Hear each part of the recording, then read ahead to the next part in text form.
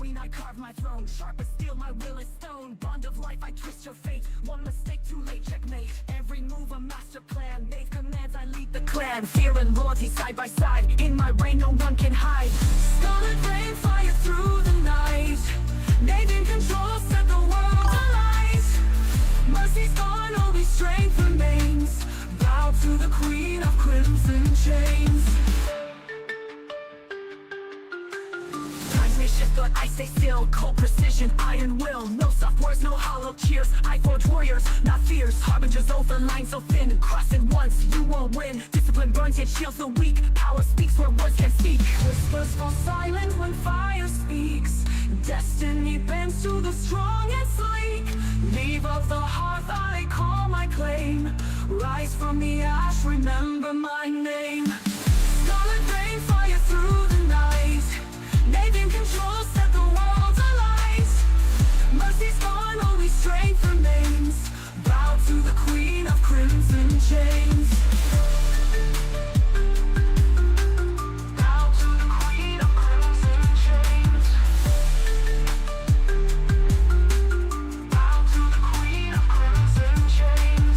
Tides may shift, but I stay still. Cold precision, iron will. No soft words, no hollow cheers. I forge warriors, not fears. Harbingers over the line so thin. Cross it once, you won't win. Discipline burns, yet shields the weak. Power speaks where words can't speak. Whispers fall silent when fire speaks.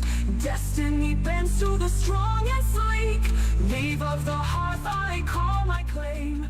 Rise from the ash, remember my name. Scarlet rain, fire through the night. Knave in control, set the world alight. Mercy's gone, only strength remains. Bow to the queen of crimson chains. Ashes fall, but I stand tall. Knave commands, I conquer all. Scarlet rain, forever flame. World remembers Alakino's name.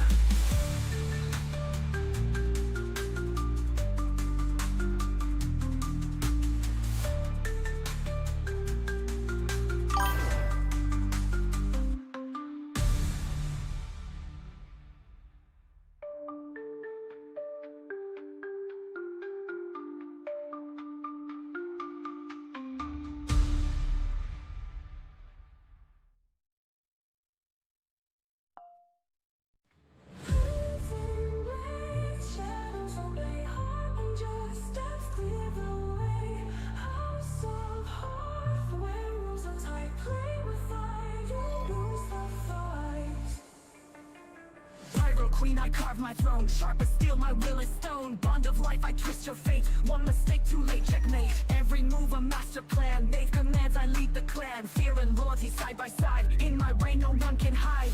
Scarlet rain, fire through the night. Knave in control, set the world alight. Mercy's gone, only strength remains.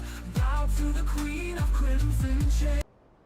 二人の間通り過ぎた風はどこから寂しさの楽園に来たね。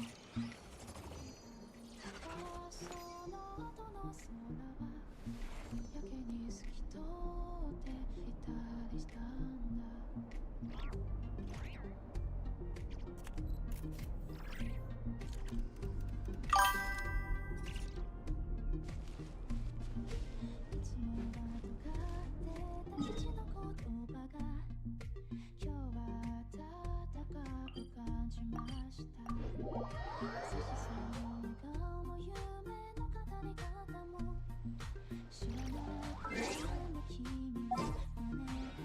Don't trust your eyes.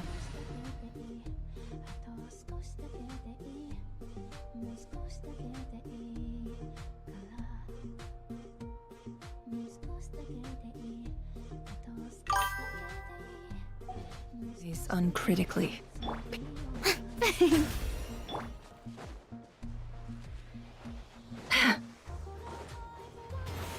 No more lies. Good luck! Ding dong water. It all adds up. It all falls into place. Can't hide the truth. The deception ends here. The show begins! Branch into song for the everlasting forest. Chew on this! Look, a ring! Let my name echo in song! Let's see what you're made of.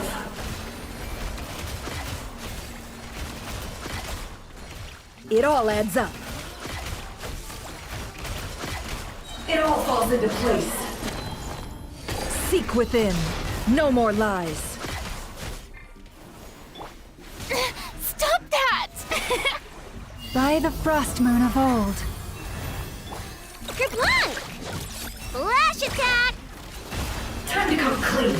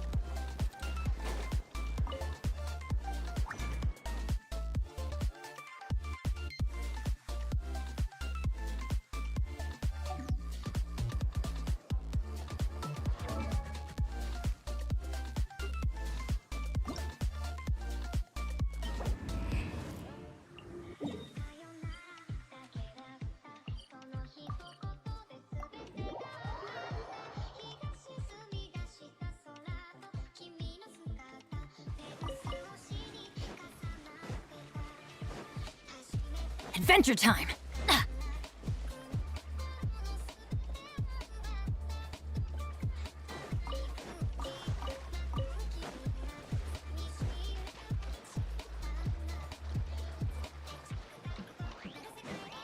Off we go!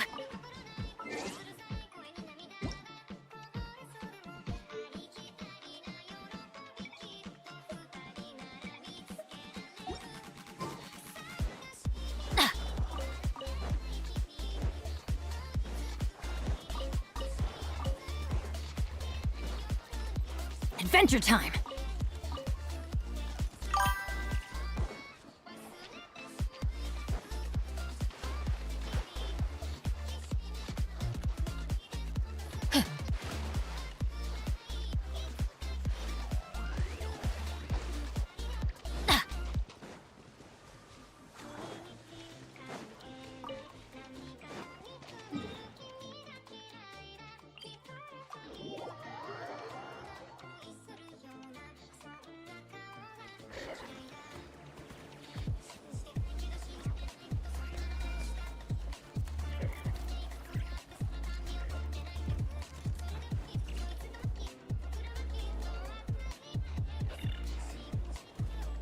Benny's adventure team! Adventure time!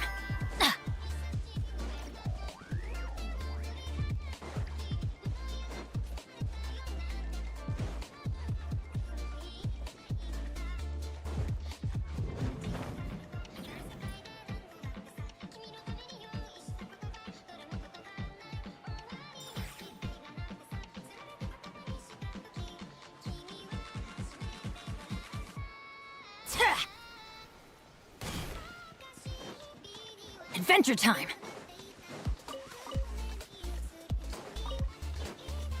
Off we go!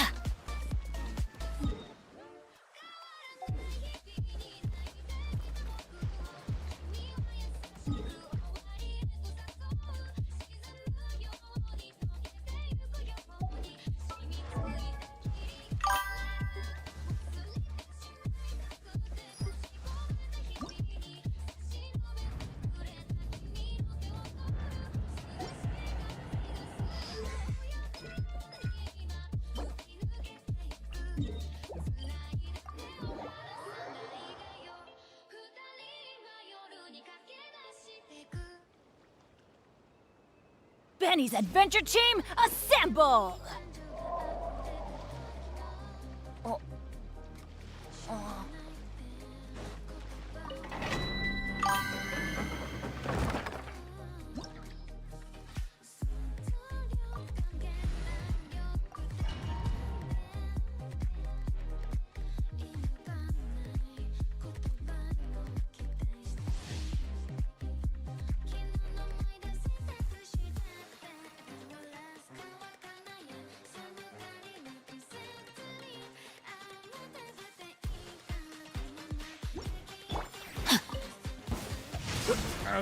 No, my sword!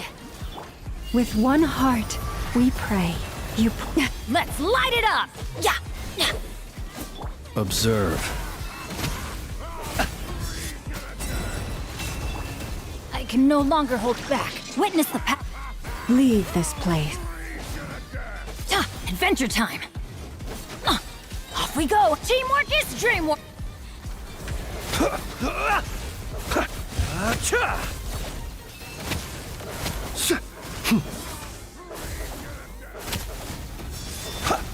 To dust.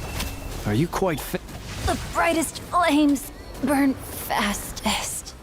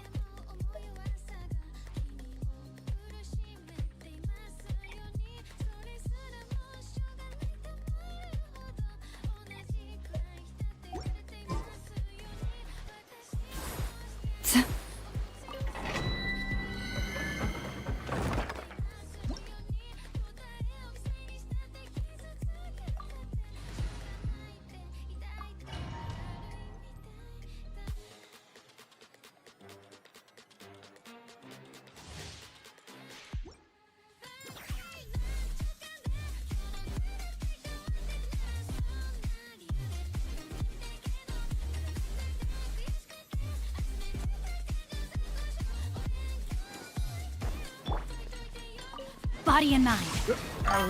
Who's that? By the frost moon of old, you poor lost. Huh? Huh. Be silent. Observe. Do you fear the dark?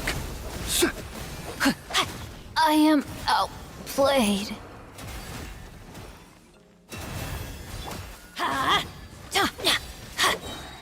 I'm going in!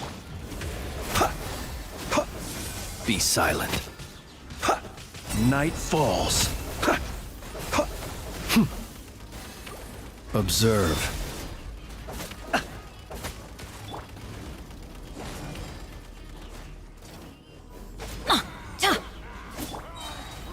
Leave this place for the everlasting forest. Let's light it up! Adventure time! Ow! Huh? Everybody stand back! Be silent. Observe. Do you fear the dark? You poor lost lamb. Let's light it up!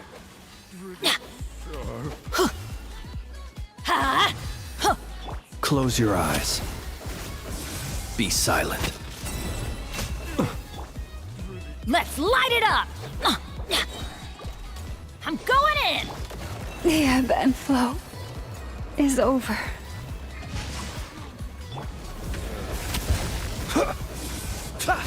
Close your eyes. To dust.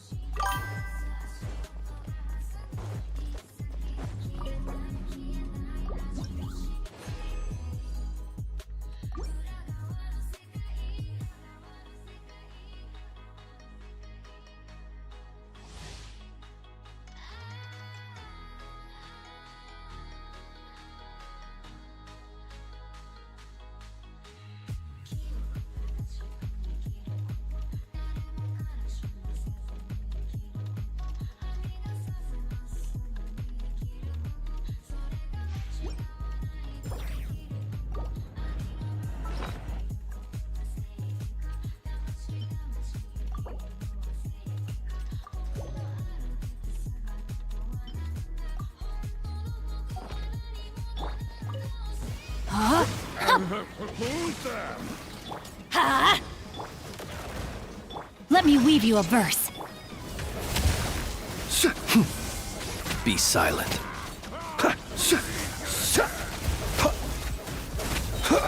Do you fear the dark?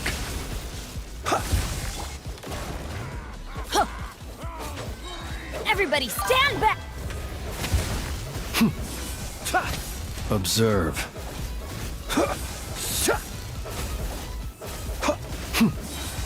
Huh? Rain outlines your fate. Huh? Close your eyes. Observe. Do you fear the dark? Witness the power of Gugwa.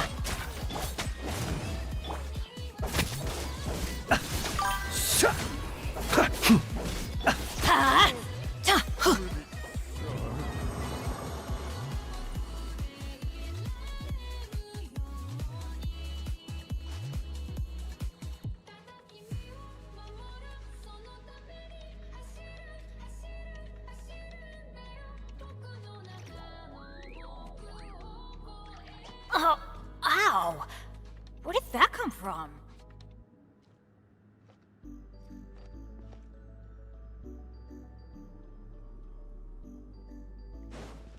Off we go!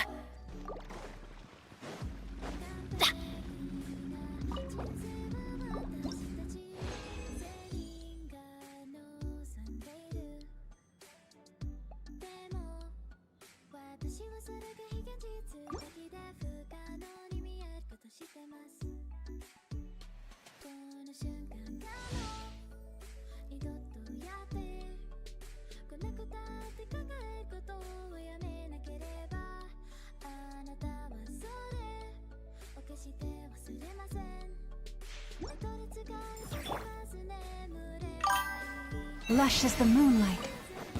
No, my sword! Huh? I'm going in! Be silent. to dust. Let's light it up! Time to act.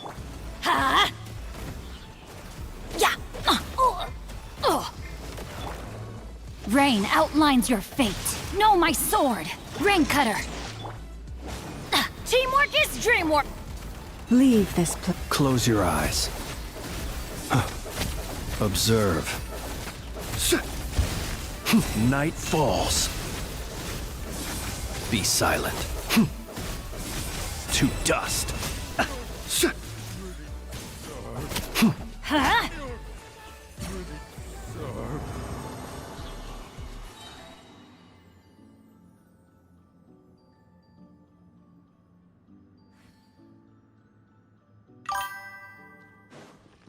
Off we go!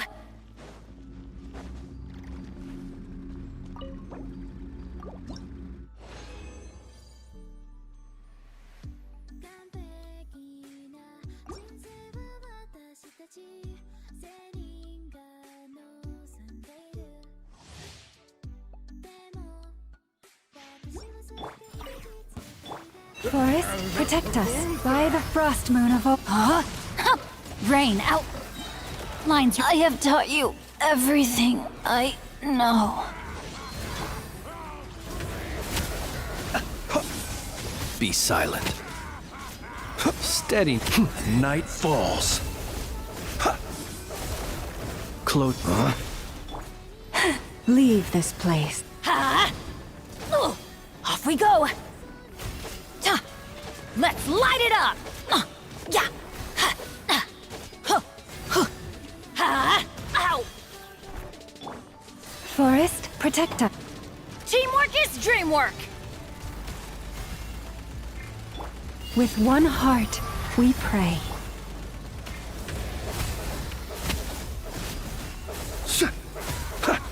Observe. Do you fear the dark?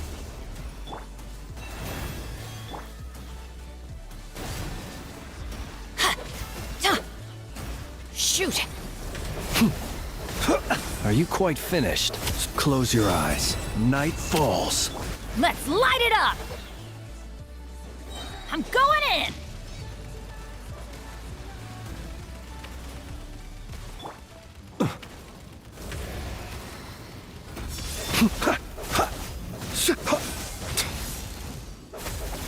Huh? Yeah! Let's light it up! For the everlasting forest. Oh, forest, take my broken crown. Be silent. Close your eyes. Night falls. Huh? Everybody stand back!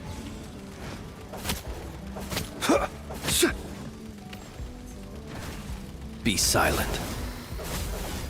Observe. To dust. Huh?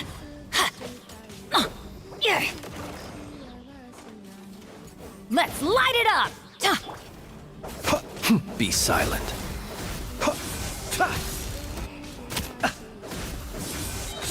To dust.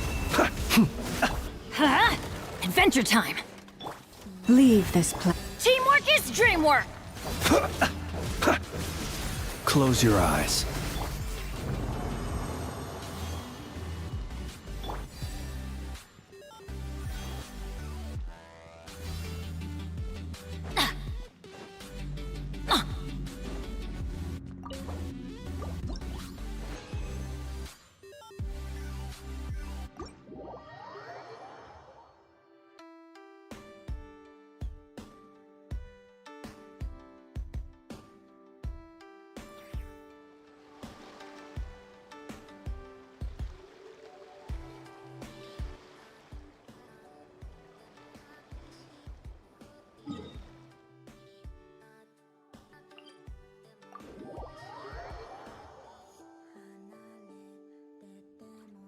Off we go!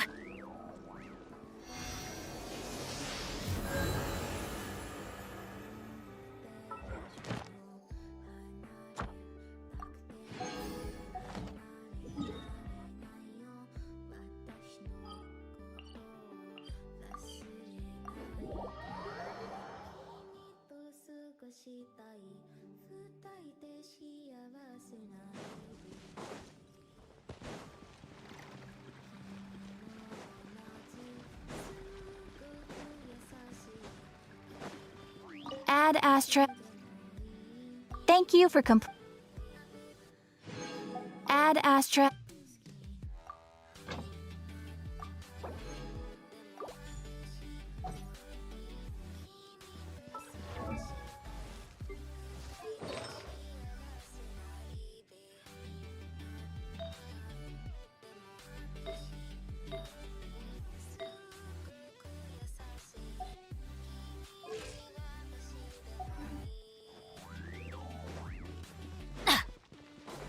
Come take a look. There's definitely something that catches your eye.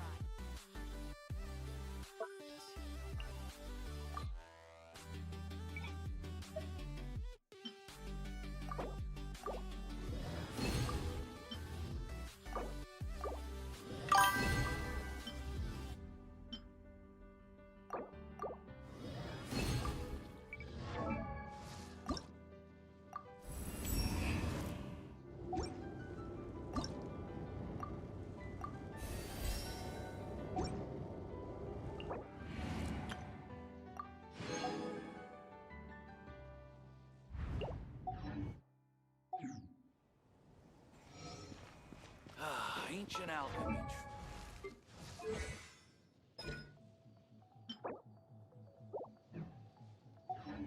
15, 16.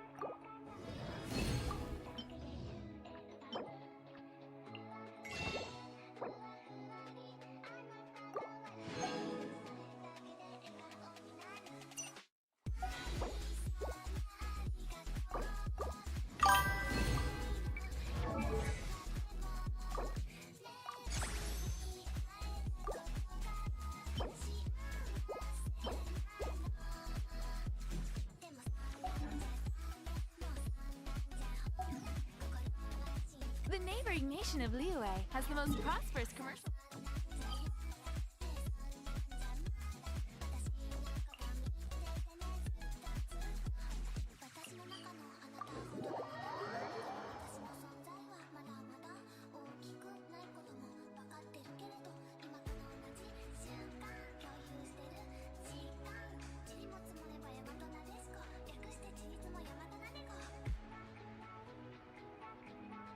Benny's adventure team, assemble!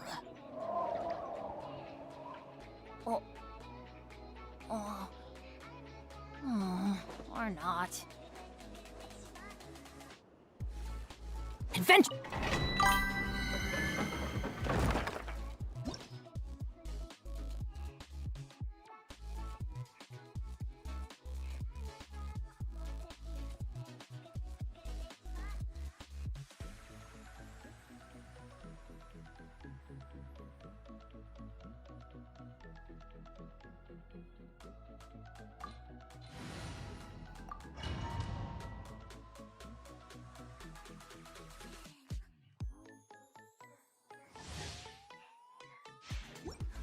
Body and mind.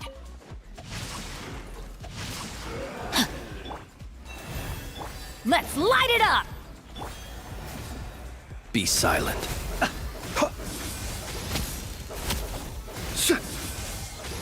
Observe.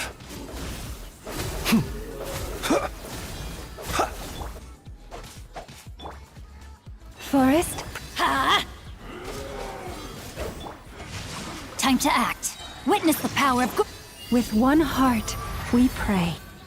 I'm going in! Let's light it up! Be silent. Close your eyes.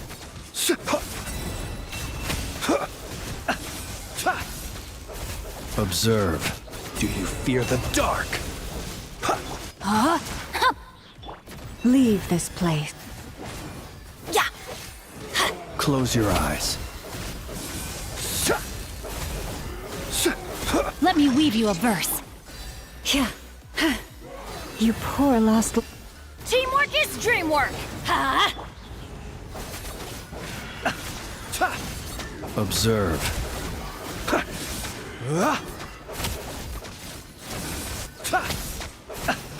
Close your eyes. To dust.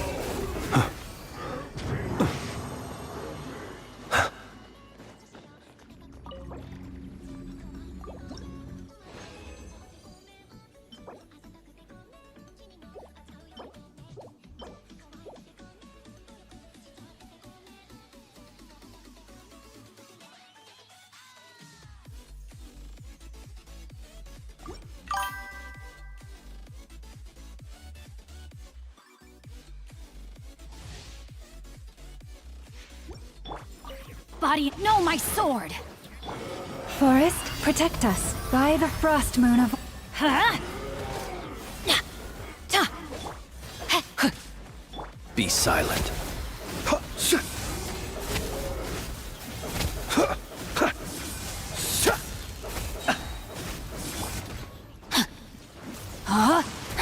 No, my sword! Rain cutter! You poor lost... Everybody stand back! Huh? Beware the creatures of the night. Observe. Be silent. To dust.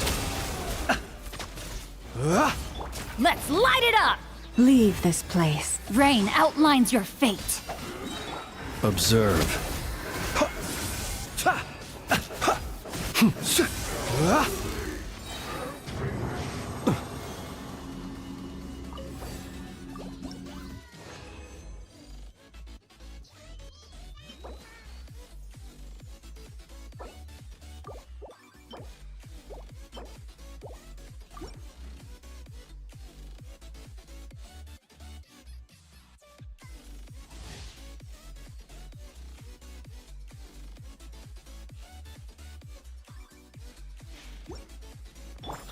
Time to act. Let me weave you a verse. No, my sword! With one heart, we pray. I'm going in! Be silent.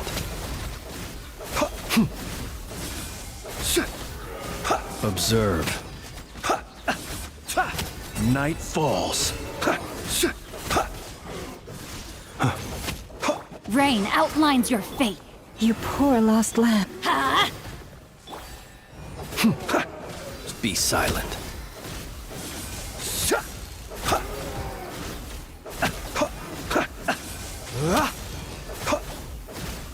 Rain cutter! Leave this place. For the everlasting... Let's light it up! Everybody stand... Observe. The night cometh.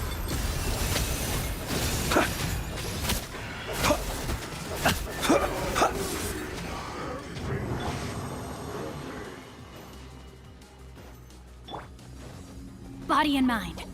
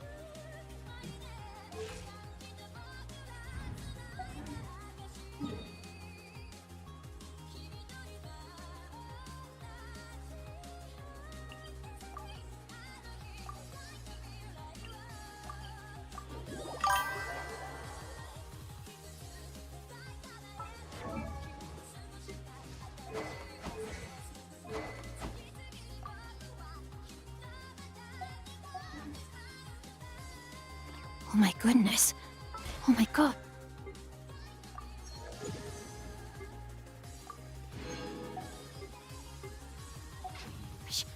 Wow.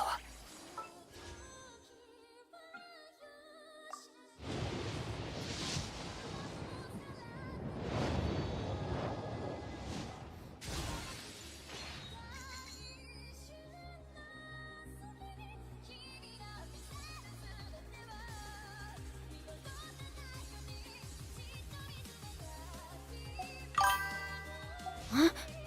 All will be revealed in the next volume?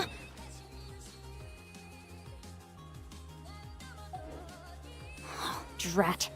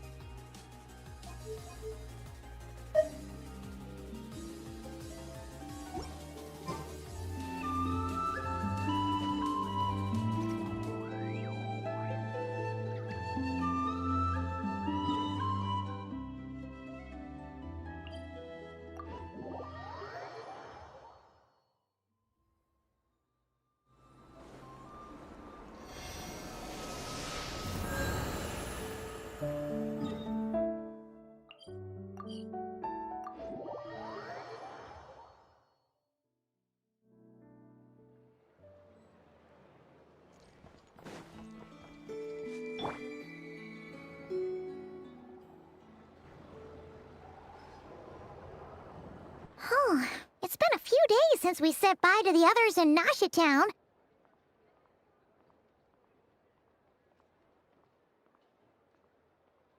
Still no news about Rarer, though. Where could he have slunk off to? If only he was gone for good. But with all the trouble he stirred up before, there's no way we've seen the last of him. Hello! You must be the traveler in Paimon? Mr. Flynn has been looking for you. Unfortunately, there's been a serious wild hunt attack over at the quarry. He thinks it's time to regroup and figure out a plan. The wild hunt? Oh, uh-oh. We better get over there, right away! Come on, let's go!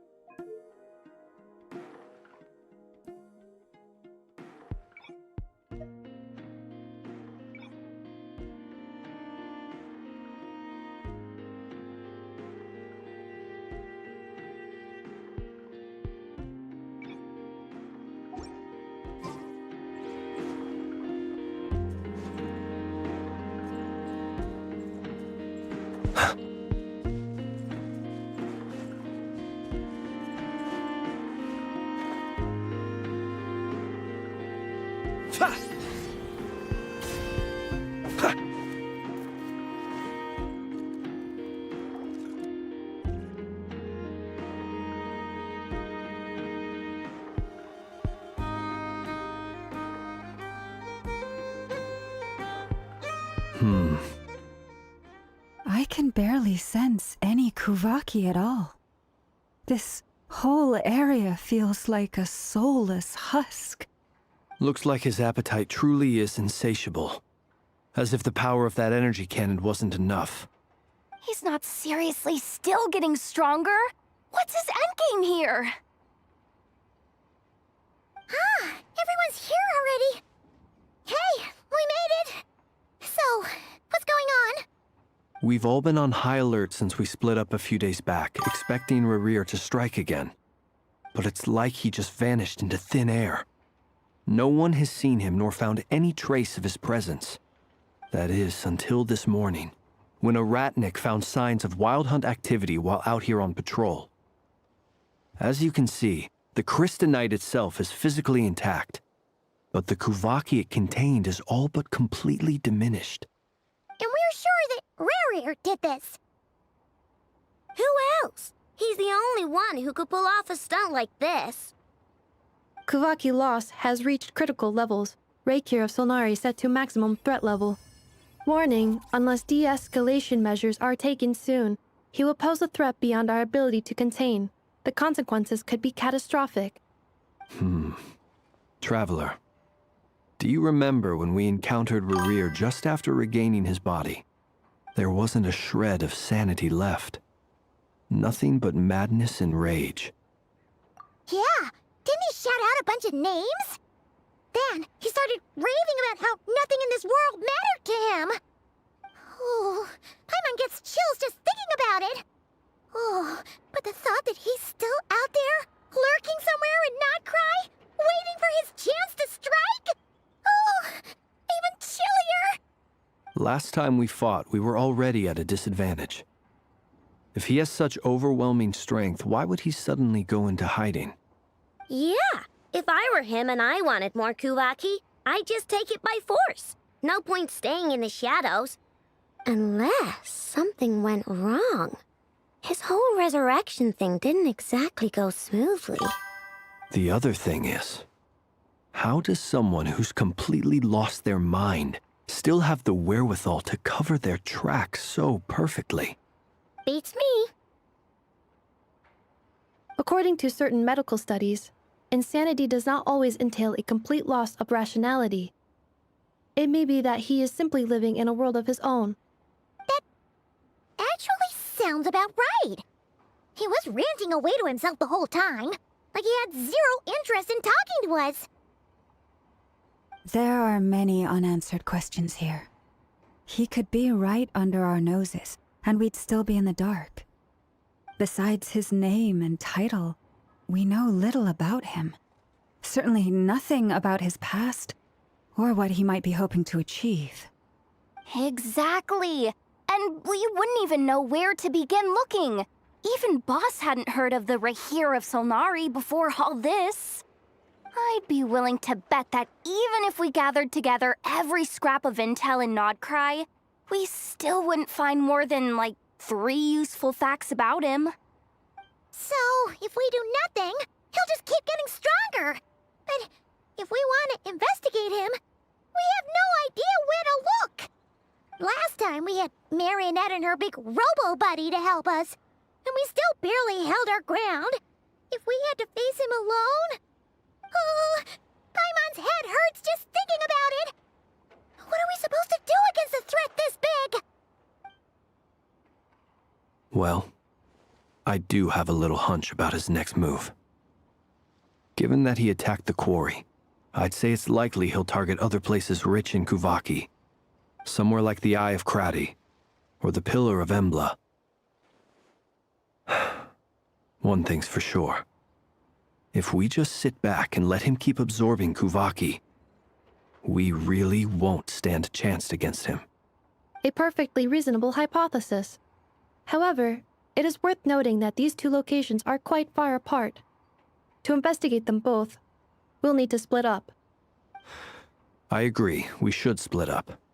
Right now, Rarir's goal seems to be gathering Kuvaki, not fighting us directly.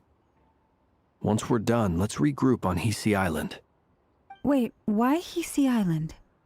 If I recall correctly, your largest goddess statue was carved from Kuvaki-rich ore, was it not? That's right. Yes, it could well be a potential target of his. I should head back and start evacuating the pilgrims.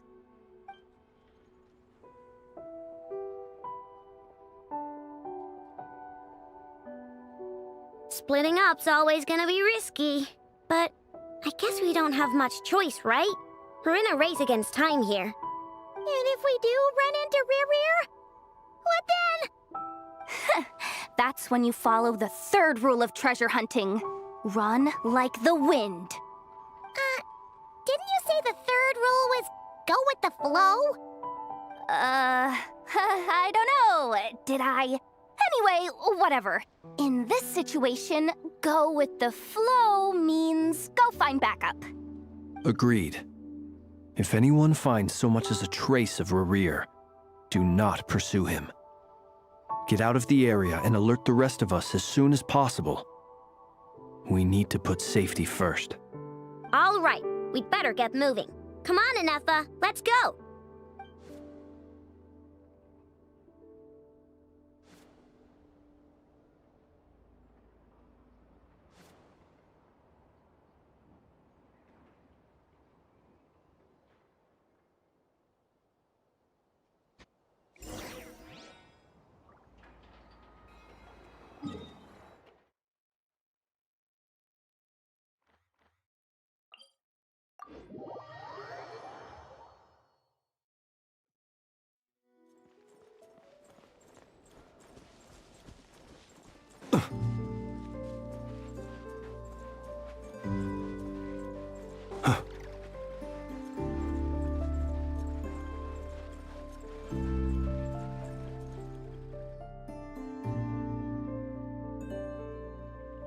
Any leads? Nope. Diddly squat. No clues to where he might be hiding. It's like he's a ghost. It feels like we're sitting on a powder keg that could go off at any second. Oh, I hate this feeling. I'd rather face him head on than be left hanging like this. So, you guys didn't find anything either?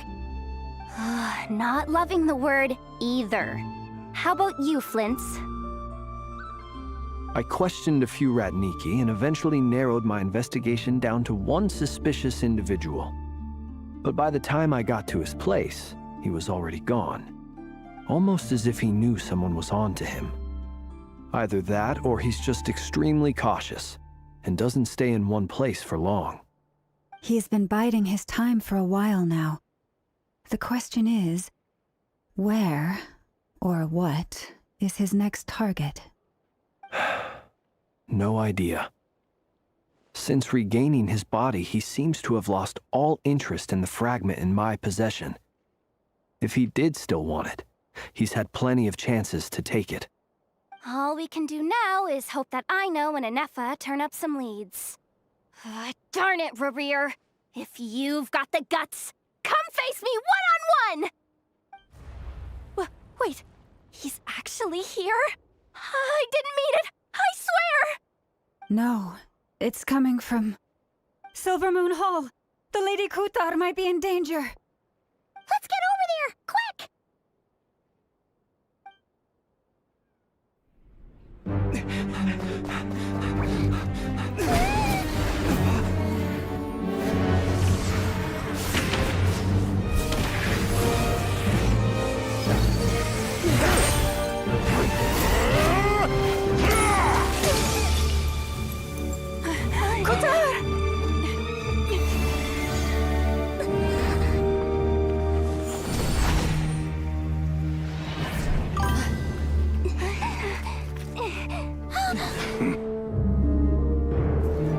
Why is he attacking the damsel elect? What's going on? No time for questions.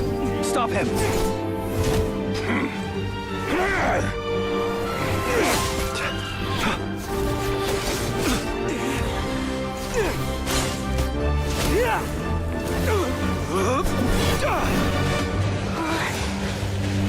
This is insane. Yehoda, get Kutar out of here! On it.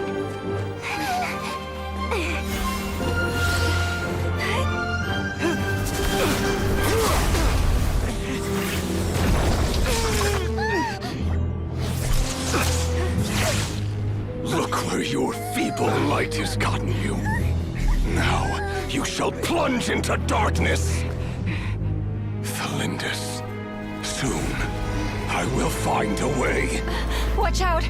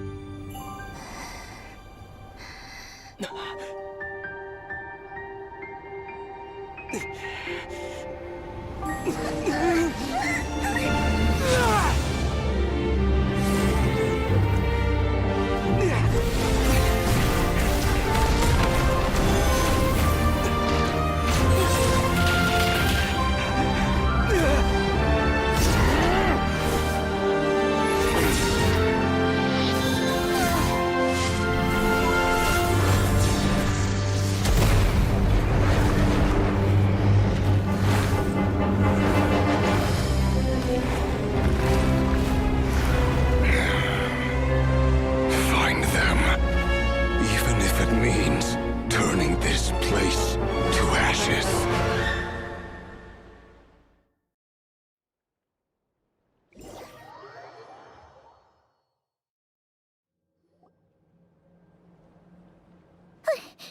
That was too close! We barely made it out of there alive. What's that guy's deal? How'd he get so crazy strong? He's a threat to this entire nation. I doubt his strength could even be measured by conventional standards. I have a question. When me and Anefa showed up, we saw him chasing after this lady like he wanted her dead. What was that all about? We weren't there for the whole thing either. They were already duking it out by the time we arrived. Yeah, we didn't see how it all started. It all escalated so quickly, we had no choice but to step in. Kutar, can you shed any light on the situation? Kutar. Cross-checking database. I see. So you're the one that the Frost Moon Scions refer to as the Moon Goddess? Wait, she's the moon goddess? Oh, no wonder she looks just like all those statues. There are many reasons why people might worship the moon, and just as many why they might despise it. I've never met that person before, but there was no mistaking his deep-seated hostility towards me. Why he holds me in such contempt, I cannot say. But since he hunts the power of the moon, it's no surprise that I am a target. Kutar. There are many potential motives. For instance, you help the traveler escape his grasp. This could be his way of taking revenge. It is also possible that he covets the Kuvaki inside you and seeks to take it for his own. The list goes on. But right now, devising a counter-strategy should be our #1 priority. The likelihood of this location being discovered is close to 100%. A counter strategy? But we don't stand a chance against an enemy like this. Surely our only option is to run. He's not gonna chase us to the end of the world, right? So as long as we can sneak out of Nodcry undetected. No, I can't say that. Come on, Yehoda, this is serious stuff. You can't suggest we all just chicken out. Running is our only option. Huh? You seem surprised, but what other choice do we have? We are facing an enemy we cannot possibly defeat in battle. Well, I mean, yeah, but still. It's not too late. I can distract him, so you have plenty of time to make your escape. Wait, what? You're gonna act as bait? Doesn't that make sense? I'm the one he's after. There's no need for you to risk your necks on my behalf. A coyote doesn't stop for bypassers while it's howling at the moon. What is it, Loma? The Frost Moon Scions have already grown accustomed to life without their goddess. My presence here is no longer essential, and this is not my home, so you needn't ask me to stay. We can't just roll over and let him get away with this. That's not our style.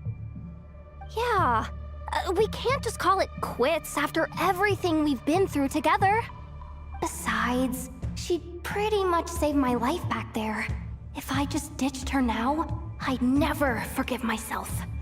We can't overlook that you have saved our lives multiple times now. To talk of returning the favor would be a little crass for my liking. But suffice to say that we are friends, and friends look out for one another. River's true objective remains unclear. Even if we were to sacrifice Muskutar, there's no guarantee he would stop. But Kutar, I know why you left the Frostmoon Scions so long ago. It was because people started treating prayer as a form of trade. They would make self-centered wishes, force you to accept meaningless offerings in return, and then expect you to perform miracles for them, as if that were their entitlement. If it were me, I might have walked away too. But I believe that time can change everything, and that sometimes it takes losing something precious to appreciate its true worth. After much reflection, I've realized that this was never about whether the Frostmoon Scions need you. Any relationship based on need is purely transactional. What I truly hope is that you'll choose to stay, not out of obligation, but as part of our family. You were born here, and now you've returned. Who knows? Perhaps it was the moonlight that guided you home. thank you, Lauma. But my power is on the wane. I'm afraid I will be of little use to you now. Very well then. I'll do as you say. Both times you saved us, we were transported across great distances in an instant. Is that one of your powers as the Moon Goddess? It is, but I find it very draining. I barely managed to pull it off just now, and it will be some time before I'm strong enough to do so again. Rejected by the world, my power is dwindling. Like a lake cut off from its source, slowly shrinking away. Now, it has almost run dry. What do you mean, rejected by the world? The 3 moons belonged to the ancient bygone era in which they came into being. From the moment I was born, the world itself has been steadily sapping away at my strength.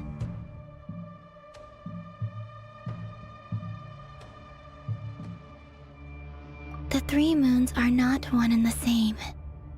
As the goddess of the Frost Moon, I cannot wield the powers of the other 2. Yet moonlight has a way of blending together. Each can reflect the other's glow. So when our fingers touched, I was able to restore my strength by drawing Kuvaki from the eternal moon's marrow. But this method of recovery is painfully slow. If only we could find the... It's the Wild Hunt! Even faster than we expected. We'll have to finish this conversation later. See how those Wild Hunt creatures are running away from us. They're likely just a scouting party, which means Rerir won't be far behind. Then what are we waiting for? Let's get the heck out of here!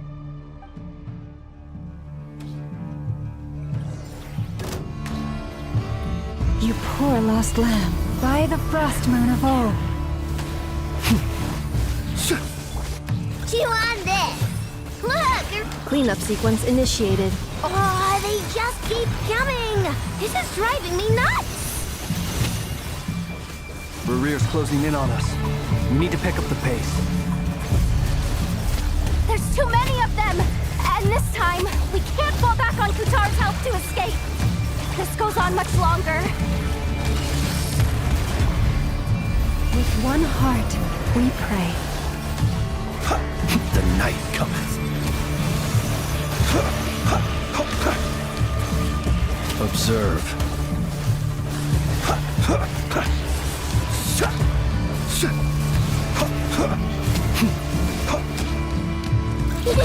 Go Claw!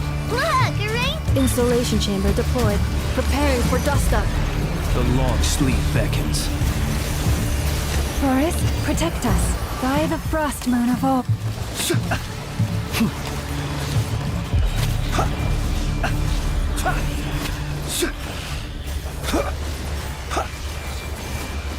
Close your eyes.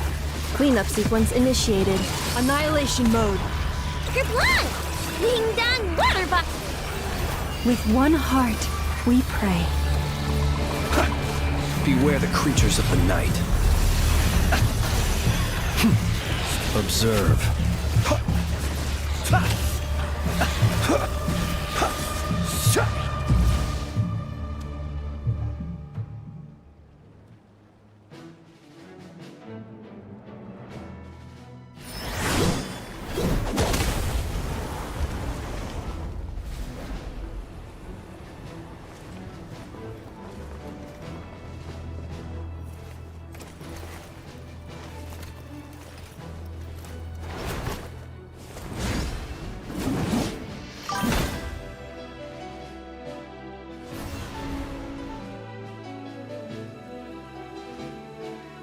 What's the matter? Bit off more than you could chew?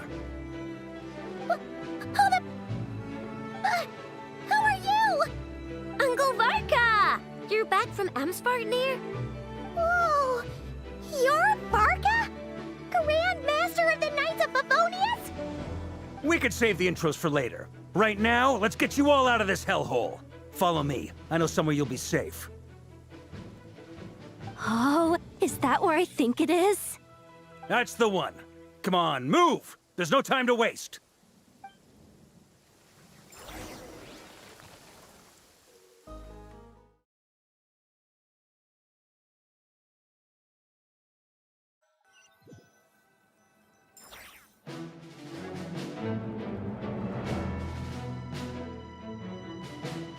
Wow! Where are we? This is so well hidden. Well, that goes without saying. This is the Knights of Favonius' meeting place in Nodcry, and a contact hub for the Northern Intelligence Network. AKA, the black market of intel. No matter what faction you're with, it's the place to buy and sell information. Their headquarters are in Nodcry, but they've got contacts in every nation. As an expeditionary force on foreign soil, working with them has offered us the most effective way of getting our hands on reliable local intel. This is where we meet, so naturally, it's secure. Anyway, where were we? Folks from Nodcry should be pretty familiar with me by now, but I believe this is the first time we've met. Allow me to introduce myself. I am Varka, Knight of Boreas, and Grand Master of the Knights of Favonius. We've heard all about you. This meeting's been a long time coming. You look way younger than Paimon expected. But you definitely have that Grand Master vibe. Well, I'm no spring chicken. Just not showing my age yet. Definitely feeling some of that back pain today, though. Rushed back from Amsfartnir without a wink of sleep, only to get right into another fight with that freshly revived maniac. Another? You mean you fought him before? Yep. He wasn't nearly as strong back then, but he was still a formidable foe. I brought some of the knights along to give him a little surprise, but he saw us coming from a mile off. My squad took heavy injuries, and I barely made it out alive myself. We knew it might have been our last chance, so we staked everything on it. But still, it wasn't enough to stop him. I tried tracking him down afterwards, but he didn't leave a trace. Even in his unhinged mental state, he's as cautious as any trained operative. So, I decided to come find you. And as luck would have it, turned up to find you being ambushed by the Wild Hunt. The rest, you already know. Is that why he's been frantically absorbing Kuvaki these past few days? Because he sees you as a threat? Maybe I'm part of the equation, but even if I weren't, I'm sure he'd still be gathering power. He's clearly working up towards something. Note to self, Uncle Varka's strength rating officially upgraded. Guess it's my turn to ask questions now. So, what exactly has been happening in Nodcry? Why has the Wild Hunt returned in humanoid form? And why is it after you? That's a long story, but I'll try to make it quick.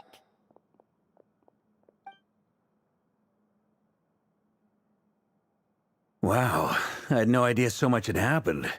Sounds like you guys have really been through it. So, the Kutar is actually a Fatui Harbinger.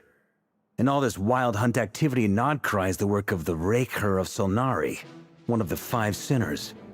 Oh, that's a lot to take in. Need some time to wrap my head around it all. I'm truly sorry, Mr. Varka. You stood with us against the Wild Hunt, and did everything you could to stop it from escalating into a full-blown catastrophe. And then, the one time you're away, it all comes to a head and all your hard work gets undone. You've got nothing to apologize for, Miss Moonchanter. You can plan 100 steps ahead and still slip up. That's just life. No one knows what tomorrow holds. You can't predict which way the wind will blow next. And, to be perfectly honest, I can't say I'm surprised. For all the times we've defeated the Wild Hunt in the past, we've never been able to completely wipe it out. Turns out, we were just delaying the inevitable.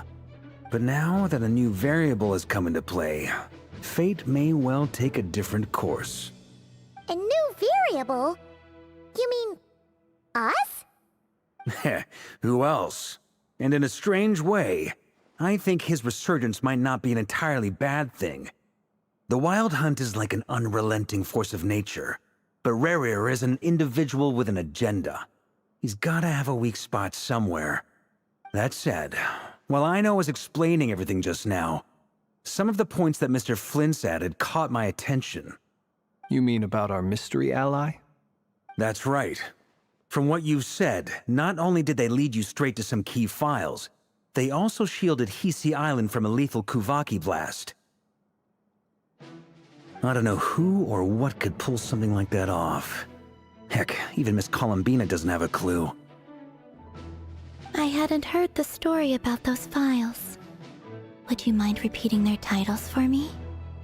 Wild Hunt Phenomena Log, a Nodcryan Ratnik's Field Journal, and Kuvaki Survey Log. Oh. No. Still doesn't ring a bell. Another dead end.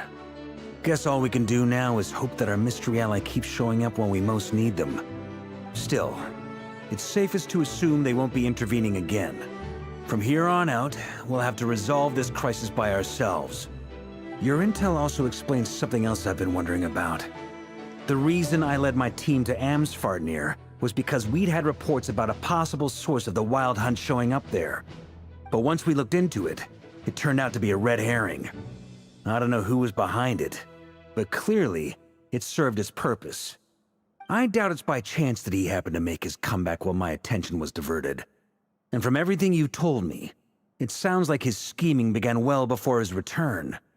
So maybe luring me away was all a part of his plan. But is it even possible that he orchestrated all of this by himself?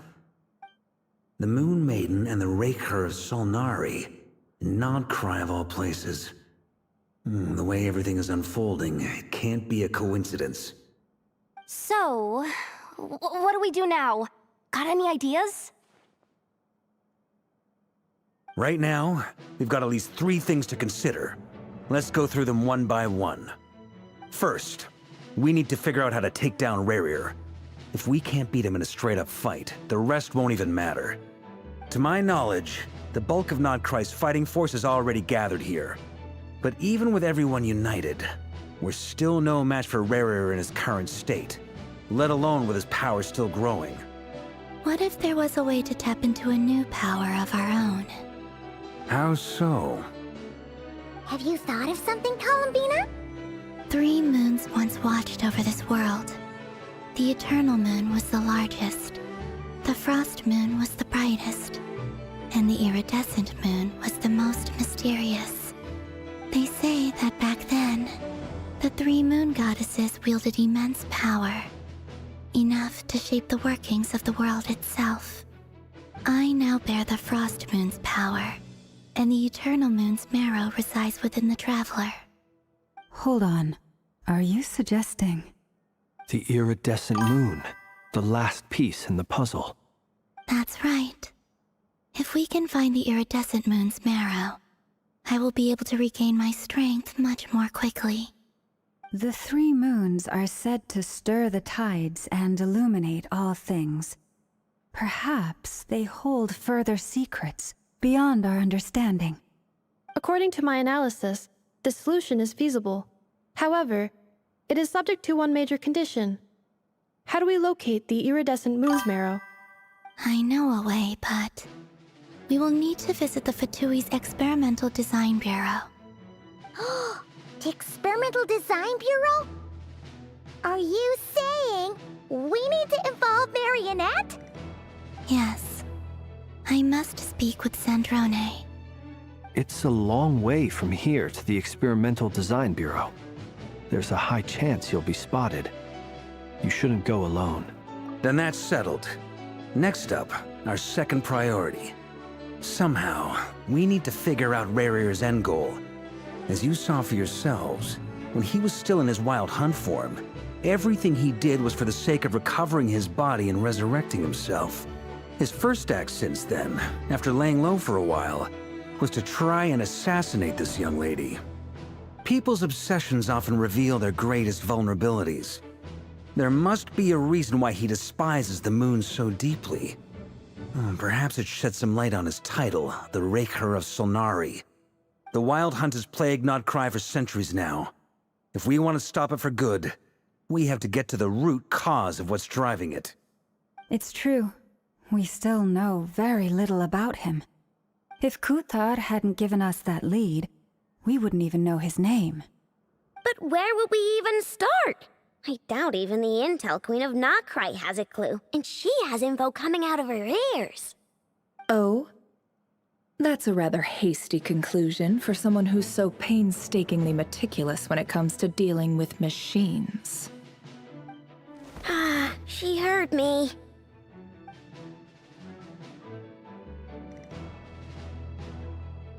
Boss! What are you doing here? I'm now asking myself the same question.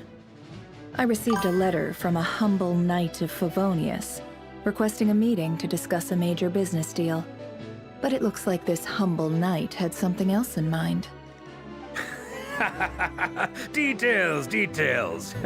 Miss Nefer, the important thing is that you've arrived at the perfect time. Since his failed ambush, I've been racking my brains trying to come up with a plan to fight Rarear. Given the severity of the situation, I think it's fair to say that our only chance lies in uniting as one. And I'm talking all the factions in Nodcry. We can't do this without the Curatorium, but I knew it'd be a tough job to win you over. So, I took the liberty of reaching out for a little chat. Wait a sec. How did you even hear about this place, Nefer? Didn't you say this is meant to be the Knights of Favonius' meeting spot? And a contact hub for the Northern Intelligence Network? And isn't it supposed to be super hidden? You really think he could have gotten settled in Nodcry without my help? Besides, I'm the one running this gig. Of course I know where the meeting place is. Allow me to introduce the current head of the Northern Intelligence Network. If it's intel you're after, she's your woman. Pretty much seen and heard it all. Please spare me the flattery. Let's cut to the chase. Seems like you've run into some trouble, huh?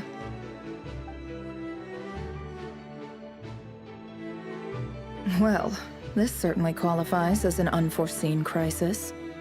On behalf of the Curatorium of Secrets, I wish you all the best of luck.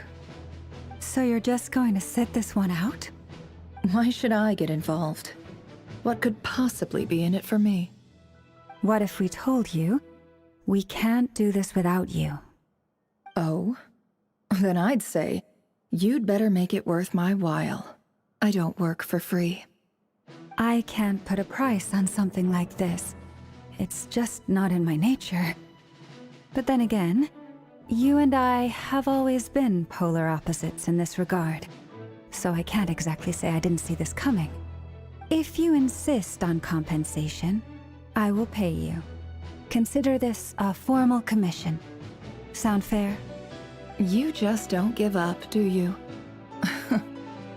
Too bad. I know you well enough to know you can't afford my prices. The riskier the job, the more it'll cost.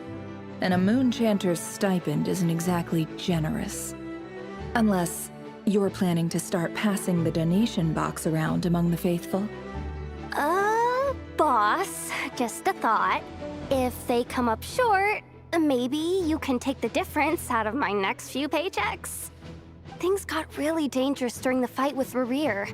If this girl hadn't saved me, I'd be ley line fodder by now. I'd be gone for good, boss. If there's any way we can make this work, I'd really like to help her. Please? I'm begging you! This is why I'm always telling you never accept favors. They are the hardest debts to repay. You have to be careful who you get involved with, or you invite all kinds of misfortune. Very well, Yehoda, I will help. But just this once. Don't count on this happening again. Flynn's, that fragment that Rerir was after, do you still have it on you? Of course. Let me borrow it. I need it to follow up on some leads. Wait, you actually have some leads? Shh. This is top secret information. I get it. We all have things we'd rather keep to ourselves. Plus, I know we can count on you, so we'll leave the intel gathering in your hands. And that brings me to the third and final item. We need to find a way to distract him. We need time to make our move, so someone will have to stall him. I'm in for this part, no matter what. Anyone coming with? Count me in too. Come off it, you two. Quit playing heroes. I'm way ahead of you here. Nefa did a scan of the Moon Goddess's Kuvaki signature, and we're gonna use it to make some decoys over at the Kramkake craft shop. Anyone who's in, follow me. Once they're ready, we'll deploy the decoys across Nagcry. So as long as the rest of you keep moving, he won't catch on to your scent and won't be able to track you down. I like it. Genius idea. No biggie. All right then, we'll split into 3 teams. Once your team has finished their mission, return here and wait for the others. Dismissed!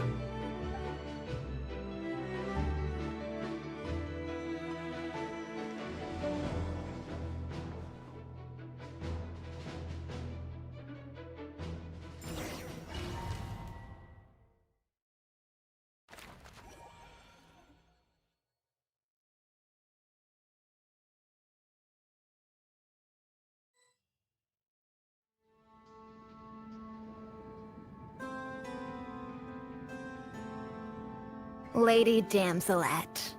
Wait, and you two? What are you doing at the Kuvaki Experimental Design Bureau? We've been doing our best to mind our own business lately. But if you're just gonna waltz up here like this, you're seriously pressing your luck. Don't blame us for doing what we have to. Huh. You really think that's gonna scare us off? We're not looking for any trouble. I just want to see Zandrone. Do I need to remind you that you're still a wanted fugitive for deserting us?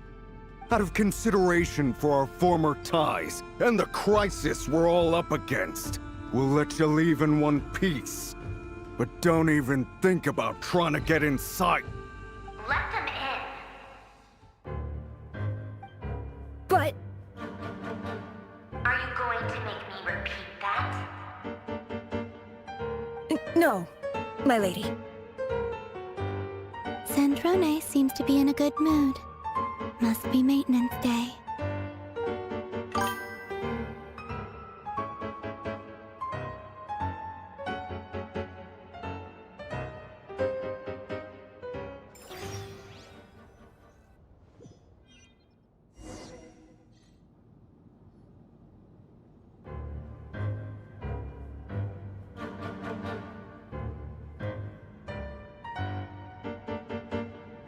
So tell me, to what do I owe the honor this time?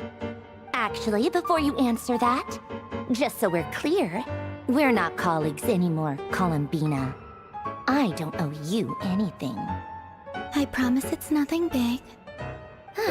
It seems like you've gotten the wrong idea here. The only reason I let you in was because I was bored. It seemed like a way to kill some time and satisfy my own curiosity. Whatever miscalculations I may or may not have made in the past, I haven't lost the plot enough to even consider sticking my neck out for your sakes. I'd like to speak with Arlecchino. What? Huh? You mean the knave? I'd like to speak with Arlecchino. Is she in Nodcry? No, she's not. Once the work on this facility was completed, she went back with the Rooster and Regrator. The only ones in Nodcry are me and... What is it you need to speak to her about anyway? Rerir is hunting me. If I'm going to face him, I must first retrieve the lost moon.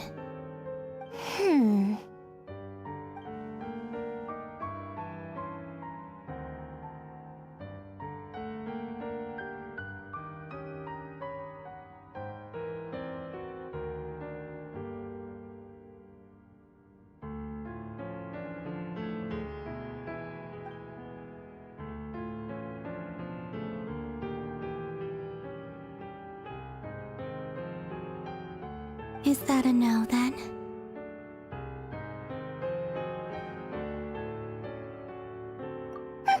As if I need reminding. I was this close to settling things with him before someone decided to whisk me away to their weird little garden.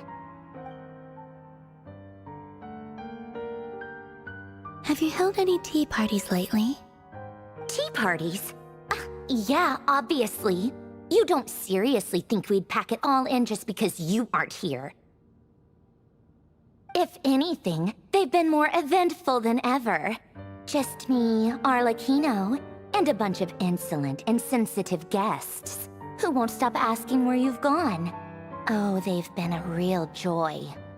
I bet you served them the worst tea you have. Just like you used to do to me when I upset you. Who cares about how good the tea is when there's no one around to drink it?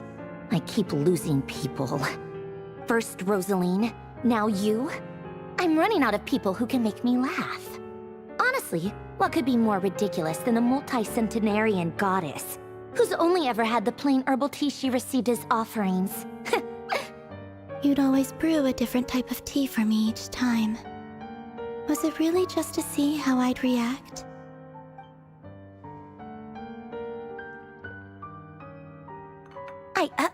Well, duh. Why else? Watching you squirm was practically my only form of entertainment.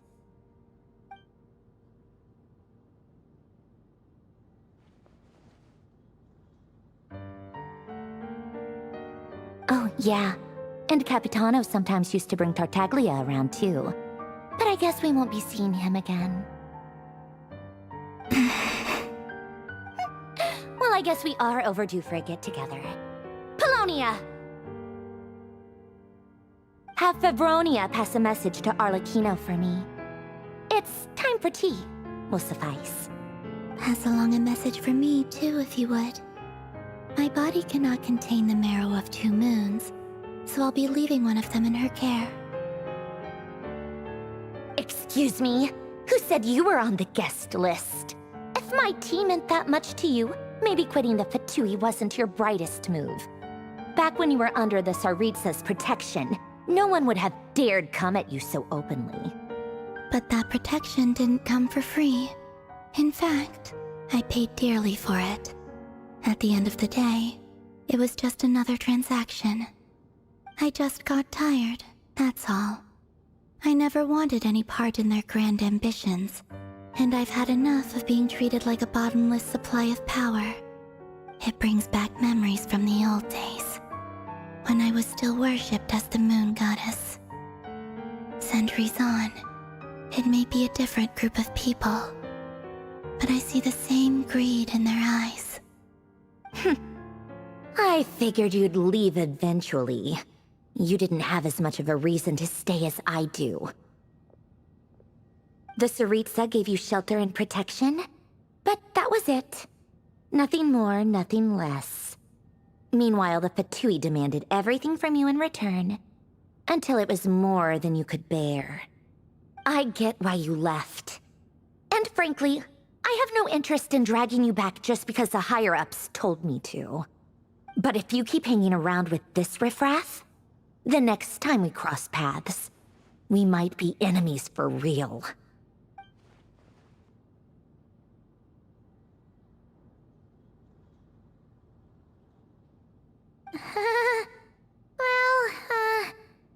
Guess that's our cue to leave.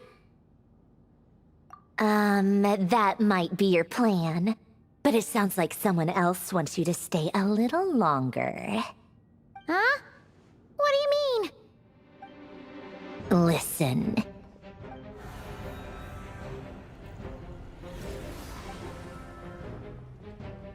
My lady, it's the Wild Hunt.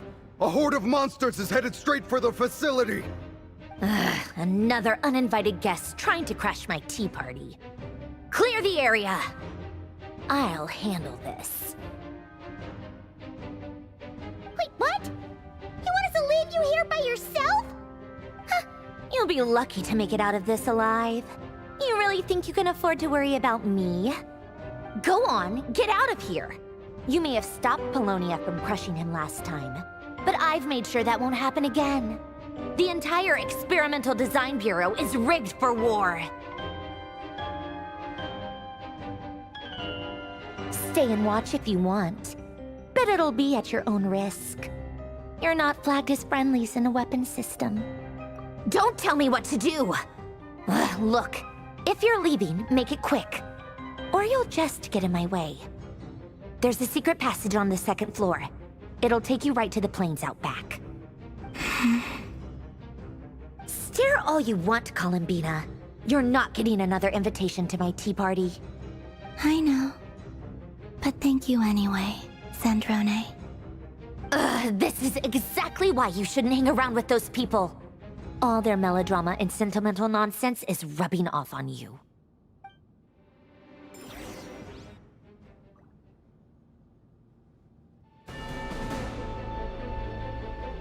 Come on then, Mr. Right here. Let's pick up where we left off. It's your Wild Hunt monstrosities versus my beautiful creations. Let's see who comes out on top.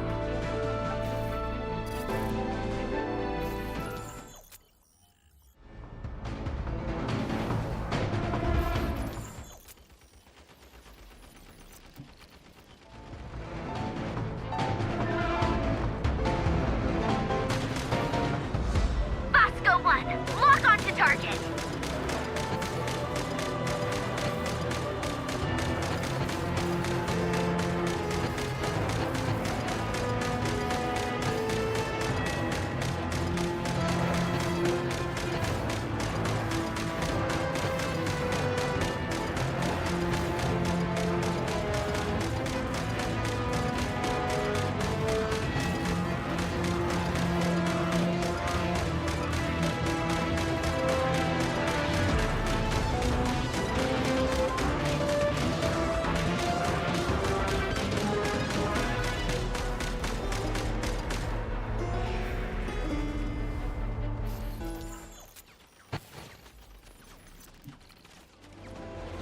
Good work, Bosco 1. Bosco 2, prepare to fire!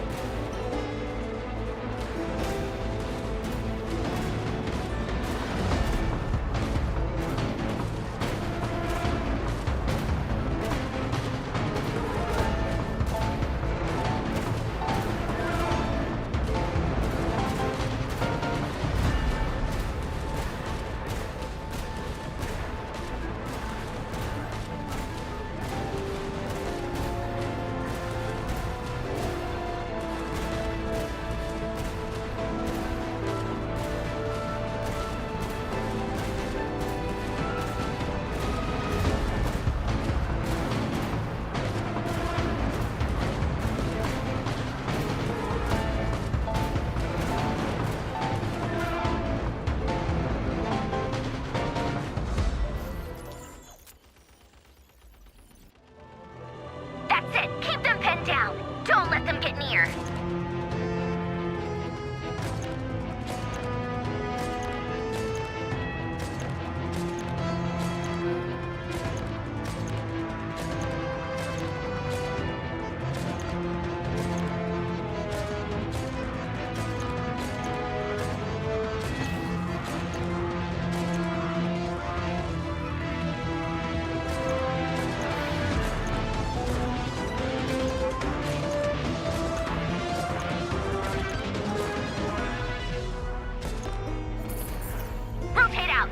Deploy all backup units. Get in there and hold the line.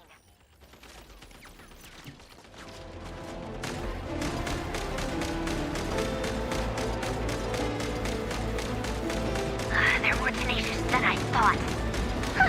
Whatever. This is where the real fun begins.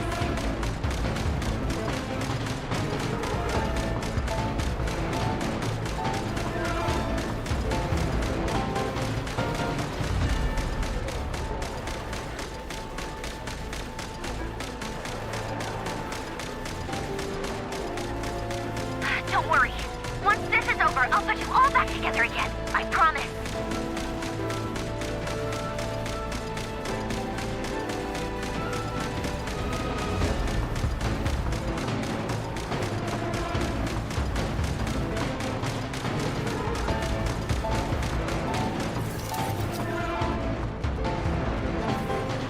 Finally, the Ranger himself.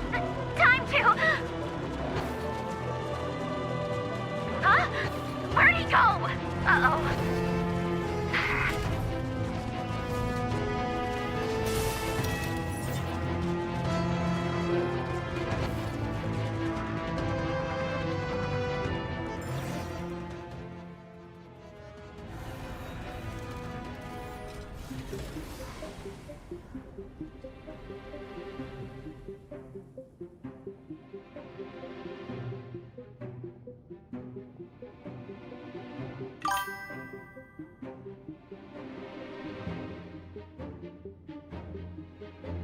Polonia, get him!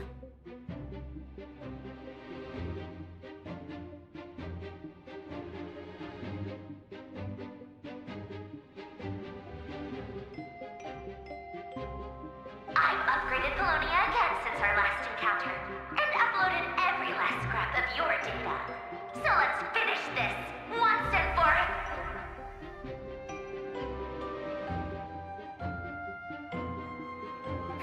She's not here. Where did she go? Hey! Over here, you big... Cursed moon. Go. Keep searching. She cannot have gotten far.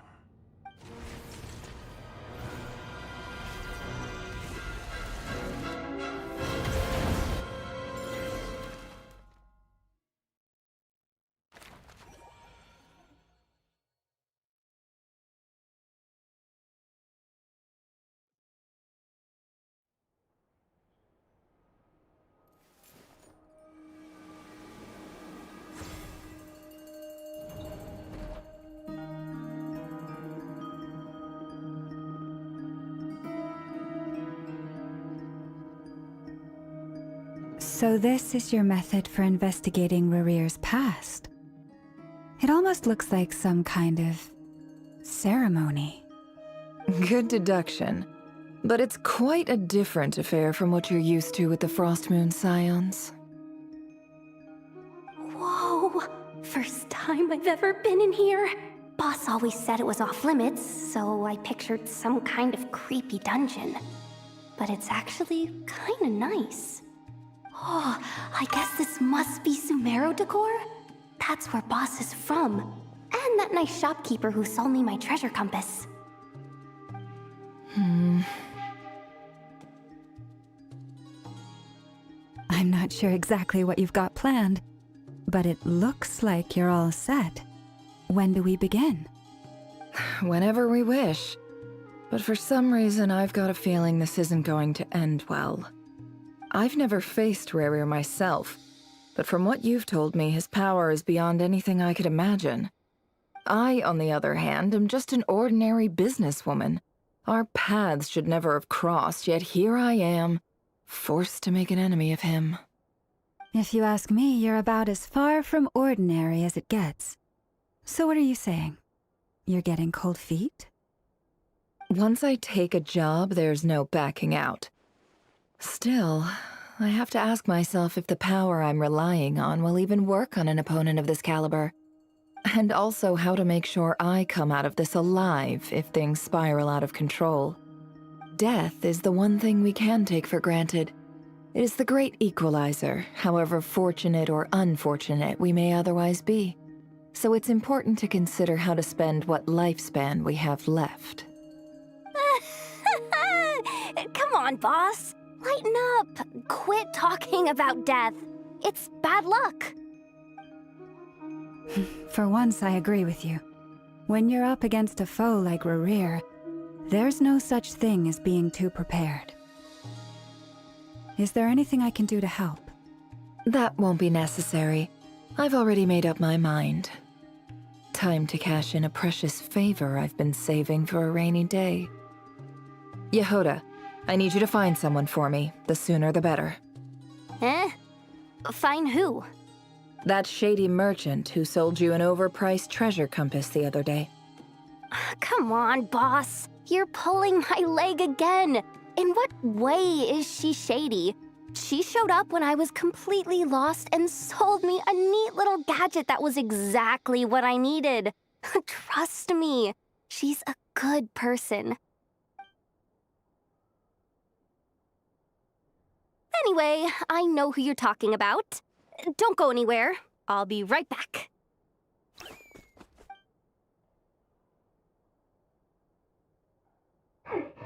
Quit dragging me. I genuinely can't run any further.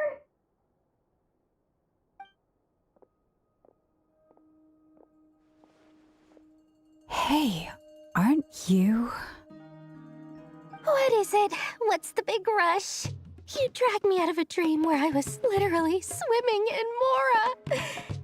I'm charging double my usual attendance fee. See, look how easygoing she is. After that rude awakening, she could have completely snapped at us. But instead, she kept it together and just asked for an extra fee. Dori Sangama Bay? I never would have pictured you two doing business together. If you want to make it big and not cry, it's all about connections. Lady Nefer just so happens to have a lot of intel that interests me. And she also did me a big favor in the past. It was back when I first arrived in Notcry. My trusty assistant, the genie in my lamp, had an adverse reaction to the Kuvaki and fainted. And wouldn't you know it, that's when I suddenly find myself in a life-or-death situation. Good thing my compatriot was there to swoop in and save the day. I've been giving her a 30% discount off all of my goods ever since. Now, so that no one here feels left out, I'm willing to extend a 20% discount to fellow friends of Boss Nefer. Plus, any other friends you send my way will enjoy 10% off. What can I say? The great Lord Sangamabe is nothing if not generous. So, let me guess. You've run into some trouble? I've got everything you could possibly need. And the more you buy, the more you'll save. You guessed correctly. What have you got in the way of survival gear? The one type of gear I've never been short on. What are you looking for? A jetpack fresh from the Academia's labs? An ancient suit of armor dredged up from the bottom of the sea? At the very least, I need to know what kind of opponent you're dealing with here. If even you're worried about staying alive, it must be pretty serious. What if I told you it's someone with the power to bring a nation to its knees? Is that so? Then we really are talking top-shelf treasures. I don't have anything like that in stock right now. I'll have to ask my supplier. Your supplier? A powerful woman, make no mistake. I can't reveal her identity, but luckily for you, I hear she's planning to visit Notcry in the near future. If you're willing to wait, I can ask her when she's here. Can't say exactly how long that'll be, though. Then, let me put it another way. What would you do if you encountered an enemy like that? Roll over and serve yourself up on a silver platter? Of course not. I have a handy little trinket from one of my generous suppliers, which... Hold on. What exactly are you getting at? No, no! This is for my personal use only! Let's just say I'm borrowing it, all right? Just for insurance purposes. You'll get it back later. Favors are the worst kind of debt to owe, and now you've got a chance to repay one. A win-win situation, don't you think? Fine. You can borrow it for 5 days. No, make that 3. And for every extra hour after that, I'm charging you 1,000,000 mora. Deal? Deal.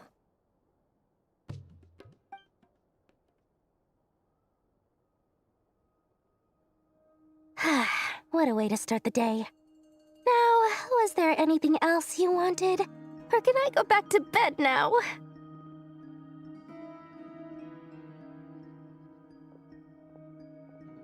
That will be all. Take care now. Don't trip up on your way back, friend. See you later! You're my favorite shopkeeper.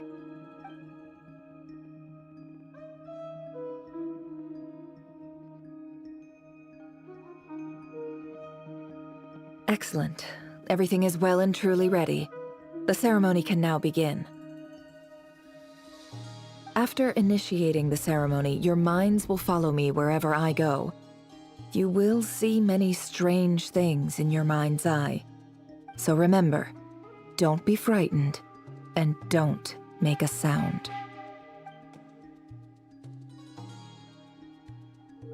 Now then, let us peer into the Raker of Solnari's past.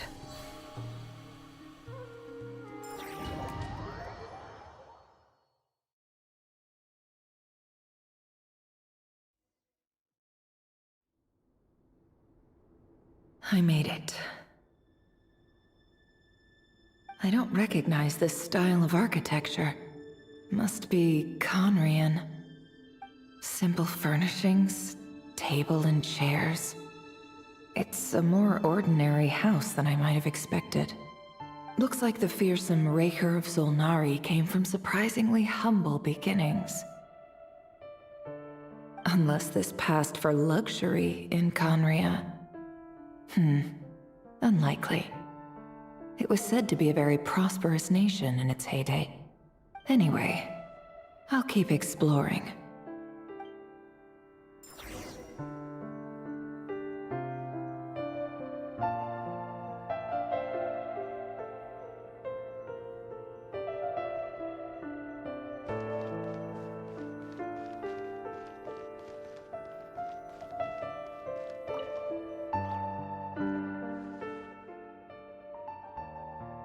Hi, Rivier.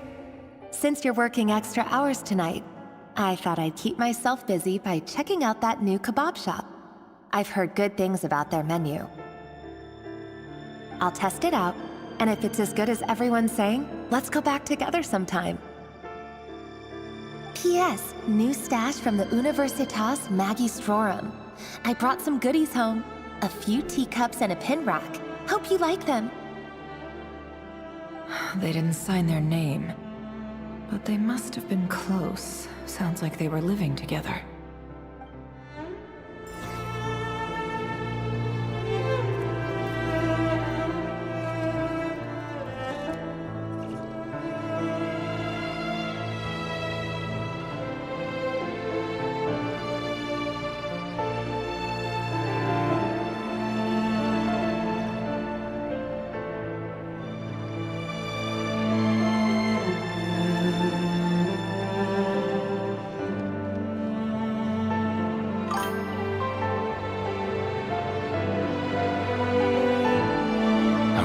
Joseph's for drinks today. They have a fine collection, but I went alone. Felindis was tied up with something and couldn't make it. Joseph asked why I came alone, but I didn't really have an answer. He then went on to ask about other things. If you ask me, someone who asks that many personal questions is too nosy for their own good. But if he invites me again, chances are I'd still go. Felindis. That's the same name Rerir mentioned. Crane imports keep falling. If things don't pick up, we'll soon be back to meat and mushrooms only. Honestly, I'm not a huge fan of that new type of mushroom everyone's been into lately. Didn't it start out as a lab-grown variety? I heard it's even mildly corrosive. Seriously, why would you even eat something like that? I don't care if it's an impressive feat of alchemy. That just isn't the kind of thing I like to eat. Grain has to be imported, and they're eating a diet of mostly meat and mushrooms. Could it be because Conria is underground, so it doesn't get much sunlight? That would explain why they use so much stone in their buildings. They even use alchemically modified strains for food. Seems like the people of Conria don't have many options when it comes to dining. I've just about saved up enough now. Time to buy it and keep it somewhere safe. Making a big purchase. I wonder what it is.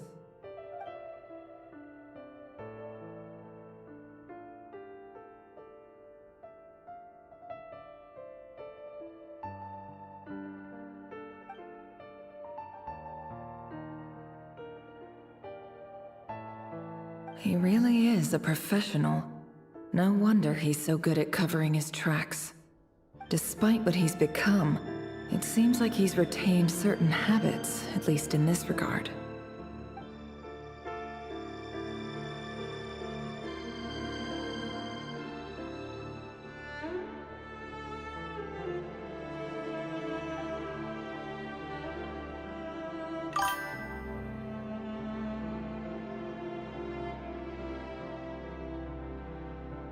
Did Rary rip it out himself?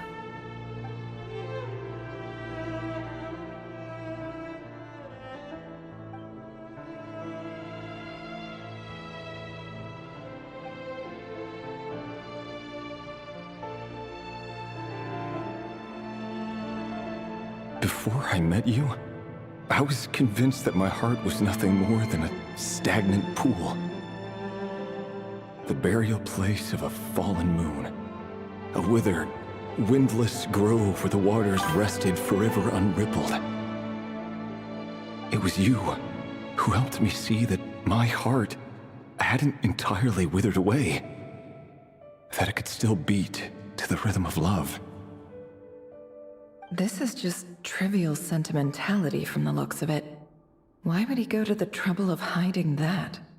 The burial place of a fallen moon.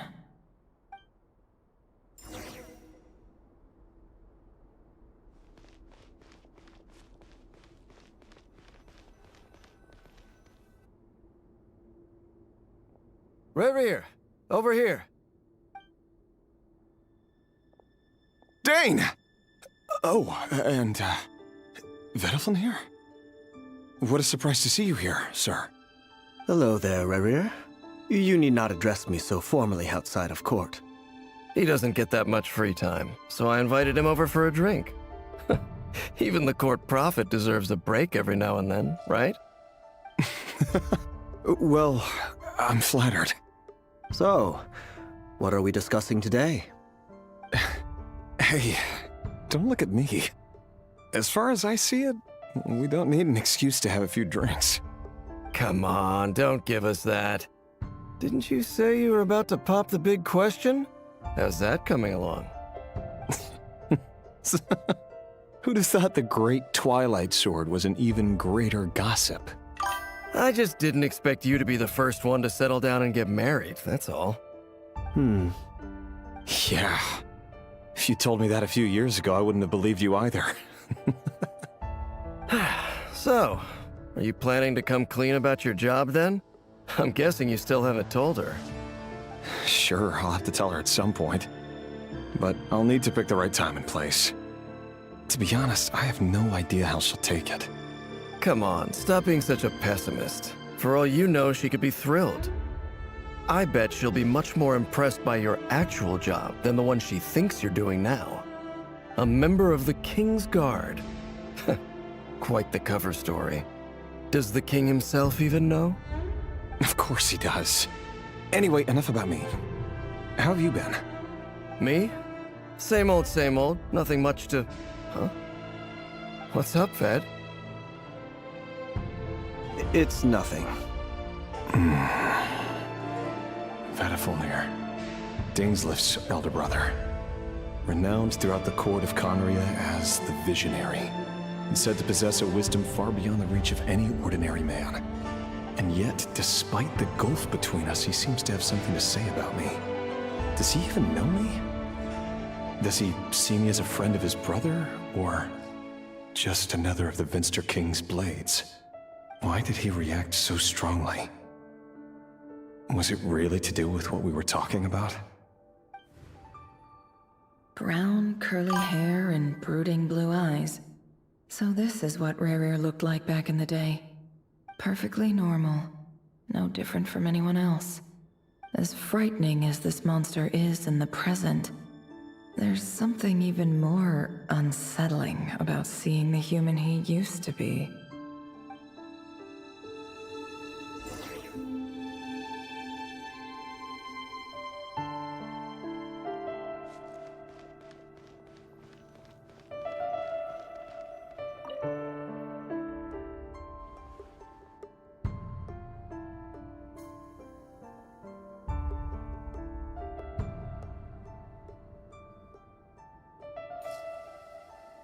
Felindis? You're back early? Our equipment's being serviced today, so I got off earlier than usual.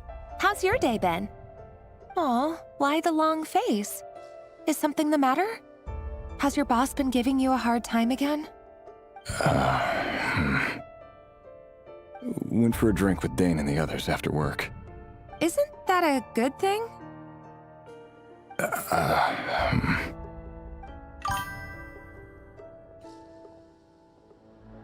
Vedifilnir showed up today, too. You know, Daneslev's older brother. Ah, Mr. Vedifilnir. Yes, I've heard of him. They say that everything he says ends up coming true. He overheard Daneslev mention that I'd recently proposed, and seemed to have an issue with it. But when I asked what it was, he kept it to himself. So, you're worried? You can be such a child sometimes, Rerir. We're nobodies. Why would the Visionary be concerned about us? I'm sure someone in his position has much bigger fish to fry. Maybe you're right.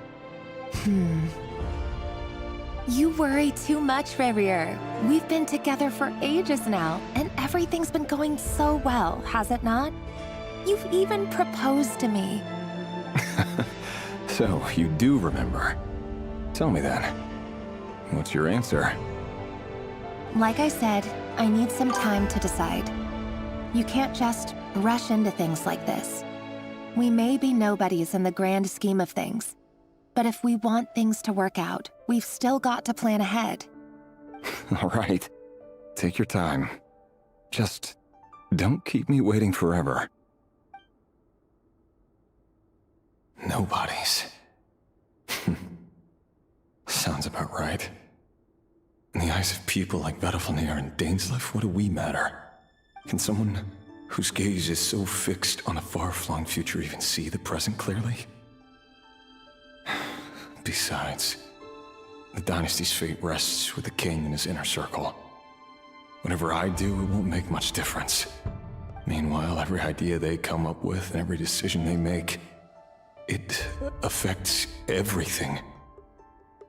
These days, the king is lost in his research, and the purge of the Crimson Moon bloodline grows ever more intense. The opposition tried to speak out, but nothing came of it. And I'm under no illusions as to why. Because we eliminated them and got rid of their bodies. A man can have 1,000 reasons to carry a sword, but there are few good excuses to use it. Yet the king has never even considered a gentler approach, and he never will. What becomes of someone who kills on another's behalf? Can he ever find true peace?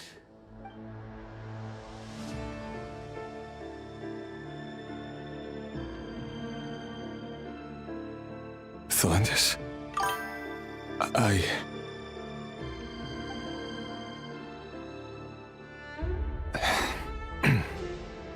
It's nothing.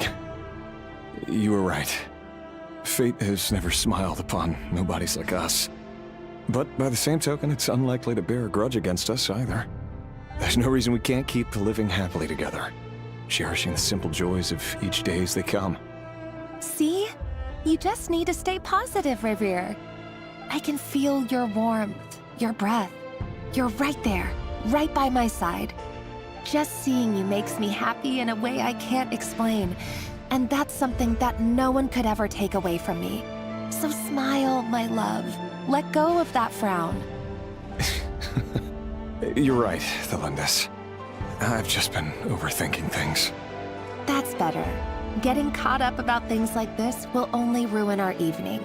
Speaking of which, all set for the ball tonight? I need to go get ready. You go ahead. I just have a few things to take care of, then I'll come join you. Even busier than the big shots, huh? Fine, I'll go get started. But don't be late. If you keep me waiting too long, I won't be a happy bunny. Relax. I'll be there. Seriously, though, you drive a hard bargain. You're really gonna leave my proposal hanging and still expect me to take you to the ball? Well, that goes without saying. I already told everyone I'd be coming with a dance partner. Besides, they're two completely different things. Let's take it one thing at a time, all right? All right. White outfit it is. It seems like Rerir was deliberately hiding his ties to the intelligence services by giving the impression that he was just an ordinary member of the Venster King's Guard. He clearly doesn't want his would-be fiancée to know about his other life. Then again, that's hardly surprising. People in the intelligence trade rarely do. Who'd have thought we were in the same line of work? Let's dig a little deeper.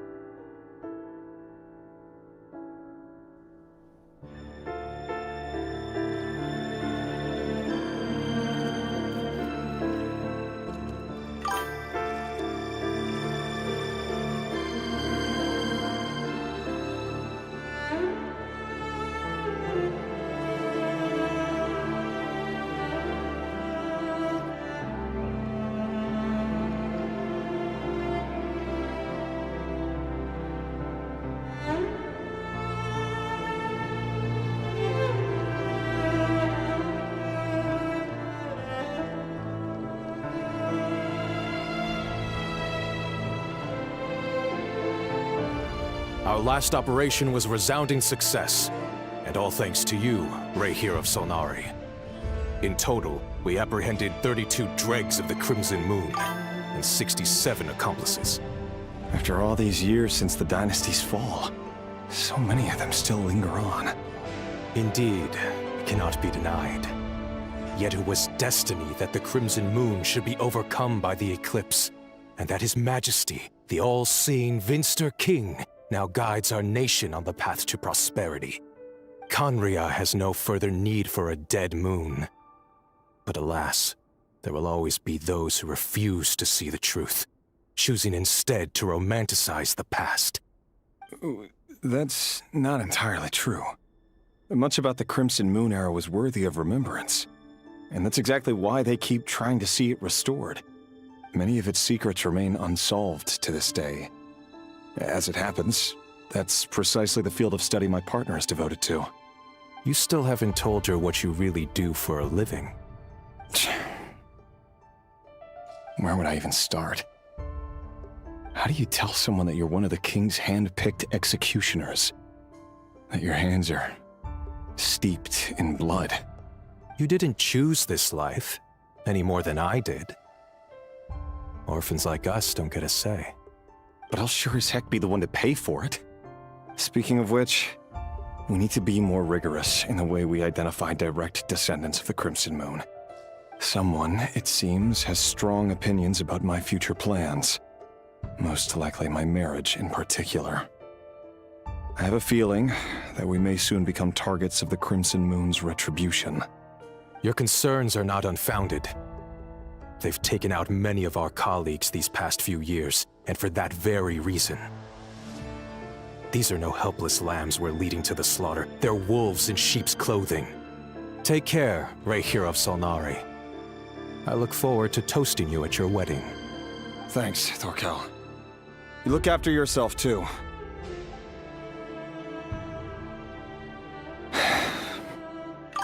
Thelindis, I never wanted to keep this from you.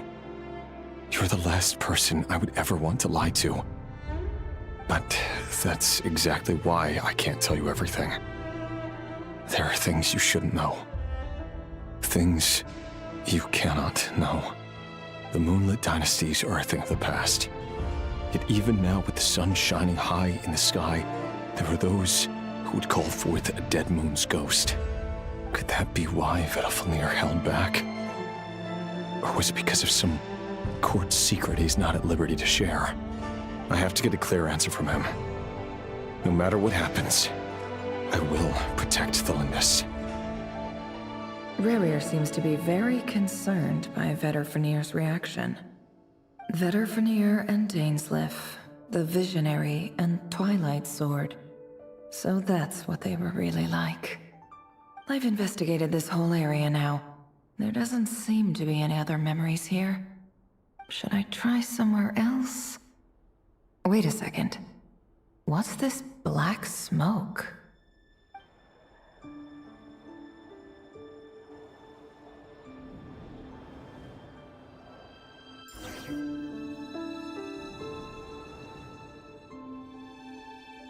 So, he's late after all. Just you wait, Rerir. You're in for it. Big time. Are you waiting for someone, ma'am? Could I tempt you into buying some flowers? Oh, sure. Pick me out a pretty bunch if you would. Thank you. But I'm afraid none of them are as pretty as you. For someone so young, you sure have a way with words, don't you? I'm only telling the truth. Look me in the eyes. You'll see I'm not lying. May we have a word in private? Who are you? And what do you want? It doesn't matter who I am. Too many of our kind have fallen lately, so I decided to take the risk of reaching out. Not long ago, the Ray here of Solnari led an assault on one of our strongholds. We suffered many casualties, and many who came to our aid lost their lives as well. Sorry, I don't know why you're telling me this. And I don't want to get involved. Wait, hear me out. This time we finally got a clear look at his face and learned his true identity. His name is Rerir, and he claims to be one of the King's guards. What did you say? A cruel irony, isn't it? The man you're set to marry leads a double life as a brutal executioner. But surely, you must have caught a whiff of the blood on his hands. Why are you telling me all of this now? Simple. It's because... How strange. Rerir was nowhere to be seen in that memory. It clearly belonged to Thelindis. Rerir couldn't possibly know what happened if he wasn't even there. Why would her memories appear in his fragment? The ceremony won't last much longer. I think it's time to call it a day.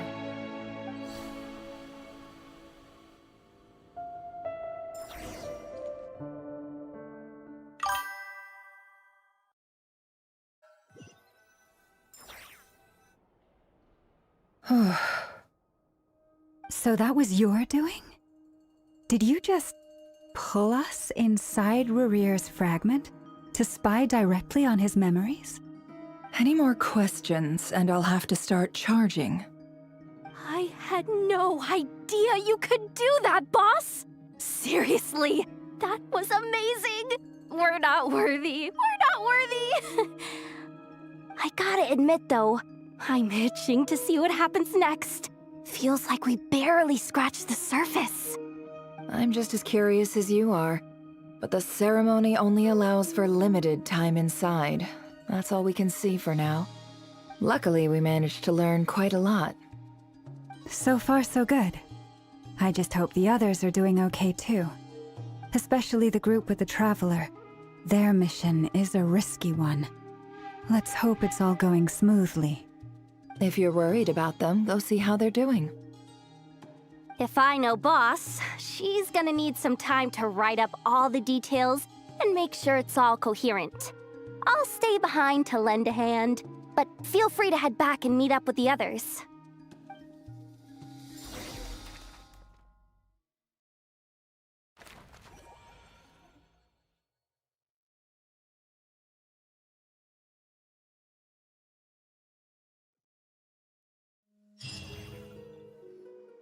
Oh, they've been prowling around for nearly 2 days now.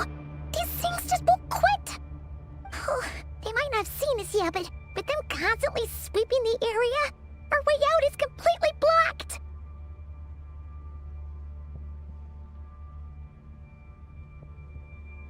Oh, that's never gonna work. One little slip up and it's game over. If they spot us, they'll run straight back to Rare. And once he knows we're here, it won't be long before he's breathing down our necks again.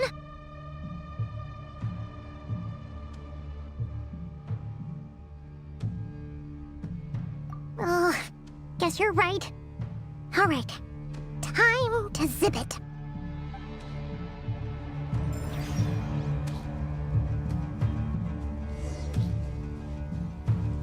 Quick, hide! We almost got spotted!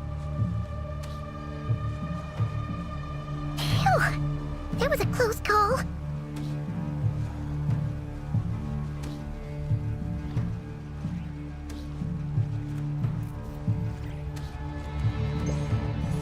Watch out! He's coming this way!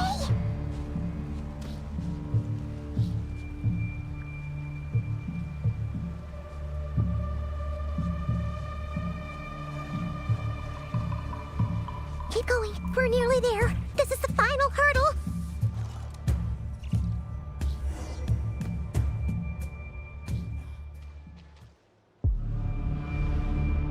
Oh, there's no end to these things.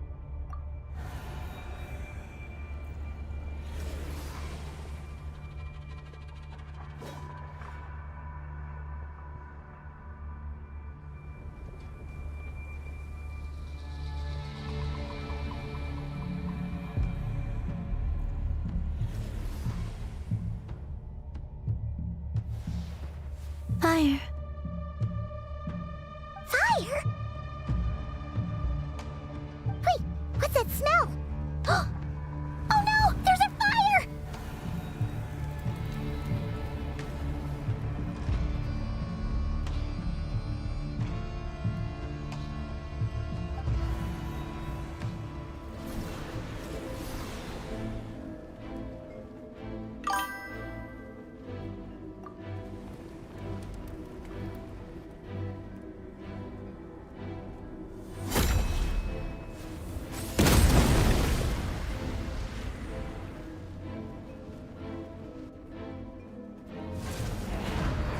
Zandrone was right. You look weak, Columbina. The old you would never have let such lowly creatures bar your way. Word has it that you did something for the Tsaritsa, and that's why you've lost most of your power. Freedom comes at a heavy price, doesn't it? It's Arlecchino! You came! Hello again, Columbina. And greetings, guests of the House of the Hearth. It's been a while, Arlecchino.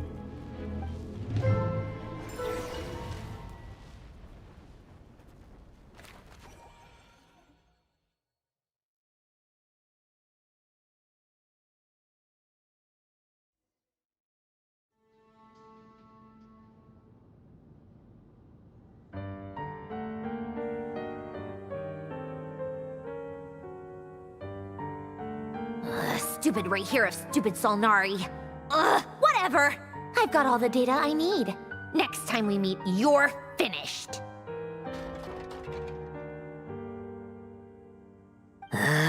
He sure doesn't pull his punches. Excuse me, do you need a hand? You can do me a favor by staying out of my way. Can't you see I'm busy? Wait a minute. I recognize that voice. Hello, Miss Zandrone. Father sent us over to help. Huh. How considerate of her. Hey, Fremine, get over here and help me fix this. Lenny, you do your thing. Just keep your sister away from my machines. Nearly every machine that cat girl touches ends up going haywire. Go put her on cleaning duty or something.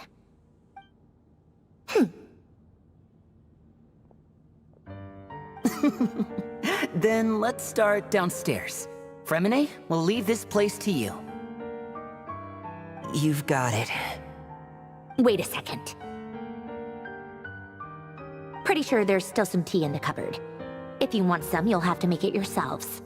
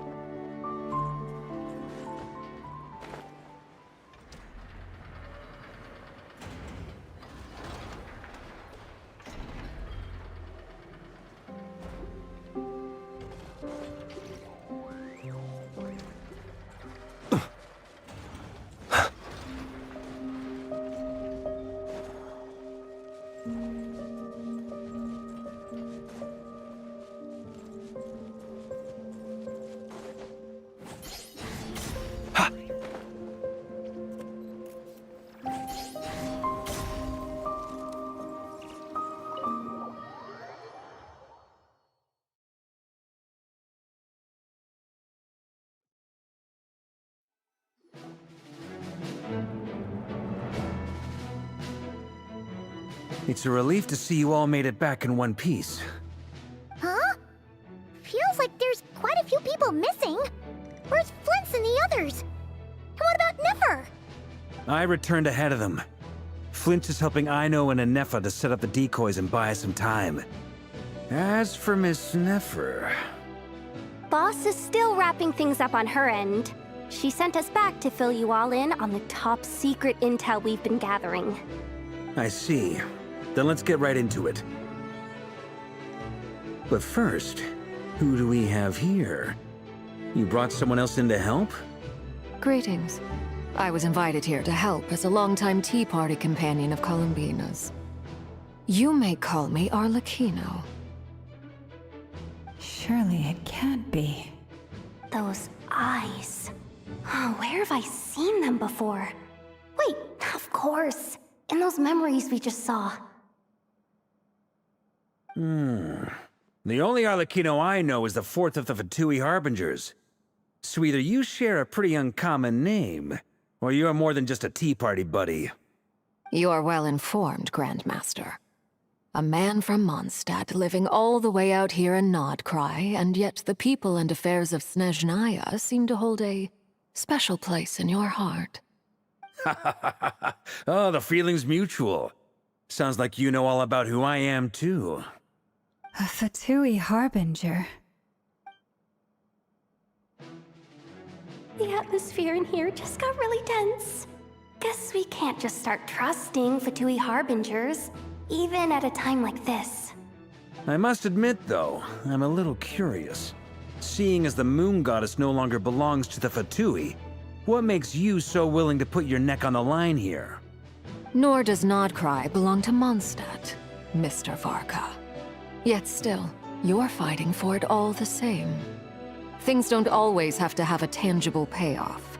Sometimes, stopping things from spiraling out of control is a higher priority than chasing the spoils of victory. Of course, I can't say there's nothing in it for me at all. But that's between Columbina and myself.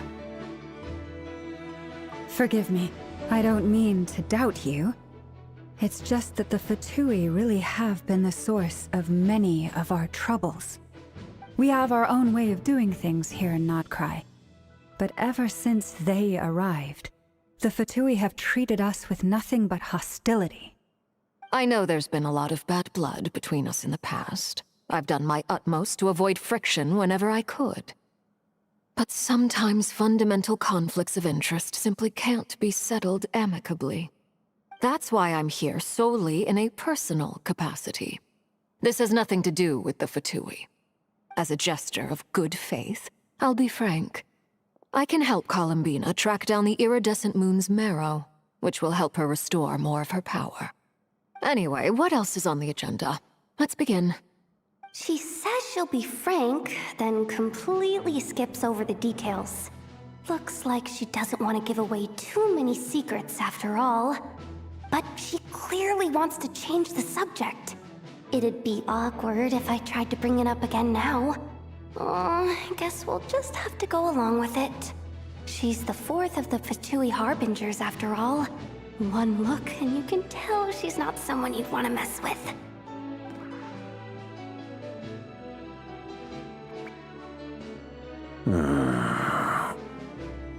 Well, since Miss Arlecchino sounds confident in her ability to handle that, we'll proceed to the next topic. Yehoda, time to share that top-secret intel. Alright, listen up everyone. First, we now know that Rerir was originally a Conrian secret agent whose primary mission was to hunt down and assassinate the so-called Dregs of the Crimson Moon. The Dregs of the Crimson Moon? Mm-hmm. In the memories, there was a lot of talk about the Crimson Moon and Eclipse, and a whole bunch of other stuff from the time of Conria. To my knowledge, those were the names of 2 different Conrian dynasties. Long, long ago, it is said that the people of Conria worshipped the Crimson Moon, drawing a mysterious power from its reflection. But one day, a coup saw the Crimson Moon eclipsed, hence the name of the new dynasty that replaced it, and how it became the new emblem of Conria. Still, long after the Crimson Moon dynasty had fallen, the last ruler of the Eclipse dynasty, the Vinster King, still coveted the secrets it left behind. So, he sent the Rehir of Solnari to secretly hunt down the Crimson Moon's few remaining followers. In those days, Rerir showed no signs of madness. In fact, he was as normal as any other person. Oh, and he had a fiancé, or at least a would-be fiancé, called Tholindis. What's the matter?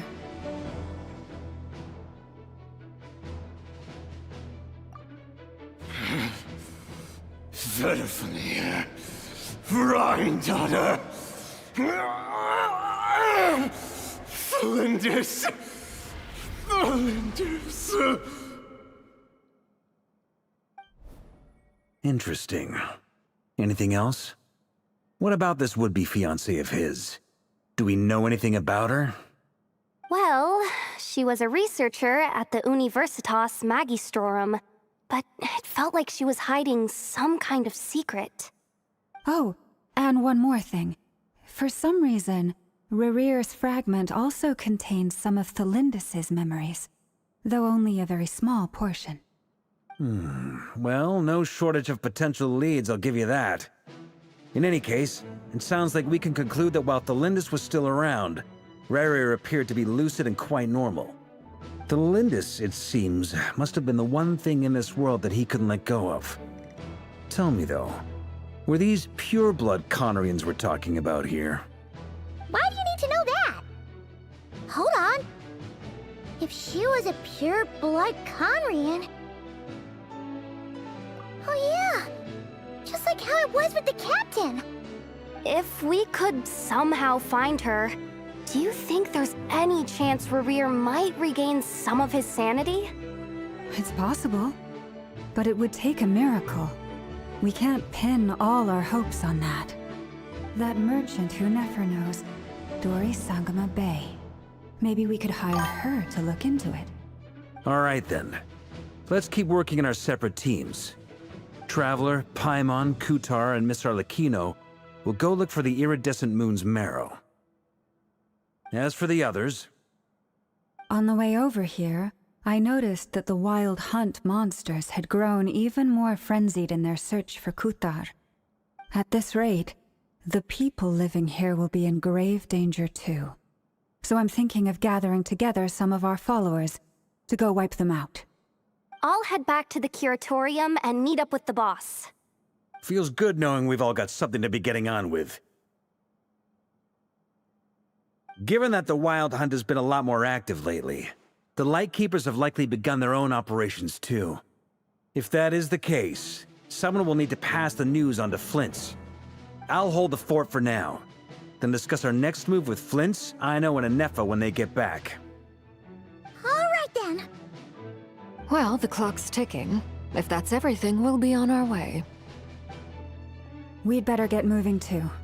We'll try to buy you as much time as we can. Relax. Just do your thing. I decided to call in some backup since things are getting so hairy. Our reinforcements should be here any minute now. Stay safe, everyone. Dismissed.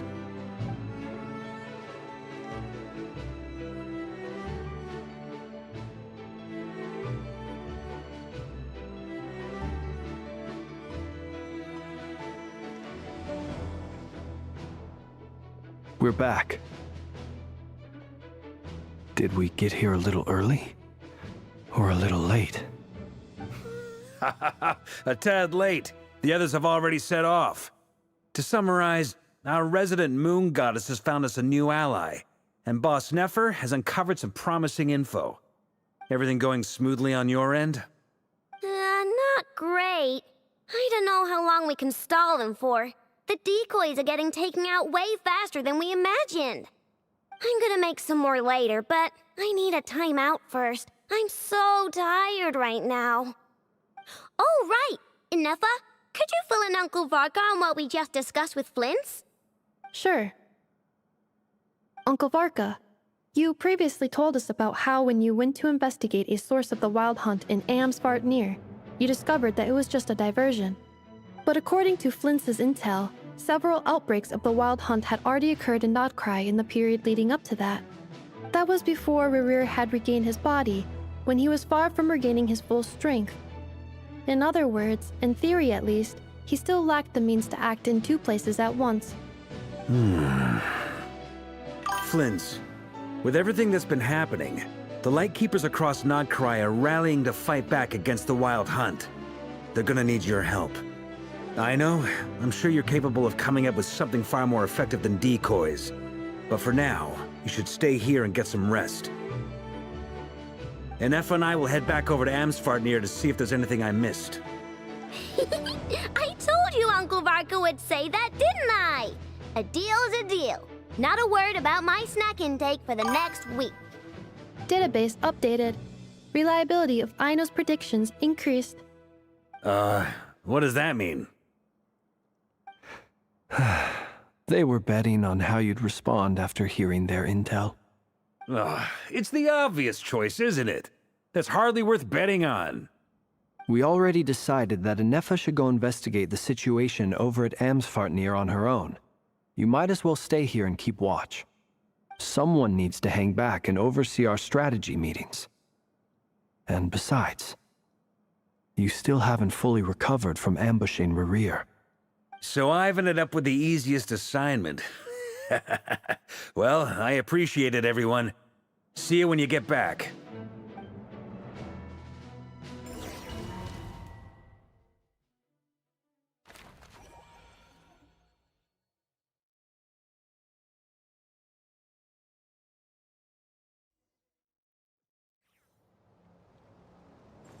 Close your eyes.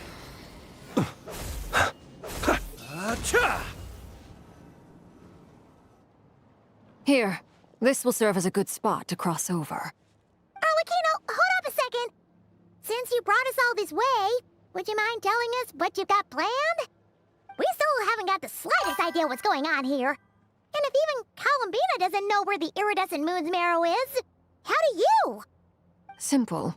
Because I am an inheritor of the royal bloodline of the Crimson Moon, and one of the last surviving embers of the Two Worlds' flames. Huh? Are you serious? As in, you're a descendant of that Crimson Moon dynasty we were just talking about? The one from ancient Conria? Your surprise is understandable. I was also taken aback when I first learned of it. But the more I thought about it, the more I realized the signs had been there all along. When I was young, I discovered I could wield a very special kind of fire. It coursed like blood through my veins and smoldered away inside my nerves. What's more, whenever I experienced strong bursts of emotion or drew too deeply on this power, it was like some kind of presence within the fire would begin to gnaw away at me, consuming me from the inside out. Exactly. That is why my hands are like this, too. At first, I saw it only as a curse, but once I became a harbinger, the Jester apprised me of the truth. Together with my own investigations over the past few years, there are several things that I have gradually come to understand. For instance, take the so-called Crimson Moon. In truth, it is nothing more than the shattered remnants of the iridescent moon, fused with the abyss to prolong its lifespan. Since this blood flame was bestowed upon me by the Crimson Moon, it is a fusion of the iridescent moon's former power and the corruption of the abyss. You all understand the nature of the abyss well enough. I draw upon its power, and in return, it hungers for my soul. This strange blackness is the mark of corruption it has left behind. If I recall correctly, you once told me that if the corruption ever made it to your heart, you'd become a completely different person. Yes, and that's the reason I'm always careful not to push my power too far. It's essentially a never-ending tug-of-war. Whew. Sounds intense. Anyway, the rest of my story can wait. Is there anything else about the Crimson Moon or the Iridescent Moon that you're unclear about? Paimon has a question. So, the Crimson Moon that the Karians used to worship was actually the Iridescent Moon, right? Which was one of the three Moon Sisters. Does that mean that the Karians were to the Crimson Moon as the Frost Moon Scions are to the Frost Moon? So much of that history has been lost. We have no way of knowing exactly what they were like. But I would suspect that the Conrians weren't as devout in their moon worship as it might appear. The iridescent moon's remains simply served as their link to the Abyss. Later on, perhaps someone discovered a way to make direct contact with the Abyss. Or maybe there was some kind of ideological divide. Either way, a dissenting faction staged a coup and drove out the royal heirs of the Crimson Moon dynasty. Still, even with the dark sun looming high overhead, the Crimson Moon's glow never truly faded. If you want living proof, it's standing right before you. The first time we met, I sensed something familiar in your presence. When I looked at you, I felt I could see that mysterious red moon in the corner of my eye. In your flames, I saw its broken image, surrounded by a strange black aura. Well, I appreciate that you kept it to yourself. Much about the Crimson Moon is still a mystery, and I'd prefer not to end up as the object of an insane research project.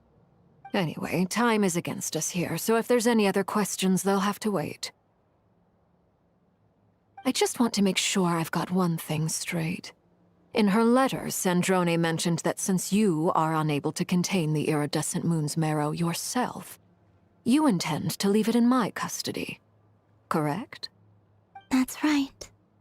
For now, it's the only way I can pay you back for your help. The iridescent moon is already part of who you are, so with its marrow in your possession, you'll be even more powerful than before. Deal. Then let's get started. Get what started? What does this place have to do with the Crimson Moon? When I first became a harbinger, the Jester gave me a book called Paranhari, also known as Leobranto Inamorato. You should be able to buy a copy next time you're in Fontaine. It's a love story set in the Crimson Moon era, but setting aside the tangled romances of its characters, it also records a few interesting details. In the Crimson Moon era, or so the story goes, there was an orphanage that received children from beyond the bounds of this world. and subjected them to a peculiar induction ceremony. Beyond the bounds of this world? For real? And what kind of induction ceremony? The Crimson Moon Sages looked beyond this world for beings with powers that surpassed the gods. But fearing they might lose control, they subjected these children to a process of refinement. They made these children crawl up a fireplace and kept asking them, "Have you died? Did you see it?" Until they finally admitted to having died and seen a crimson moon. The adults embraced the children who passed the ritual, telling them, "Within the fireplace, you have traversed the flames between two worlds. Here and now, you are born anew."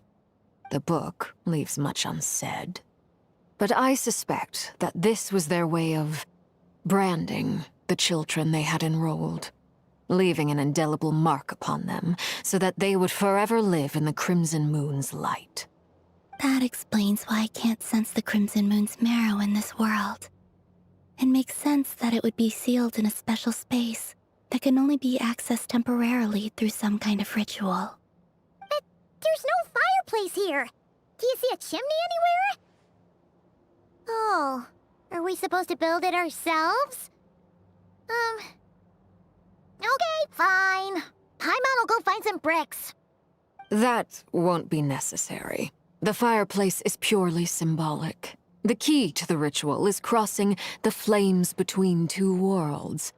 In other words, the flames that burn within me.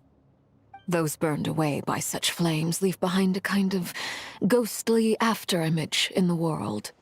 In the days of Conria, people believed they could be used to bridge the gap between the two worlds of life and death. In short, I can open a passage to that space for you. That's the easy part. The catch is I'll need to stay on this side to keep the passage open, so I won't be able to come with you. Very well. Then I'll open it up. Traveler, spare me a little more moonlight if you would. I may need it.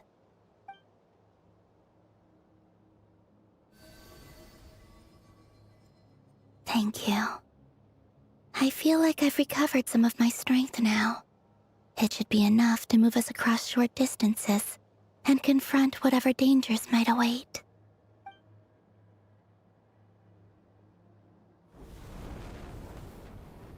Mistress of the seven hues of ages past, great mother of the present, crimson-clad sovereign of the two realms, by fire severed, by fire renewed, I offer myself now and beseech your descent.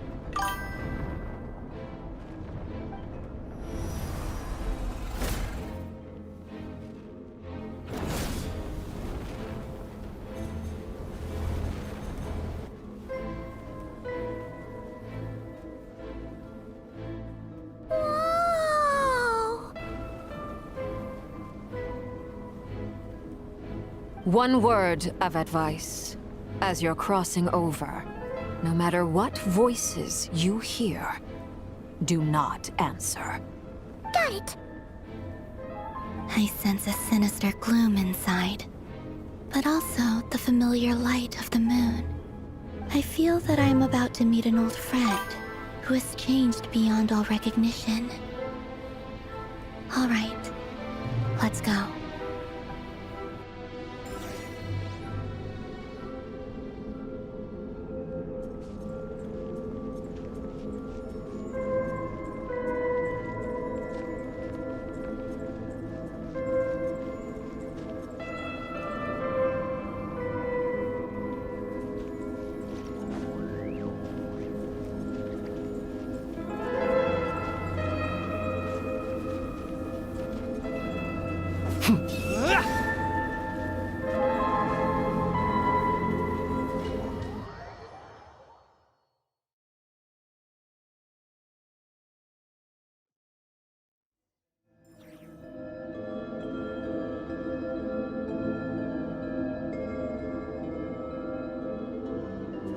I sense your presence and grace.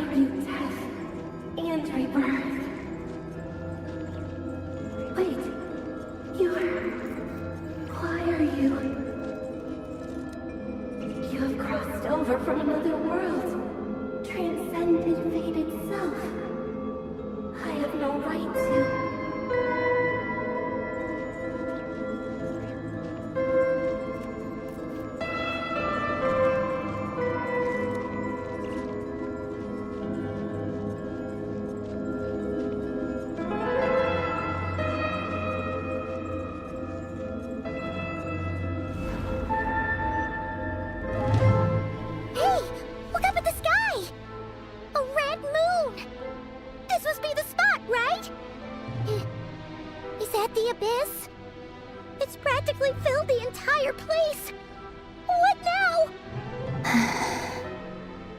What a tragic sight.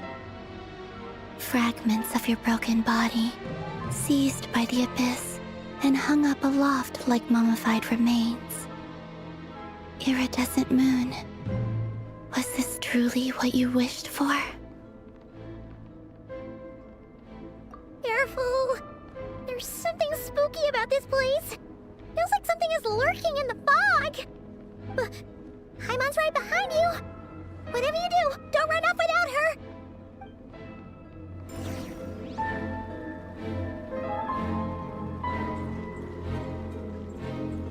By the way, Columbina, didn't you tell us that the iridescent moon had shattered into pieces? The moon up there looks pretty whole to Paimon. How is that possible?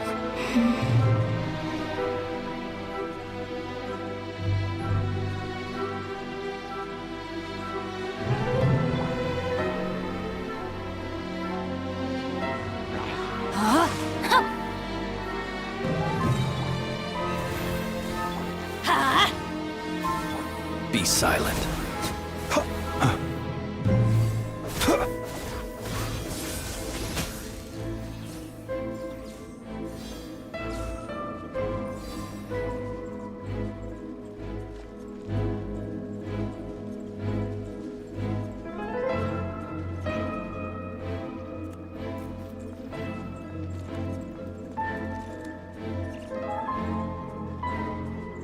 Just like I thought. It was only a facade.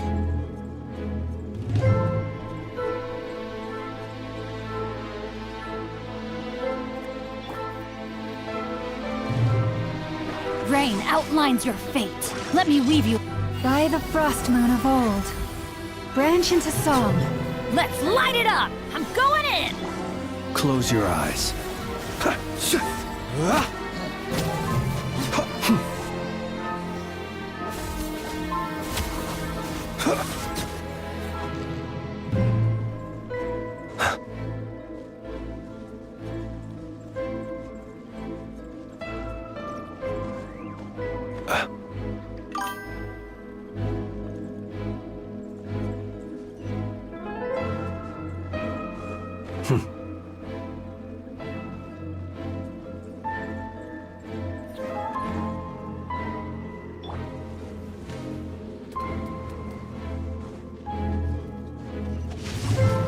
Witness the power of Go.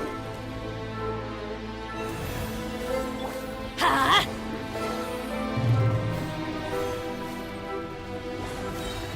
Everybody stand back! The night cometh.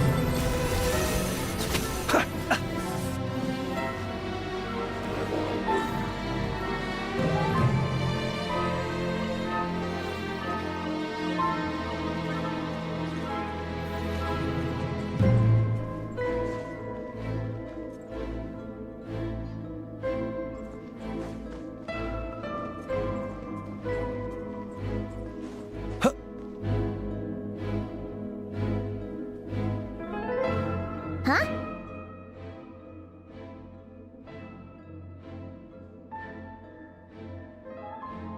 Huh? For real? That's way too high! There's no way we'll be able to reach it! No. I'm not sensing anything up there. It's coming from under the mountain. Let's see... Ah! There's some kind of weird shadow over the water! Wait, see that? Looks like a mechanism of some sort. Let's check it out.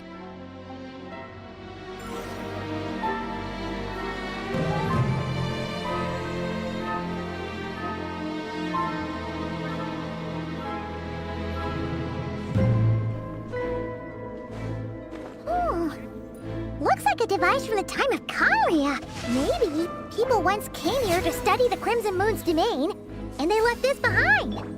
Oh, if we could activate it, we might find some clues.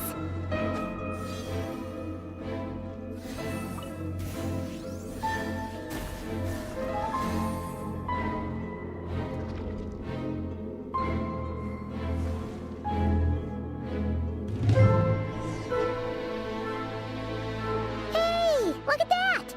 Now that the mechanism's running, the shadow in the water looks different. Do you think these mechanisms might be the key to unlocking the secret? Let's try to find more of them! Thalindis, we'll leave the rest of the research in your hands. We'll be heading back now. I hope this isn't ruining date night. Ugh. Mind your own business. Just leave me some snacks on the table. Thalindis? Is that Riru's girlfriend? How come? Oh, yeah. So, do you think she was studying this strange space all along? The Abyss has made this space extremely unstable. Maybe that's why some of the things she said and did were preserved here. Like echoes. Or after images. Whenever I see this view, it takes me back to a poem from my childhood. Waning moon, oh lifeless damsel, weeping on the mountain crest, mourning still in wistful tone, her fragile soul now laid to rest. For me, of all people, to be here investigating the mysteries of the Crimson Moon space, is it a coincidence or something more?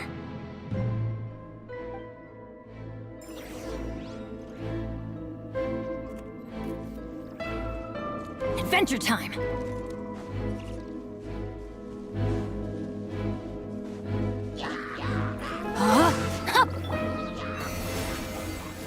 Let's light it up!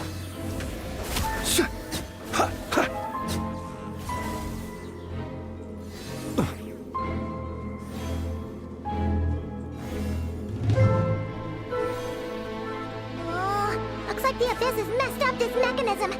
We need to find a way to get it working again. Let's see if there are any other devices nearby. No, my sword! Be silent.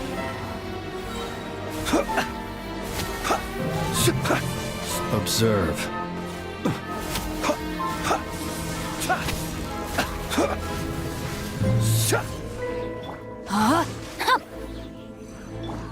Receive my blessing.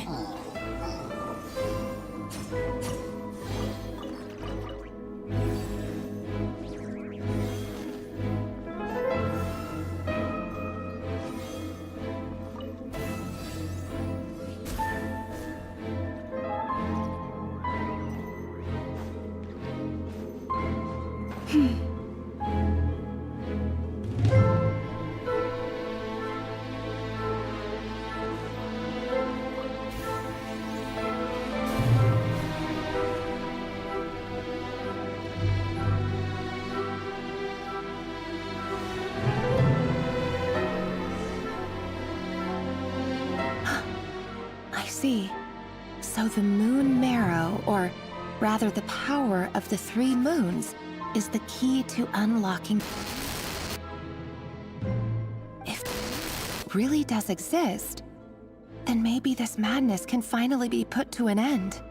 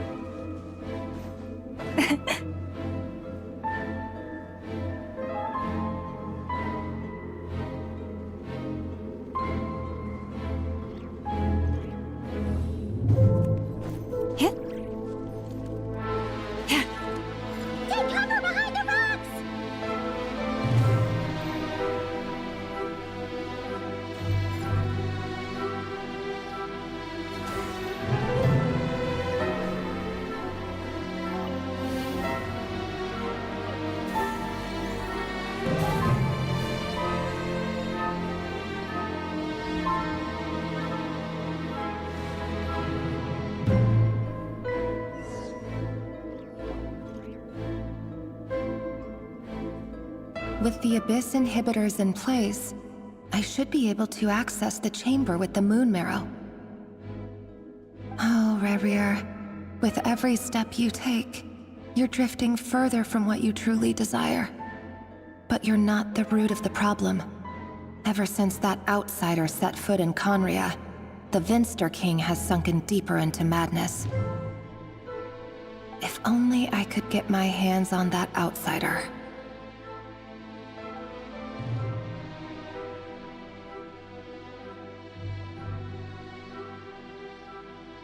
Hey look! The moon's reflection is back to normal! Olympus's voice mentioned a chamber with the moon marrow. Do you think maybe it's hidden in the moon's reflection? It must be. For within it, I sense the fragile aura of a dying soul. Then there's no time to lose! Let's go!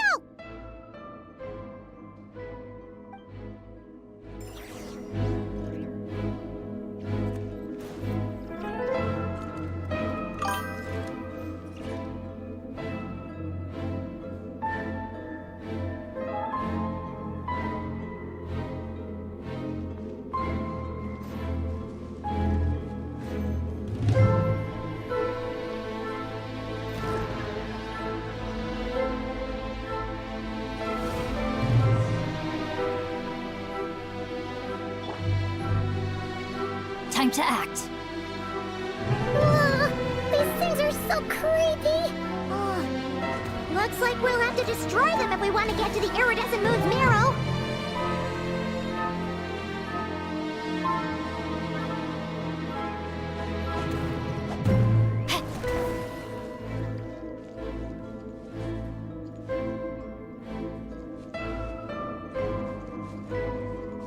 That must be the iridescent moon's marrow! Oh, but we'll need to destroy these things before we can reach it!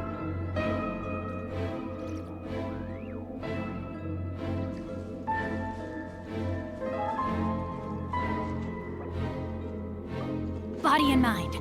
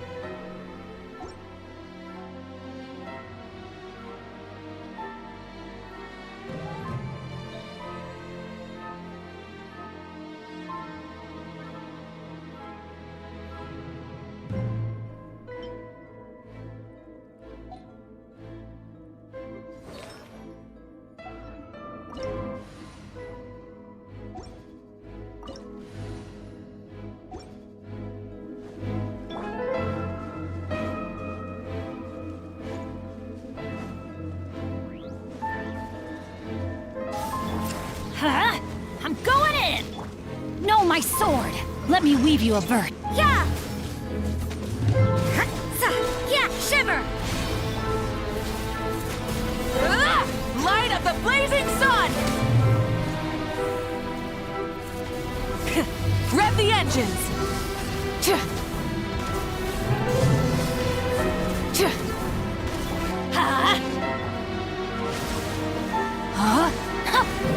You can't run! Burn it down! Try and stop me! Pyroclastic surge!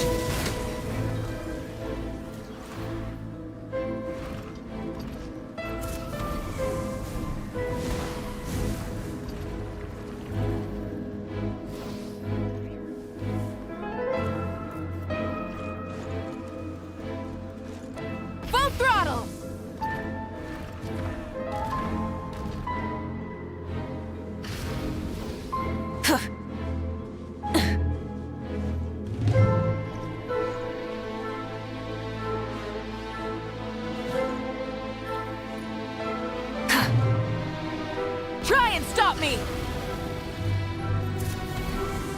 Incinerate! Hang in there!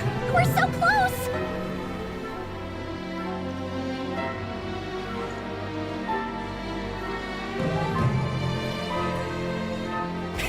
Rev the engines! Ah!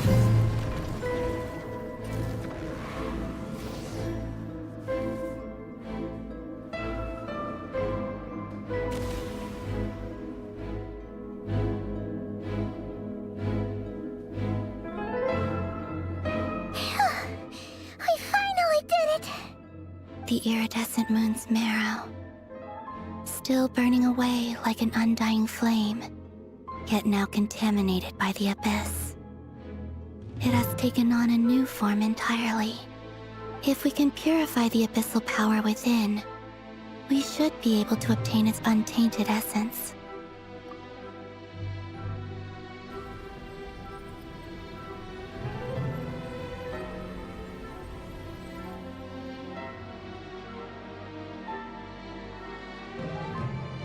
It's so cold.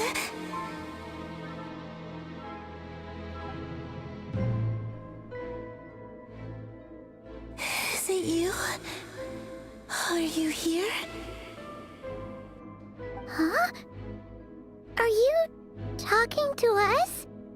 At long last, I can see you once more. Our fates have crossed, and I am finally free. I'm sorry, I lied to you. Even knowing what was to come, I still couldn't let go of the fear in my heart as death drew near. The moment the moon shattered, my body began to split apart piece by piece. Like I was being cut into pieces by 1,000 blunt blades. My thoughts scattered as the cold crept in. But I could not bear to fade away like that. Tell me, what was it that brought you to us all that time ago? If only I had possessed your courage, then I might have been spared this torment more painful than death. You look so puzzled.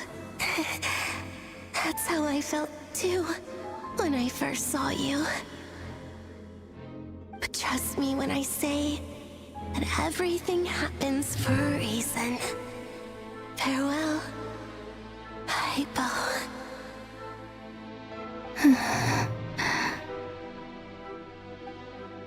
What was that all about? Was that the goddess of the iridescent moon? Oh, it sounded like she was speaking to a long-lost friend.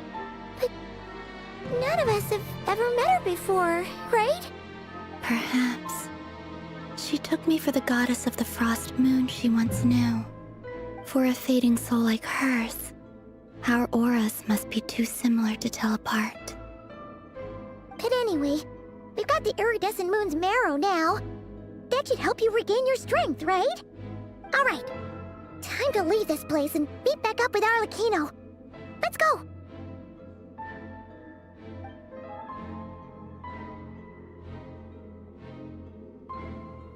That's odd. This place looks different than when we came in.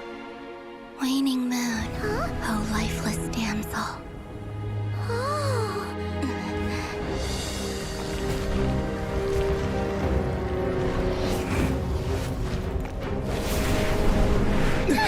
Hurry! The place is collapsing! It wants to trap us here. Who's it? The abyss? Now we've taken the moon marrow. All that's left here is a dark will. It will show us no mercy.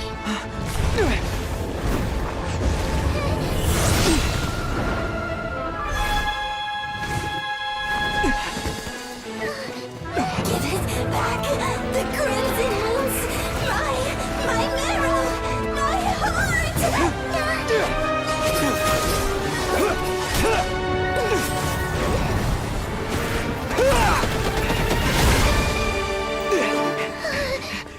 Finally! Huh?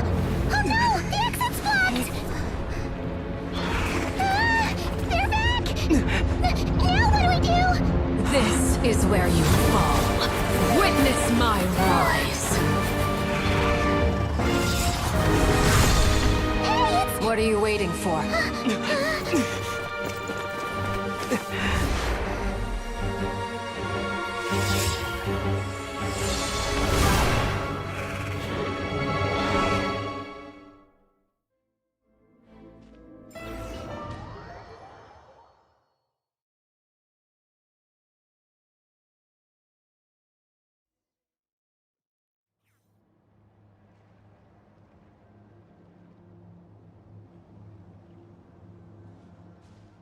Oh, we made it! Was that you, Arlecchino? Did you save us? Wait, your hands! They're... Oh, this?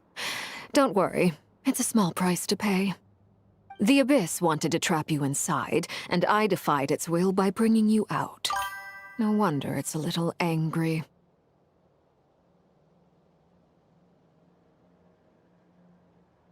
No.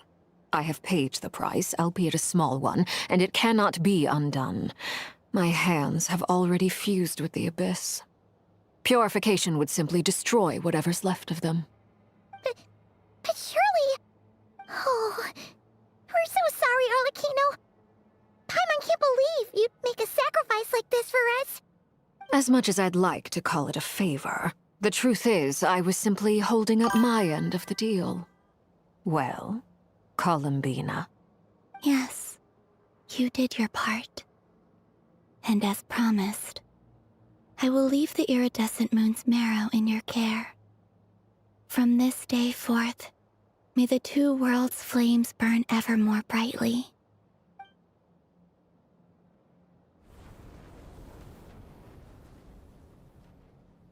I'll take that as a blessing. Now, Columbina, give me your hand. Accept this moonlight I offer in return.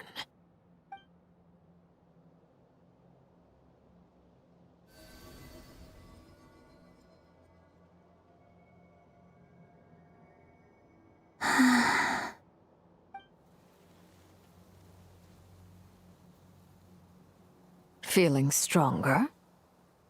Oh, hey, Columbina! Are you okay? I'm fine. Our powers are a little at odds, that's all. By the Frost Moon's authority alone, wielding the power of the other moons was always going to be a stretch. Still, I think it's fair to say that your strength has returned. At least to the level it was at as Third Harbinger. It's still not enough. There's no way I can hope to challenge Rayrir like this. Just one more ray of moonlight, if you would. It's okay. I can take it.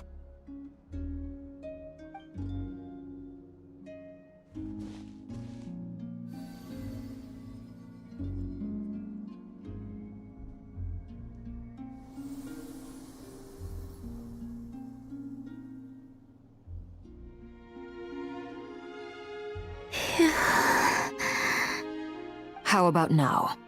Fighting fit? At the very least, I won't have to stay hidden like before. I want to see him gone from Not Cry. The Rayhir of Solnari and his wild hunt must be sent back where they belong. Well, it's good to have something to aim for. You certainly seem more alive now than you did earlier. When I first met you, you didn't strike me as a ray of moonlight. More like a wisp of fog drifting in from who knows where, ready to scatter at the first sign of a breeze. But now, you're full of vitality. Just like the Frost Moon, once the brightest of them all. May you keep shining, Columbina. This is who you are. Thank you. Look after yourself too, Arlecchino. I know you have plans of your own, and that's why you're always seeking to grow stronger. But whatever you're after, don't let the Abyss take a hold of you. I do not wish to see you go down the same path as Rayrir. I appreciate the concern, Columbina. Although perhaps it's time you took a new name. A new name? Kutar, the Moon Maiden, Columbina, they're nothing more than code names. They describe who she is and the roles she's played, but they're not her real name. We often use code names in the House of the Hearth, too. But it's knowing your real name that keeps you grounded. Up till now, you've been living a wandering life, so you've probably never really cared. All I'll say is this.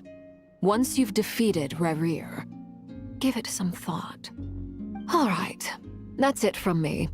I'll get you back safely first, then go meet up with Sandrone. You're the best!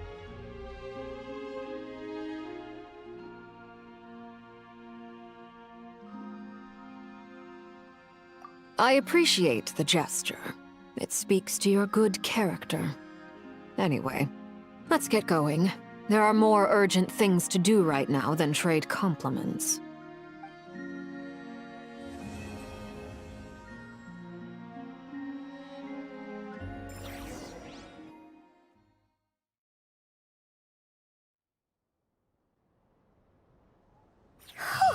It was a close call, but we got the iridescent moon's marrow and restored Columbina's strength. And that...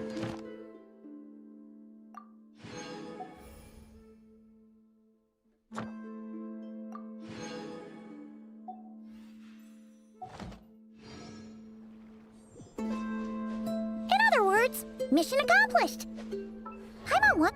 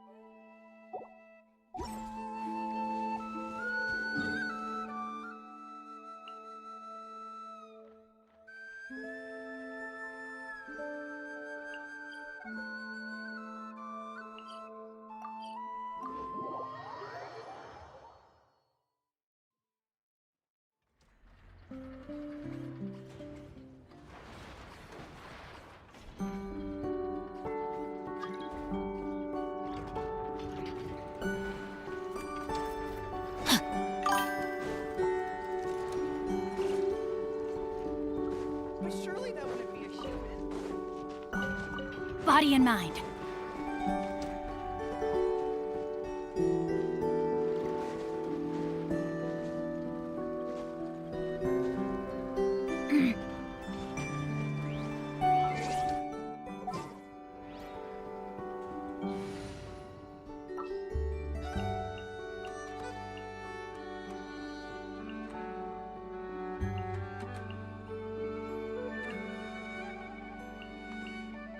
Anytime, any place. Full throttle!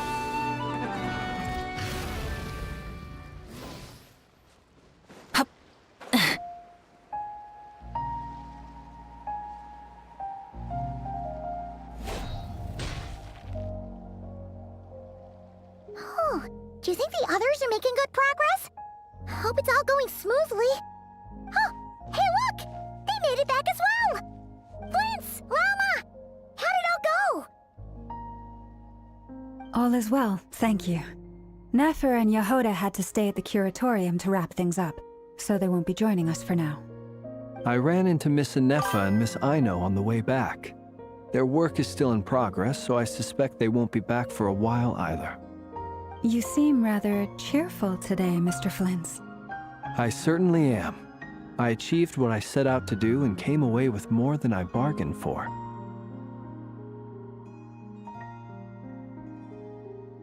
Fighting alone can get quite tedious, but I had the good fortune to run into a pair of brave young warriors. We meet again. How have you been? Albedo! What are you doing here? Thankfully, tracking you down turned out to be a lot simpler than we envisaged. These two courageously lent me a hand while I was fighting the Wild Hunt. When they told me they were Servarka's colleagues, it all made sense. And given how people of outstanding talent tend to cross paths, it's no wonder you're already acquainted. So, who's your travel buddy, Albedo? Why don't you come and introduce yourself?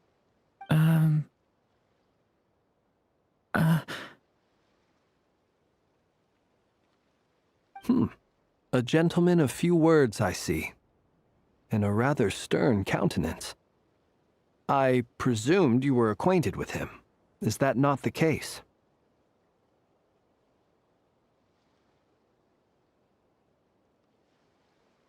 It's nice to meet you. Again. We've technically met before. Wait a sec! You're Minnie Durin! That's right. It's me.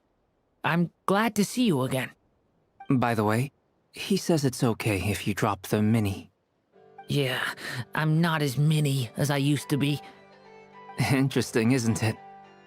The first step towards blending into human society appears to be reflecting on whether one's name really reflects who they are. Wow! You look so different! In a good way, of course. It's great to see you looking so healthy. Thank you, Paimon. And although you're as mini as ever, I understand that diminutives don't always convey endearment. I'll be sure to simply call you Paimon as a sign of my great respect for you.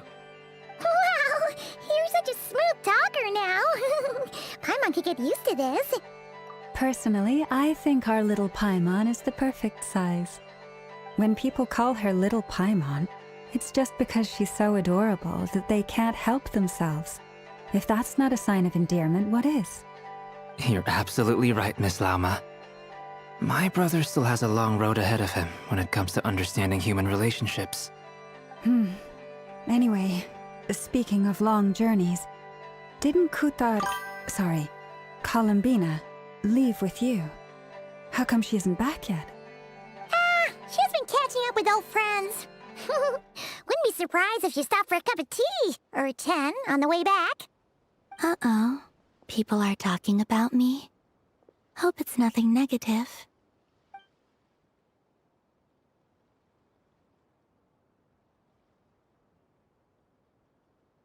Judging from your expressions, I'm guessing it all went well? It's getting crowded here. I'll go grab some chairs. No need. This is a job for an alchemist. I'll whip some up momentarily. Thank you for your hospitality, ladies and gentlemen, but I was merely escorting my friends back. I'll be meeting Sandrone shortly, as we still have some things to discuss. It's been a pleasure, everyone. But this is where I'll say goodbye. We really appreciate your help. Oh, come on. Spare the formalities. I'm just glad I could help out some true friends. I understand. Well, bye for now, Harlequino.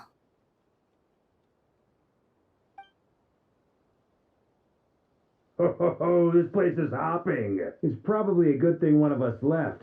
Otherwise, we might not fit all these people in. Are you saying we're about to run out of chairs? As a matter of fact, I am. Come on in and see for yourself.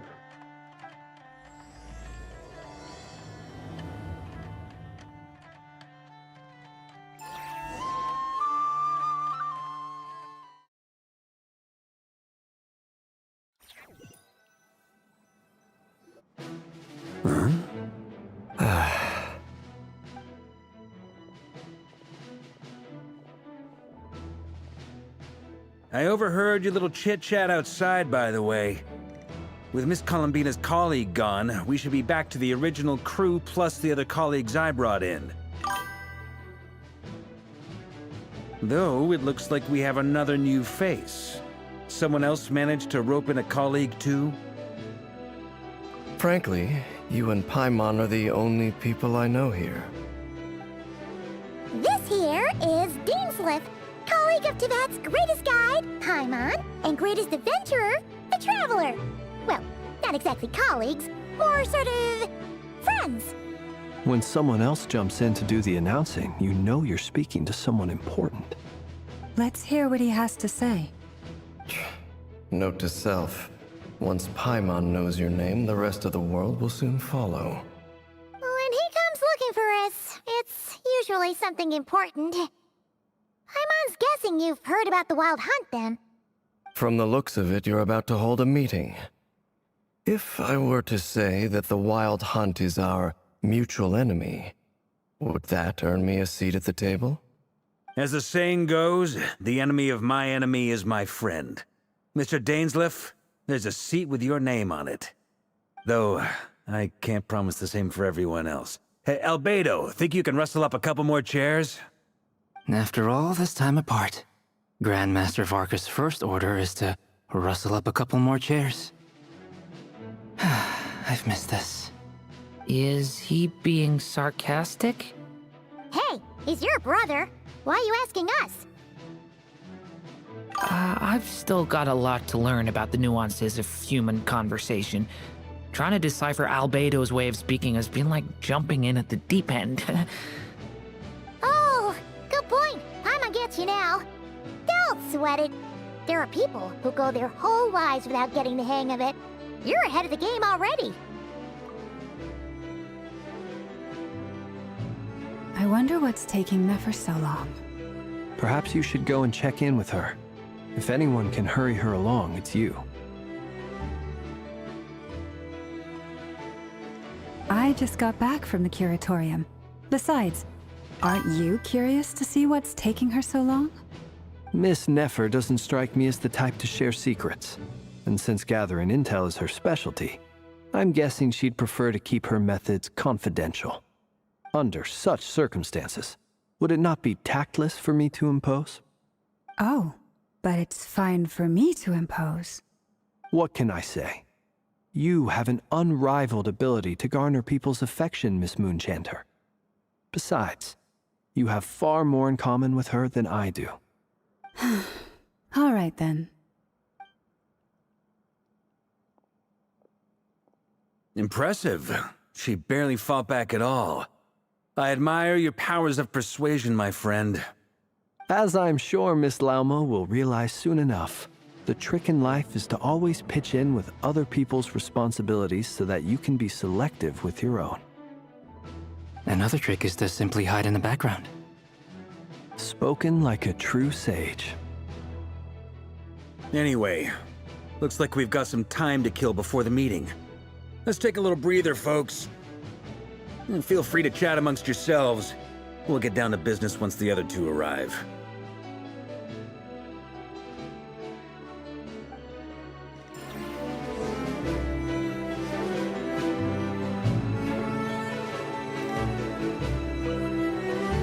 You're both awfully quiet. Why don't I start us off with an icebreaker? Much obliged. Have either of you ever had your portrait painted? If not, I'd be glad to help. That sounds like a lovely idea. You know how to paint. I dabble occasionally. He's an excellent painter. Tables, chairs, people, dragons, you name it. He'll paint it for you. I'm flattered. If I ever get the chance, I'd like to give it a try myself. I'll bear that in mind. Anyway, how about you, Durin? What sort of portrait would you prefer? Oh, I'd be fine with anything. Whatever style feels best to you. Very well. Then I'll play it by ear. You can replicate any style I want? I can try. If you show me a sample, I'll do my best to match. Thank you. In that case, I'll dig up some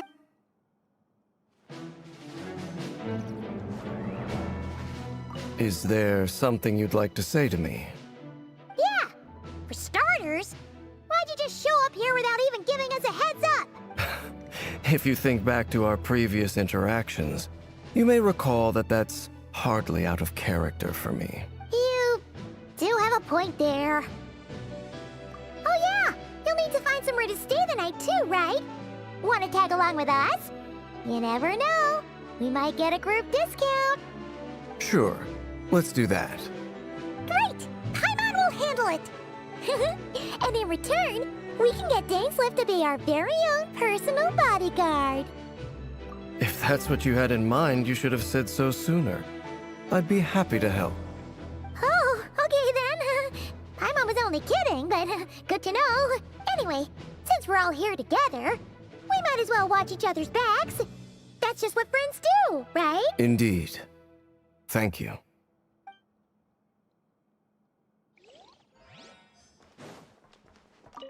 Truth be told, I can't remember the last time I was in a meeting with so many people.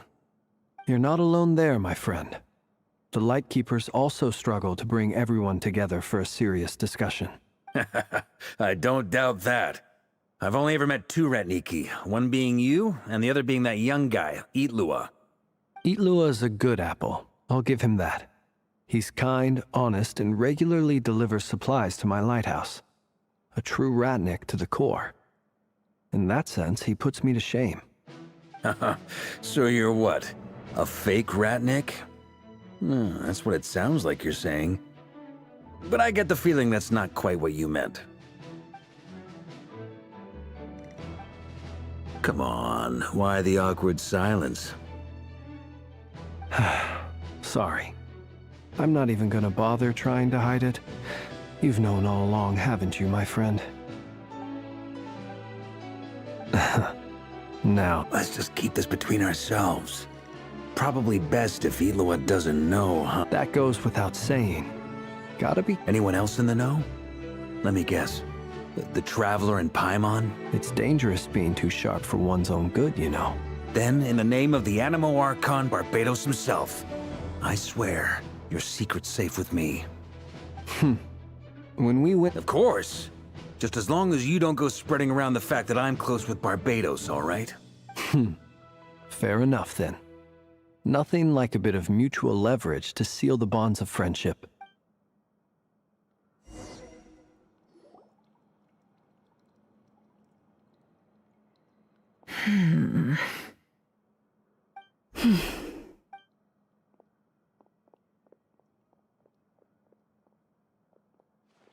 Ah, Miss Nefer. You made it after all. But what about Yehoda? I'm here to give you an update on how things are going on our end. Once this is over, I'll be heading straight back to continue my work. I left Yehoda back at the Curatorium to watch over things while I'm gone. Huh. So much for just this once. Shh! Not so loud! We're on a roll here. What if she remembers and suddenly decides to back out?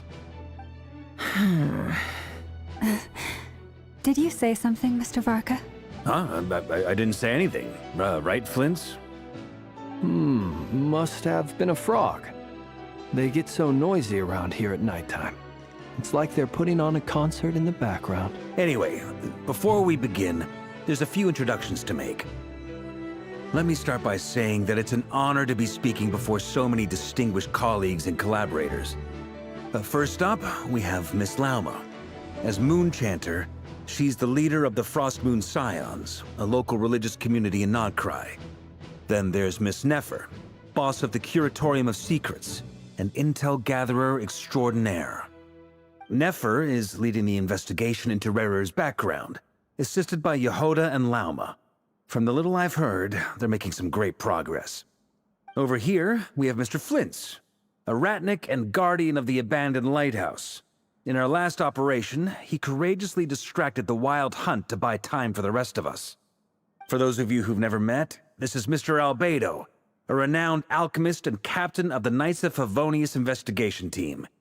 By his side is a new face for us all, myself included, Mr. Durin, who has come to lend his aid.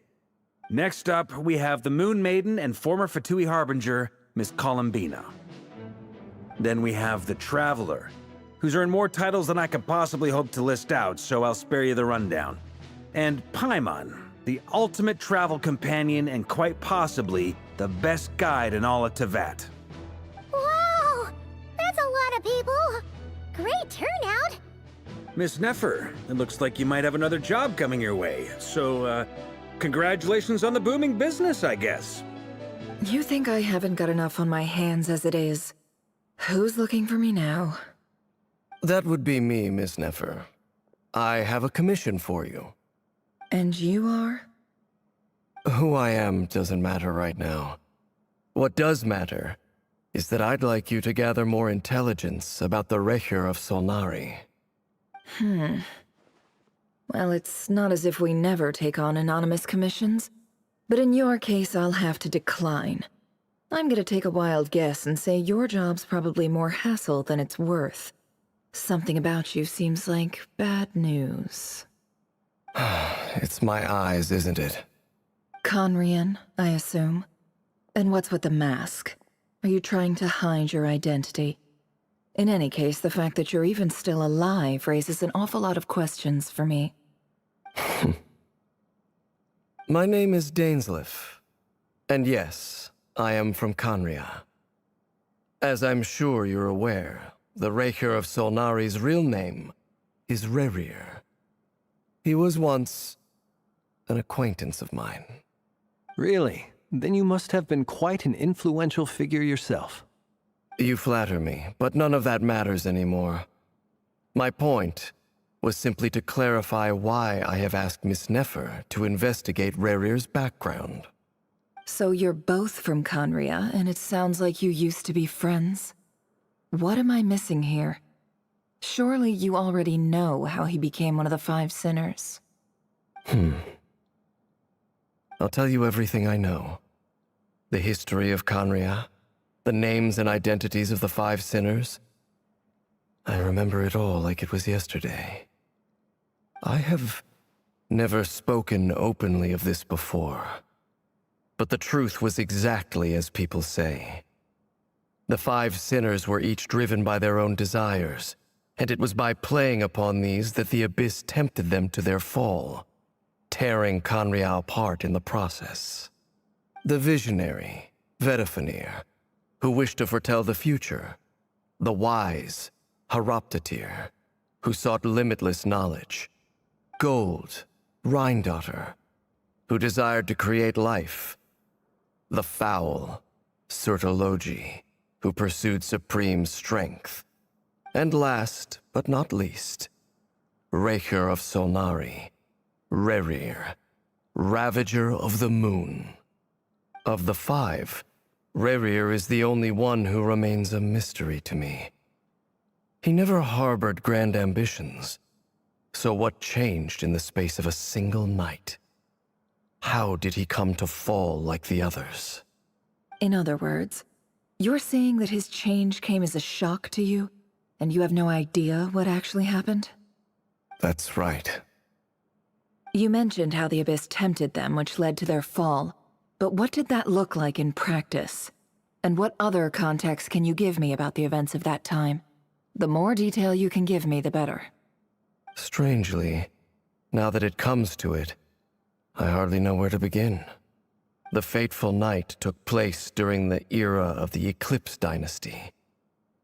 One day, my elder brother, the visionary, Vedifenir, was summoned to the palace by the Vinster King, only for the king to gouge out his eyes and cast him into the dungeons. When I came to hear of this, my fury knew no bounds.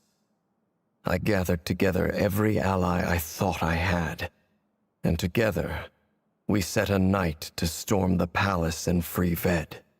Centuries on, the memories of that night still haunt me, like a never-ending nightmare. We broke through the palace gates, just like we had planned, each striking towards our separate targets. But then, I was betrayed.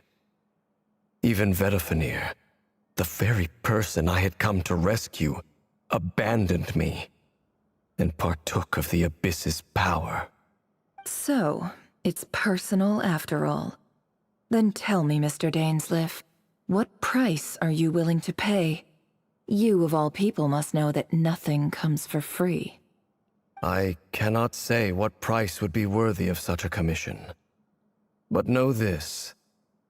Rerir was not always a madman. Believe it or not, there was a time when he was just an ordinary man. working for the Conrian Intelligence Service.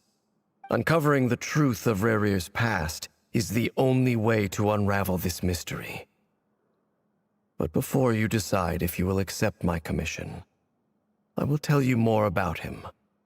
Enough, I hope, to help you plan your next move. Sounds pretty good to me. Feels like we just flagged down a random passerby, only to discover he's actually a master strategist who has a score to settle with our enemy. Can I borrow your halo?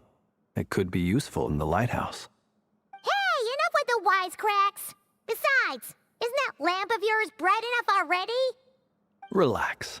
It was meant to be a compliment. If that was a little over the top for your liking, I'll make sure to tone it down next time. I'll give your proposal some serious thought, Mr. Dainsleif. Let's speak in private once the meeting is over. Before that, there's a few things I'd like to share.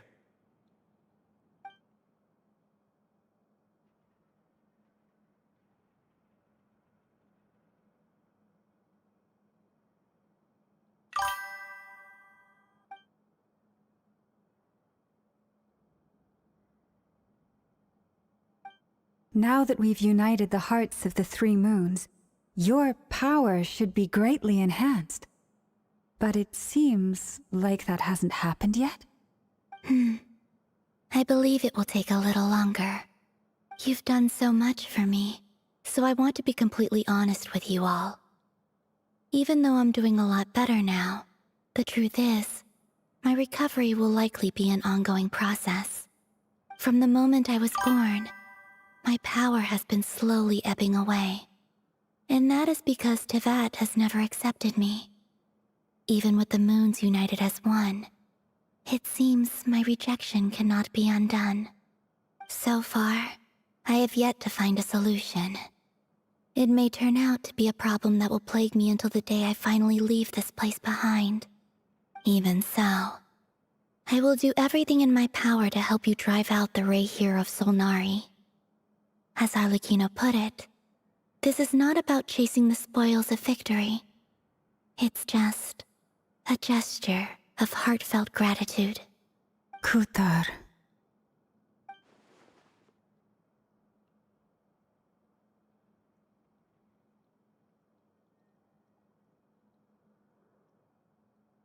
Defeating the Rayhir of Solnari will be no easy task. While my strength slowly recovers, we'll also need to gather more intel. Naturally.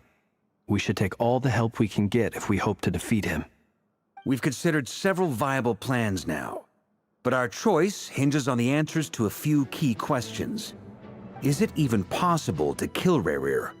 What experiences shaped the person or monster he became? And what's he really after? Given Albedo's expertise in alchemy, I think we should leave him to try and answer the first of these questions. Understood. As for the other two, I'm afraid we'll have to count on you again, Miss Nefer. Believe me when I say it's not my wish to burden you. But right now, relying on your skills is our only option. So you're placing all your hopes on me, huh? We can't thank you enough for agreeing to help us. Honestly, I can hardly believe how lucky we are. You sure have a talent for changing your tune, Miss Moonjanter. Timid like Yehoda one moment, then flinches insincere flattery the next. Ladies, please. I must object to your portrayal of me. That's all. Feel free to keep bickering. Just pretend I'm not here. I almost don't want to leave this room.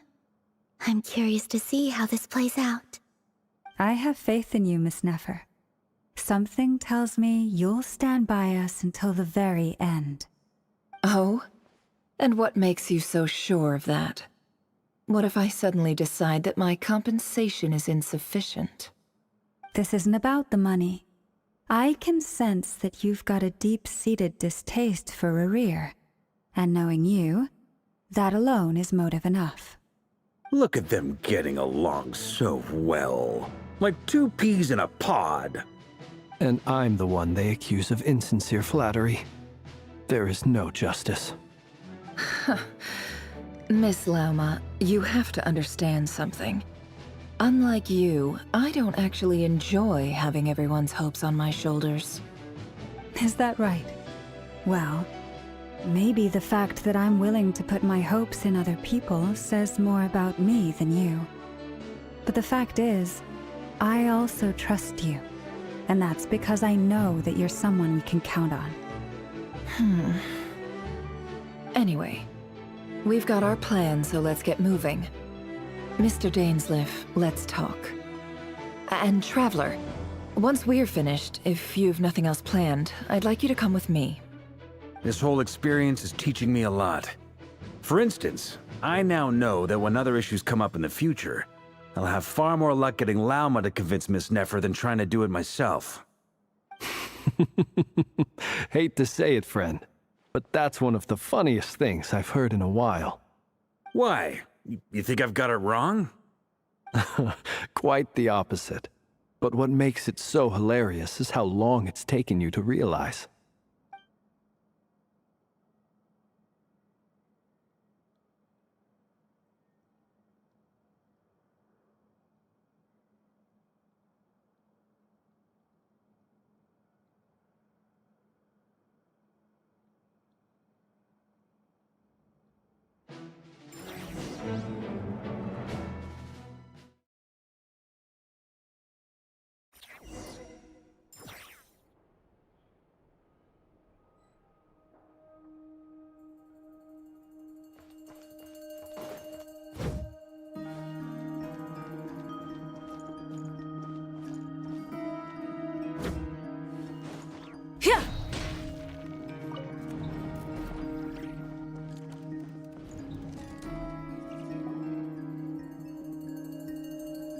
Thank you for waiting. It's okay. We actually used the time to help Dainsleif get a room at the hotel. That's very considerate of you. Now, I trust you share my curiosity about Rarir's past, and you seem fairly familiar with Mr. Dainsleif already. We spoke at some length after the meeting. He was the one who suggested I should invite you to join this operation. He feels confident that these secrets will be safe with you. Dane has a lot of faith in us, that's for sure. Likewise. I appreciate that you got right on board without interrogating me about why I invited you. It shows that you trust me to explain everything in due course. That's because we know what you're capable of. We appreciate you too, Nefer. You might have been forced to help in the beginning, but this time, it was your choice. That's one way to put it. Another is this, that once a decision's been made, it's set in stone. After that, my only goal is to see it through. Alright, so here's how it is. I'm going to access Rarir's thoughts again using my confidential method. Now, I'm sure you've seen things like this before on your travels, so you're surely well aware of how dangerous it can be. The reason I've gathered you all here is to ensure my safety during the proceedings. I plan for us to enter the fragment of his consciousness together, and once inside, I will focus on searching for information. Think of this as a diving expedition into someone's brain. If I'm the diver, you are my safety equipment, tasked with keeping me alive while I'm under the surface. Once the ceremony begins, we will all be spying on privileged information. But in the interests of safety, you must remain absolutely silent at all times. We will discuss our observations after the ceremony has concluded. Lastly, any individuals of a weaker constitution are advised not to partake in the ceremony. In any case, Paimon has her own job to do, which requires staying in the room, but not joining the ceremony.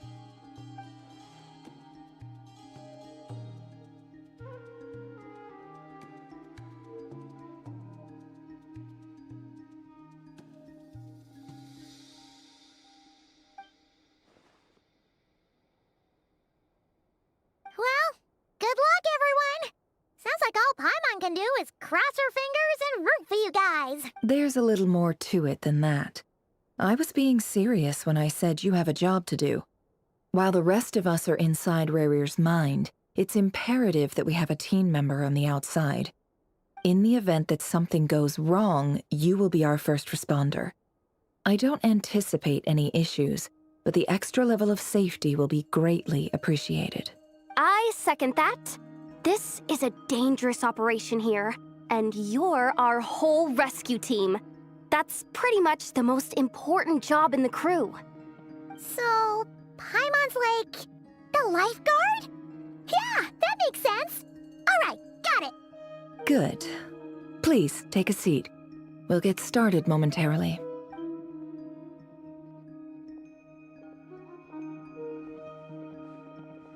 So, did Mr. Dainsliff tell you anything else?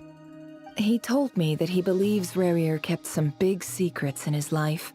He's not sure that they were the cause of his eventual downfall, but he's asked me to uncover what those secrets were all the same. But surely you're not planning to go through with this, no matter the cost. If you think that, you'd be overestimating me. I'm a businesswoman, not a mercenary.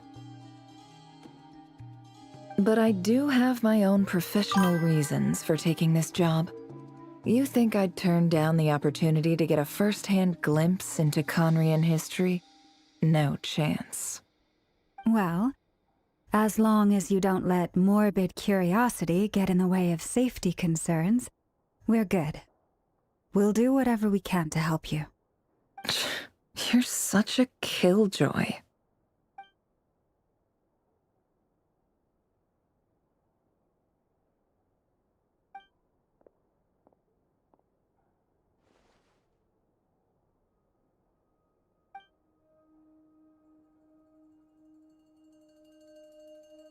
All right, I'm good to go.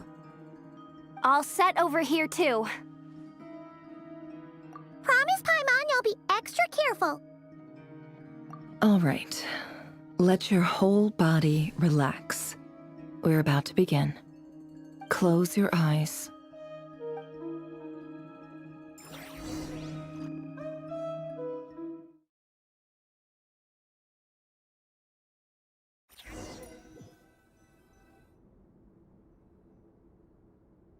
Phew.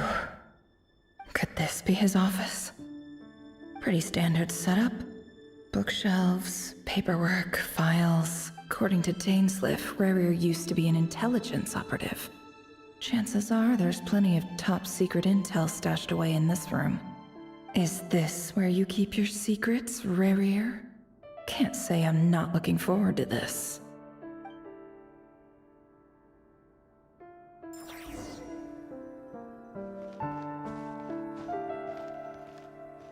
He looks even gloomier than last time. I wonder what's changed.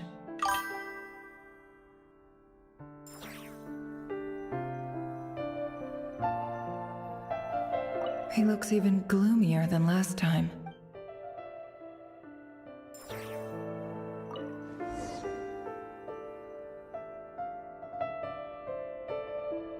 Today's files are in. Time to wade through them just like usual.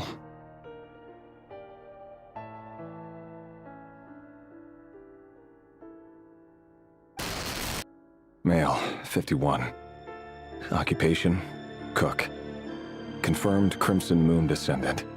Has maintained frequent contact with other descendants over the past year. Poses a threat to the dynasty. Neutralized.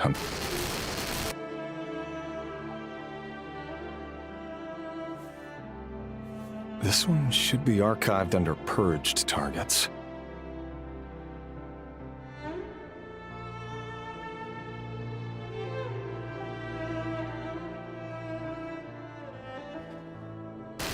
Female, 23.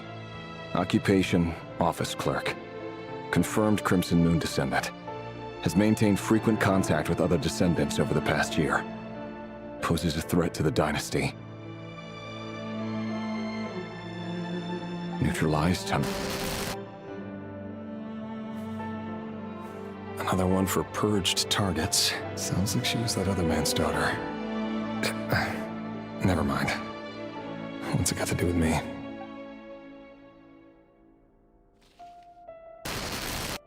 male, 40. Occupation, teacher.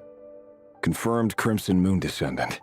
Has been observed making contact with other descendants during the past year. Poses a threat to the dynasty. Neutralized on... Just another nobody for the archive. Come to think of it, I remember surveilling this man. A case like his never would have been considered a priority in the past. Huh. He barely even interacted with other Crimson Moon descendants.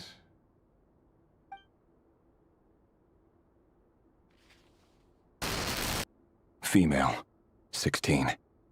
Occupation, none. Orphan and confirmed Crimson Moon descendant. Has been observed making contact with other descendants during the past year. Poses a threat to the dynasty. Neutralized on...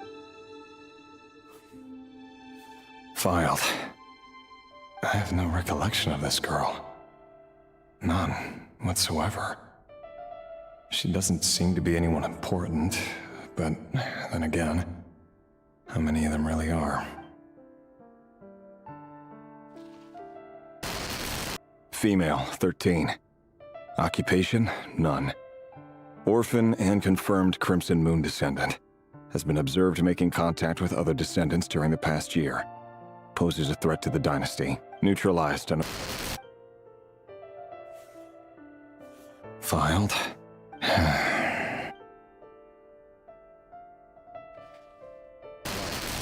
Male, 11. Occupation, none. Orphan and confirmed Crimson Moon descendant. Has not been observed making any contact with other descendants during the past year. Poses a threat to the dynasty. Neutralized on...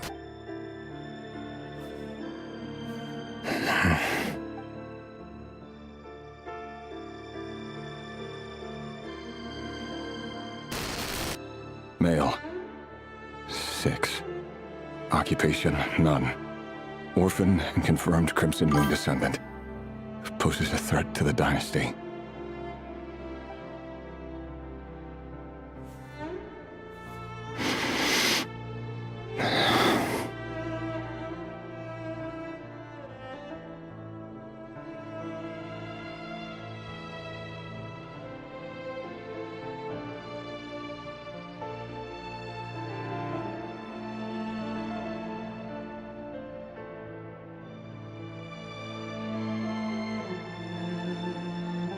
It's funny, isn't it? Your job is becoming both harder and easier at the same time, depending on how you look at it. Sooner or later, the Crimson Moon descendants will be completely wiped out. But as their numbers dwindle, they become harder and harder to track down. That's not how it is. Fortunately, however, most of the able-bodied adults have already been taken care of. The remaining weaklings will be increasingly easy to deal with. No! No. My job is to ensure the survival of the Eclipse Dynasty. And the only way to do that is by eliminating any and all potential threats. It's a perfectly legitimate line of work. Every single one of my colleagues can attest to my fairness. And if my friends were aware of the facts, I know they'd back me up too. Assuming, of course, that they were aware of all the facts.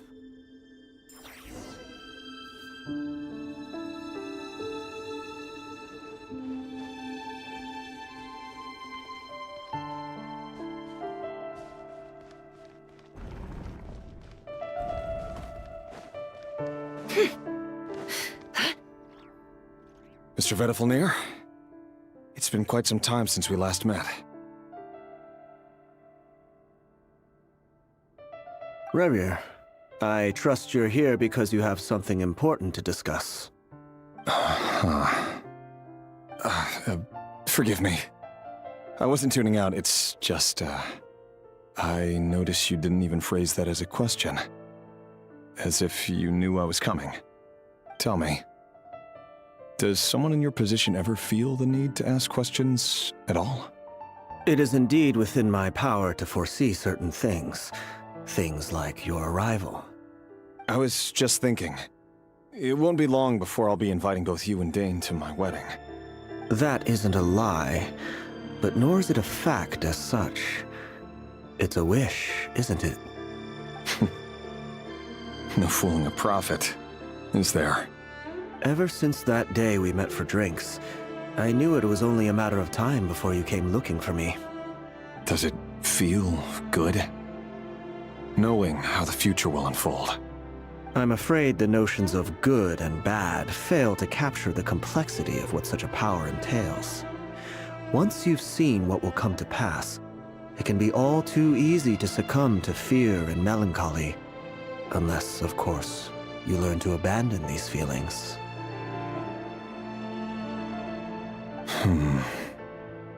You fear my silence, and long to hear the words I left unspoken that day. That's right. You must have noticed my reluctance to broach the subject. And the reason is simple. Because the truth could never have lived up to your hopes. For both our sakes, such words are better left unsaid. The burden of prophecy was never meant for your shoulders. So who exactly do you deem worthy to hear your prophecies? None but our exalted king? Or rather, our king as he once was. You're closer to his majesty than I am. You must know better than anyone how much he's changed. You say that as though it is to my benefit. Yet precisely because of that, I dare not speak rashly. A king can turn out to be the most virtuous of rulers, or a tyrant more terrible than the most vicious of dragons. You are so wise and far-sighted, yet still you would have me live in fear of the unknown? You make a fair point. Especially given my silence alone was all it took to send you spiraling downwards. Very well then. Let me offer you some advice. And I say this not as a prophet or a visionary, but simply as the brother of your friend. For many reasons, there is very little chance of your marriage ending in happiness. If happiness is what you seek, you should find another fiancé.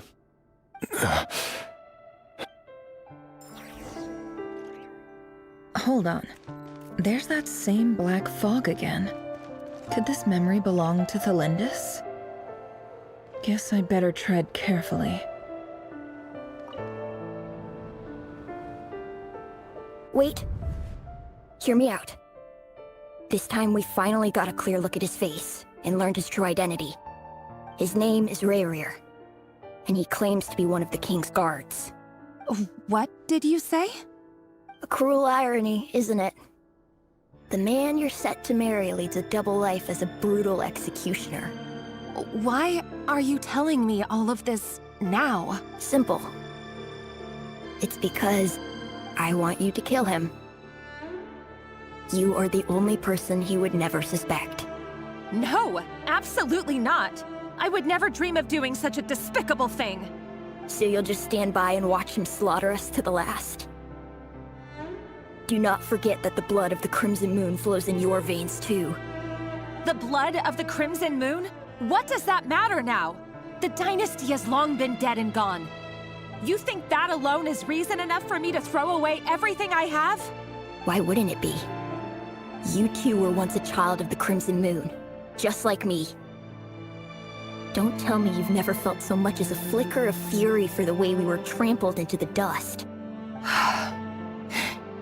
As long as you promise to abandon this pipe dream of restoring your dynasty, I can try to persuade him. Or have him persuade the Vinster King. Persuade the Vinster King?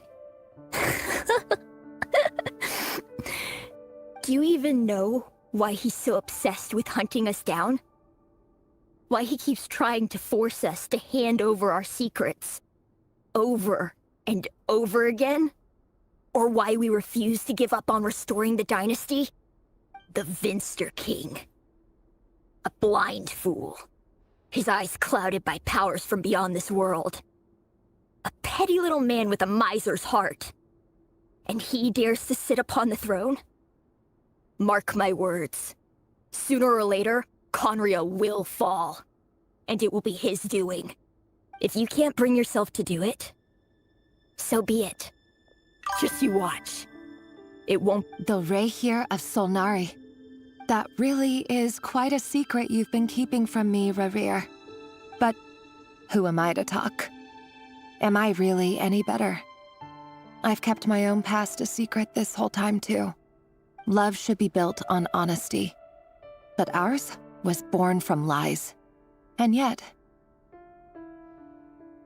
is it really so wrong to hide things that would only make life harder? If we don't cover up the parts that no one else should see, how can we go on pretending to be normal? Vedifulnir must have known all this. And that's why he made his prophecy. In the end, nothing stays hidden forever.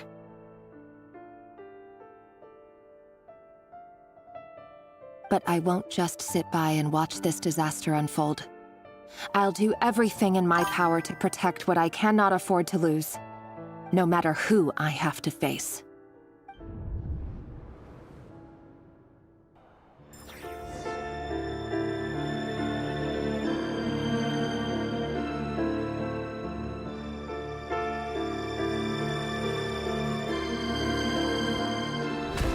Huh? Was that Rerir who just walked past the window? Doesn't it give you the chills that he still takes the same road to work every day? As if nothing ever happened. Those people at the deli. Enough already. They're clearly pretty taken by their own disguises, so just smile and play along. Pull the rug from under beasts like that, and you'll risk having your throat torn out. Deli? Oh. They're talking about those people from the opposition. Right. I'd almost forgotten they used to run a deli. People of no consequence always vanish so easily. And no one even remembers them.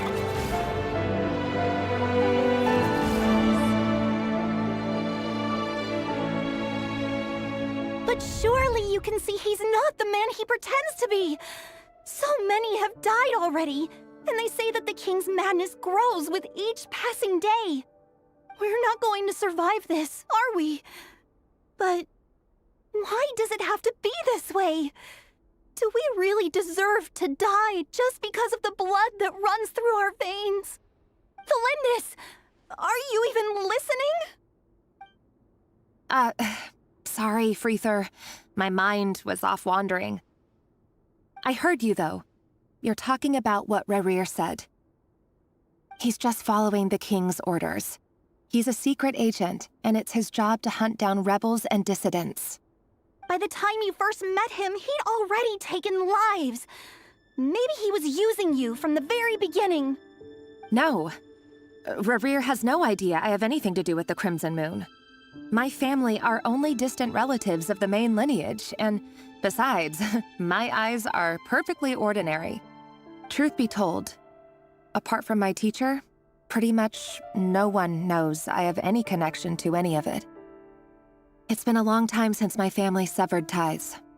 But as Orlog said, who could possibly talk sense into that raving lunatic of a king? No one! I'll work something out. Trust me, I'm with you all. But for now, you need to keep yourselves hidden. Don't let anyone find you, anyone at all. Don't forget that Rerir is an Eclipse operative. You need to be extra careful when he's around. And when I am too. For now, don't come looking for me. And if anything happens to me, just act like we've never met. If even you can't escape this, what hope do the rest of us have? But after all this time together, surely he wouldn't lay a hand on you. I won't speak in his defense, nor can I give you a clear answer to that question. But I'll do everything I can to put an end to this. Here, hold on to this. If an opportunity to escape presents itself, take it. You'll be glad you took some spare change. You call that change? But what about you? I've got a job, and there's still money coming in. But you can't go anywhere right now. Please think about yourself for once.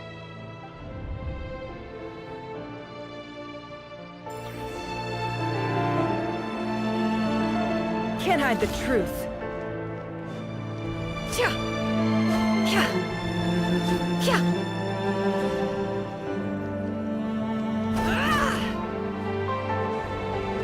Another day, another round of assassination training. The training ground is just beyond this hidden passageway.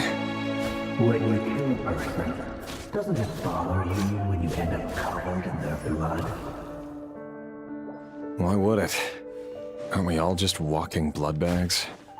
But not everyone is accustomed to hunting down others like prey.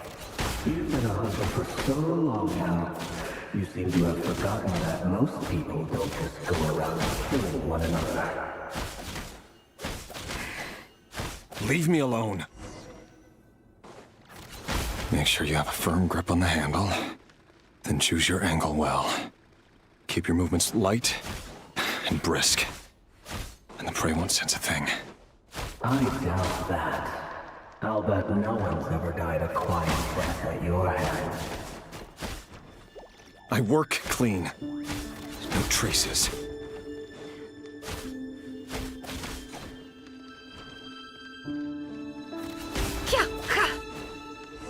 That doesn't make it open and above board, though. The king just happens to need you right now. What if someday he doesn't? That won't happen. He's changed. Ever since he fell under the spell of that power. In the beginning, he only had you take out a handful of the guilty. But now... The ones I've dealt with have always been guilty. And I've carried out my work flawlessly.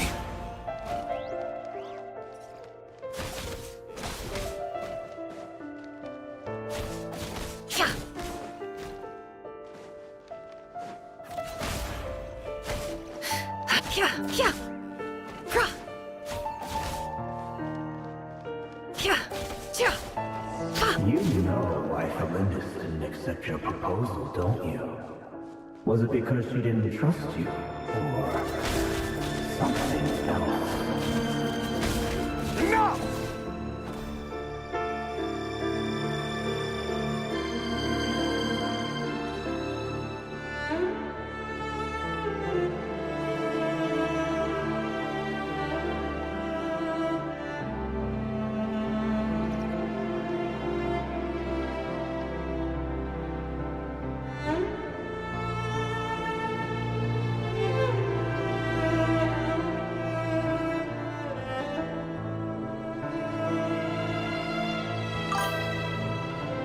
Can't hide the truth.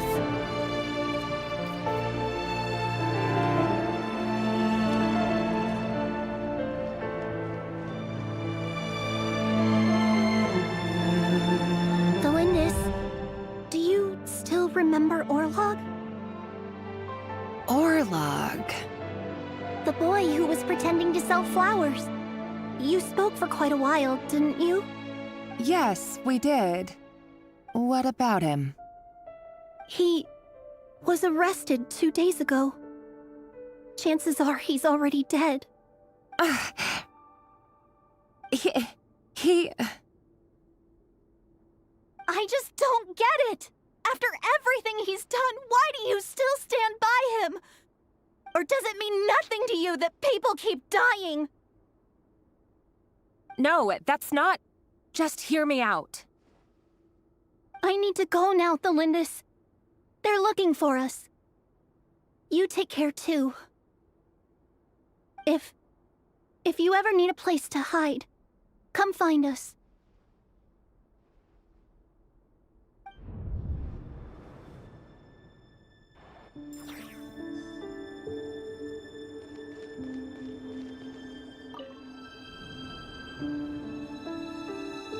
Author Felindis.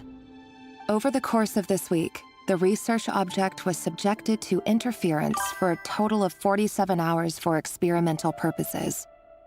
The results are as follows. All subjects of observation that were sent inside have now... The situation within is proving more problematic than anticipated. No progress whatsoever. What now? Won't you give me even a glimmer of hope? Things are getting worse by the day. I have to find a way or we'll all be in danger.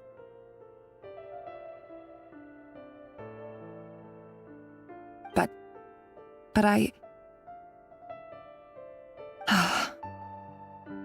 If all this research comes to nothing, what then? Sooner or later, it'll be my neck on the line. But could he really bring himself to kill me? No. Surely he wouldn't have the heart.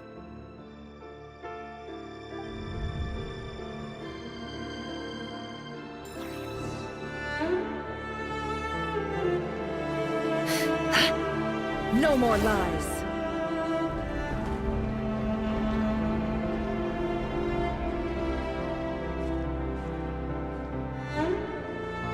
Why won't you just let us go? We don't even know each other. All we want is to live ordinary, peaceful lives. You want to live?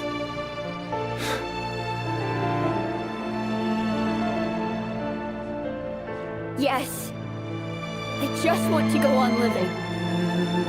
Is that really such an unforgivable crime?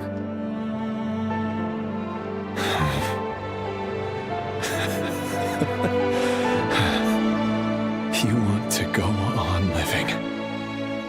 I want to keep living too. To keep living forever. That's why I have no choice but to continue on the path I'm on. If only some savior would suddenly swoop down and change the way the world is. Too bad that's not going to happen. Imagine that. If there really were such a person, you and I wouldn't be standing here like this, would we?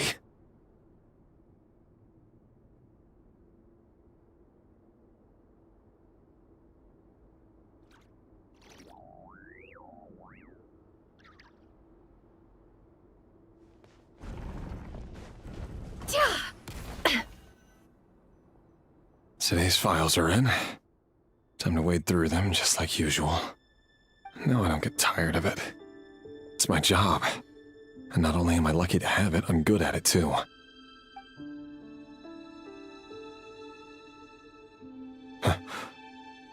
Wait.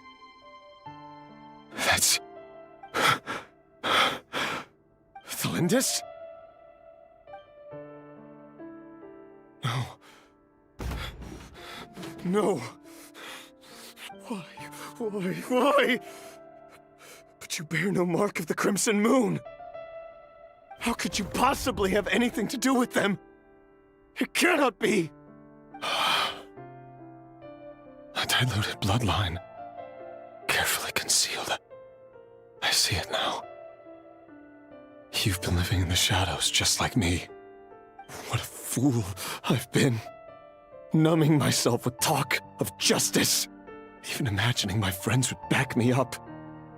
But in the end, Irminsul. Finster King! How far are you going to take this? From the direct bloodline to secondary offshoots? And then what? Today it's the descendants of the Crimson Moon. Who will it be tomorrow? Will you not rest until everyone down here is dead? No. This cannot go on. This is where it ends.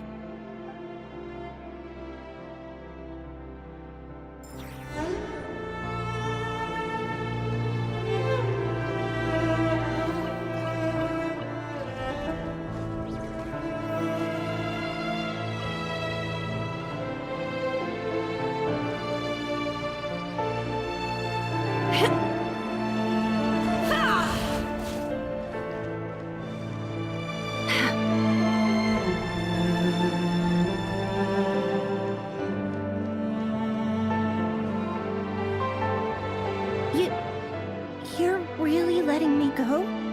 I am. As long as you can guarantee that no one will find you. Don't worry, I'll be extra careful. No one will know I was here. But... what about you? Me? If you let me go, you won't be able to complete your mission, will you? Good point. In that case, maybe you should stay. No, please! I just want to see the outside world again. To... Go on living? Yes. I know you're a man of your word. So please, just let me go. If I let you leave, what will become of me? Just kidding. Go, now. But remember, don't let anyone know you were caught. We'll be seeing each other again very soon if you do.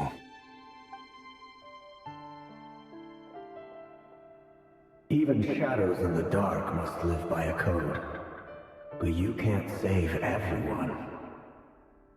You've been whispering in my ear for days now, Vedifalnir. What are you trying to do? Break me down? I only say this because you long for an answer to your problems. Let her go, Rerir, or you risk losing everything. I will not abandon Thelindis. Then you'll need a little more vigilance and a lot more power. The world is changing, Rerir. Keep your eyes peeled for your moment of opportunity.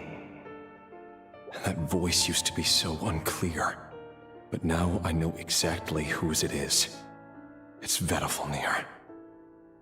He won't tell me how to actually resolve any of this, but he keeps trying to manipulate me like a puppet. What's his game here? Tell me then. What will this moment of opportunity look like? And no answer. He's like a ghost. Always disturbing me when I'm on edge, but never answering when I need him most. So, the Eclipse Dynasty was purging, well, massacring the descendants of the Crimson Moon. And it seems like it was all connected to the Vinster King's research. The King's obsession with abyssal power left the future of Khaenri'ah hanging in the balance. No wonder every aspect of Rerir's life was so unstable. And it looks like this Thelindis, Rerir's would-be fiancé, herself belonged to a sub-branch of the Crimson Moon Dynasty's descendants. It almost defies belief that a couple like them could hide the truth from each other for so long. If the Vinster King hadn't intervened in such a drastic way, they might have gone on deceiving each other for the rest of their lives. And why does Vedifalnir, Daneslif's older brother, keep talking in Rerir's head? This guy kept more secrets than I ever imagined. The human mind is like a vast desert of shifting sands. When you follow the flow of someone's memories, you only ever see the parts they're willing to let surface. Time for something a bit more creative. We've been inside Rerir's mind this whole time, building up a picture of his psyche. There's already enough clues on the board to start reading between the lines and mapping out the rest. Now, we can finally begin to put the pieces together. Sure, it'll only be a reconstruction, part simulation, part reasoning, but it's usually pretty accurate. Once we've built up a cognitive profile, we just need to cross-check the logic behind his actions. And then we'll be able to take a sneak peek at whatever it is that Rerir has really been hiding.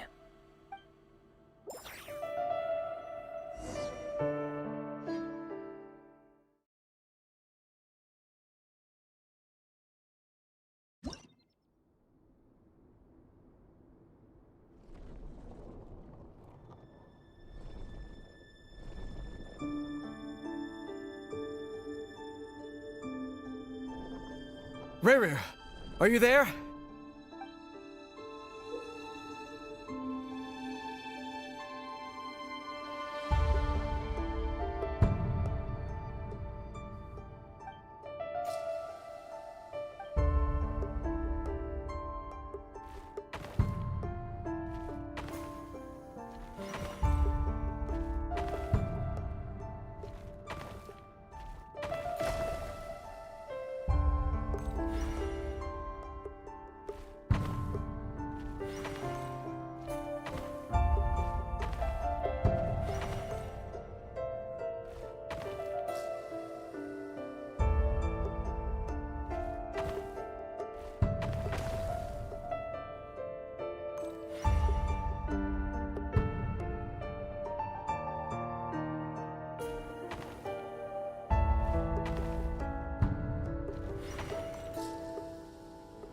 Hey, Rerir!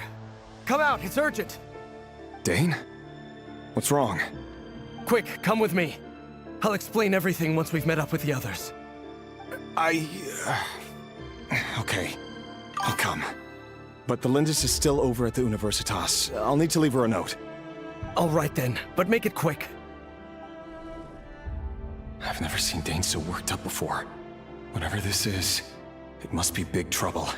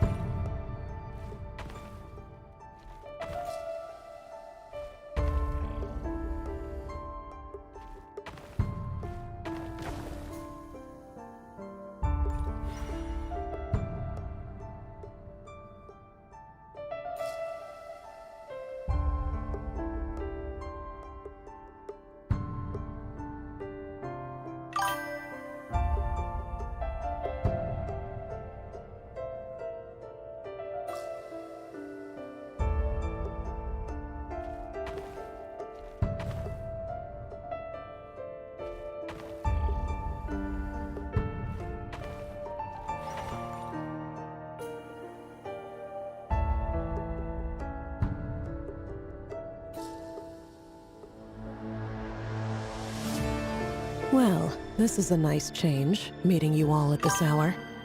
When men and women of ambition can speak face to face in broad daylight, I say that's a big step forward for our dear Conria. Don't be ridiculous. We do not fear the day. Why would we seek refuge in the night? You might ask your blade that same question. I'm told it prefers the cover of darkness. The word on the street is that Sir Delogi only strikes when he has an unfair advantage. But that is patently false. I see you're missing an arm and a leg. Surely only a fair fight could explain that. If this is your way of offering me replacement limbs, believe me, I'll take them. Oh, we can certainly discuss that. With bioalchemy, anything is possible. Assuming I have your full support in my research. Lunatic. Robtatir. What brings you here? Why, Dainsliff, of course. He invited me. Please, cast aside your apprehensions, Miss Rhindaughter. Whatever the rumors may say, I am but a humble servant of the king, and I can assure you he affords me no greater convenience than he does you. Well, the Universitas Magistrorum won't stop fawning over you, so at least some of the rumors must be true. You're clearly doing well for yourself, so drop the humble servant act. It endears you to no one. You're president of the Universitas Magistrorum, the chief royal mage known as the Wise by royal appointment. and by far the most favored among the 4 pillars of Conria. Vice President Veit doesn't even try to hide his envy when he sees you. My success is the product of hard work and good luck. It's as simple as that. Were the king not such an extremist, I hardly think I would have received a senior post at my age. Of course, no job is without its gripes. Serving a king like ours can be a challenging task, as I'm sure you can imagine. And as for Efterveit, in missing out on the presidency, he's dodged a mountain of stress. Like everything else in life, it comes with pros and cons. You're all here. I apologize for the short notice, but it was an emergency.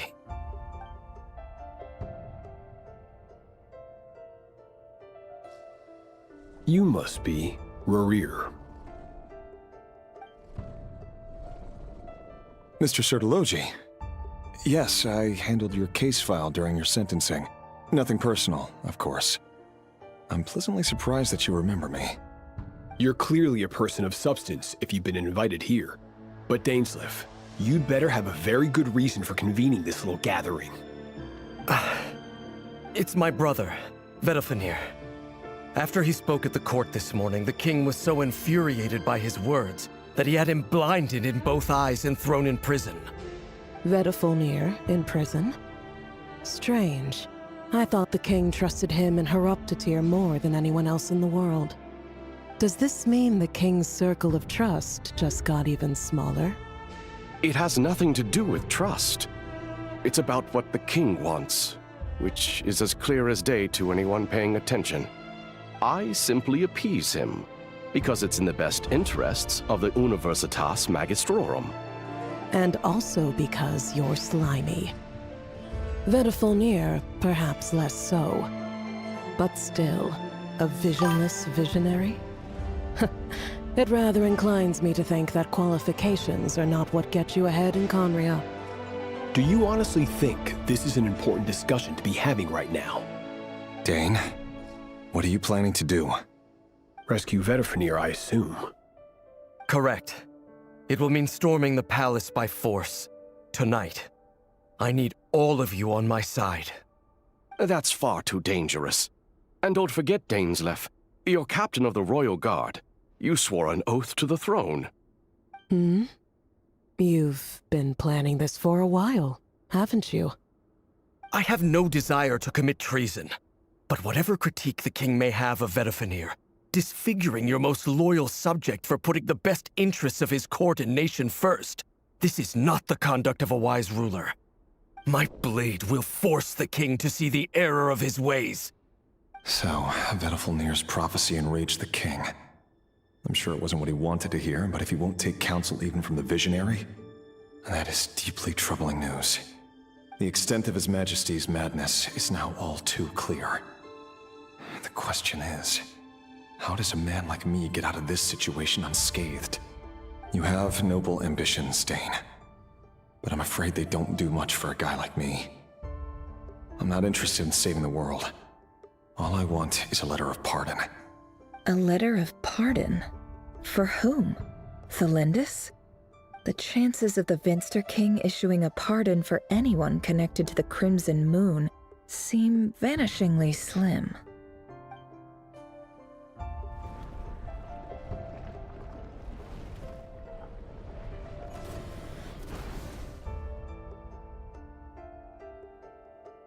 This black fog over the board must have some connection to Thelindis. But why is it taking this form? Does it have something to do with Rerir's past? Another mystery I'll need to unravel.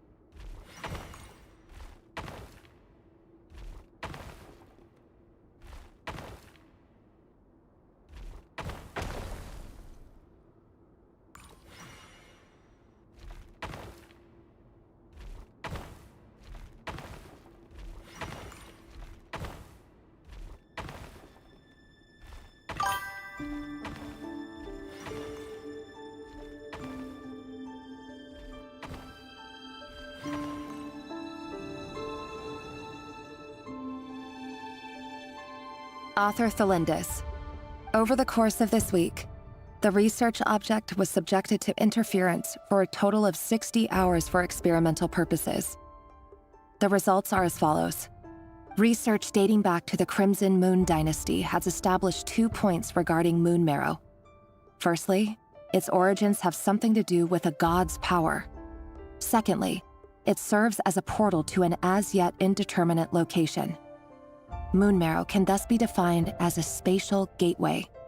However, there are a number of hurdles to overcome before we can answer the question of where it leads to. To start with, opening the gateway requires a specific power source, which the relevant literature indicates. An enormous amount of power is then required to keep the gate open. Currently, the total power output of our instruments remains in the single digits. To make matters worse, I am now the only staff member remaining in the Moon Marrow lab. The Universitas Magistrorum recently decided to move most of its personnel into abyssal energy research, which has stymied all Crimson Moon-related projects. This is not a wise move. I have always maintained that placing all our hopes in a single source of power is risky, especially one as poorly understood as this. As well as making ourselves overly reliant on a single resource, we are neglecting other promising technologies. I apologize if this comes across as disrespectful. But as a Moon Marrow researcher, I desperately want to see the world beyond the gateway. If we really made it there one day, what would we find? And how would we go about taming the unknown? My imagination is endlessly fueled by questions such as these.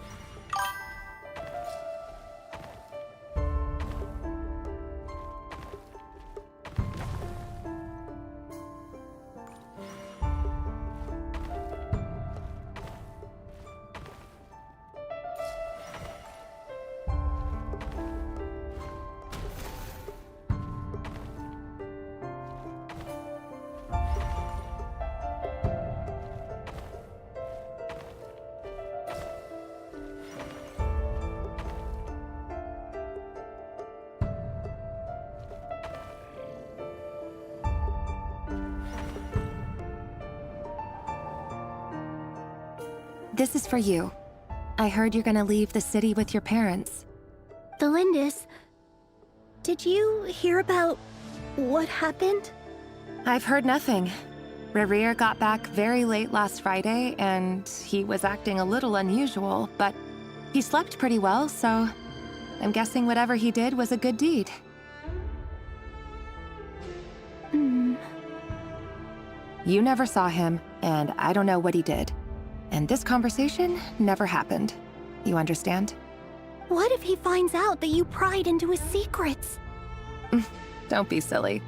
I don't know what secrets he does or doesn't have.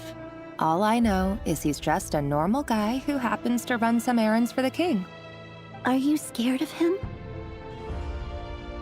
I don't know. The Rerir I know doesn't match the person you all describe. Logically, I should be scared of him. And yet, I don't want to lose him. But enough about that. You should get going, and be careful with the package I gave you. Keep it secret. Keep it safe. What's in it?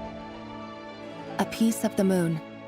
All you need to know is that as long as you keep it safe, then in the future, everyone will be able to see a red moon. A red moon? You mean our moon? That's right. Our moon. Promise me you'll look after it. I promise, Thelindis. The Crimson Moon bloodline will never die out. Its light, the color of blood, will become like a fire that flows in our veins, no matter how long it takes.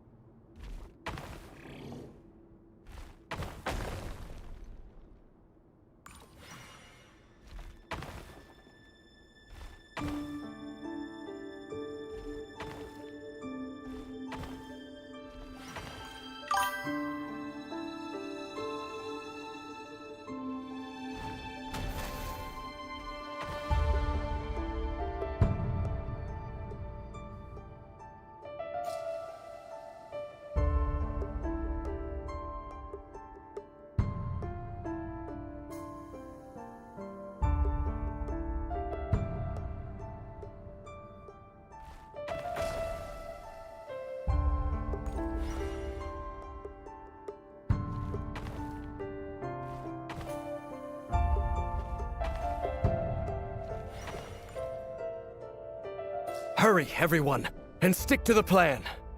Sir Dainsleif, what are you? Is this treason? You know what happens to those who betray the throne. Please, don't do this! It is the king himself who has betrayed the throne. He has betrayed all of Conria. If you have any love left for justice in your heart, you should join me. It's showtime. Dane and his group will handle the troops in the palace. Then Hraptatir and Rhine-Daughter will disarm the security measures. My job is to enter the prison and rescue Vedifalnir. Stay safe. Wish me luck. Look after my brother. Draw your blade. It is time for justice to prevail.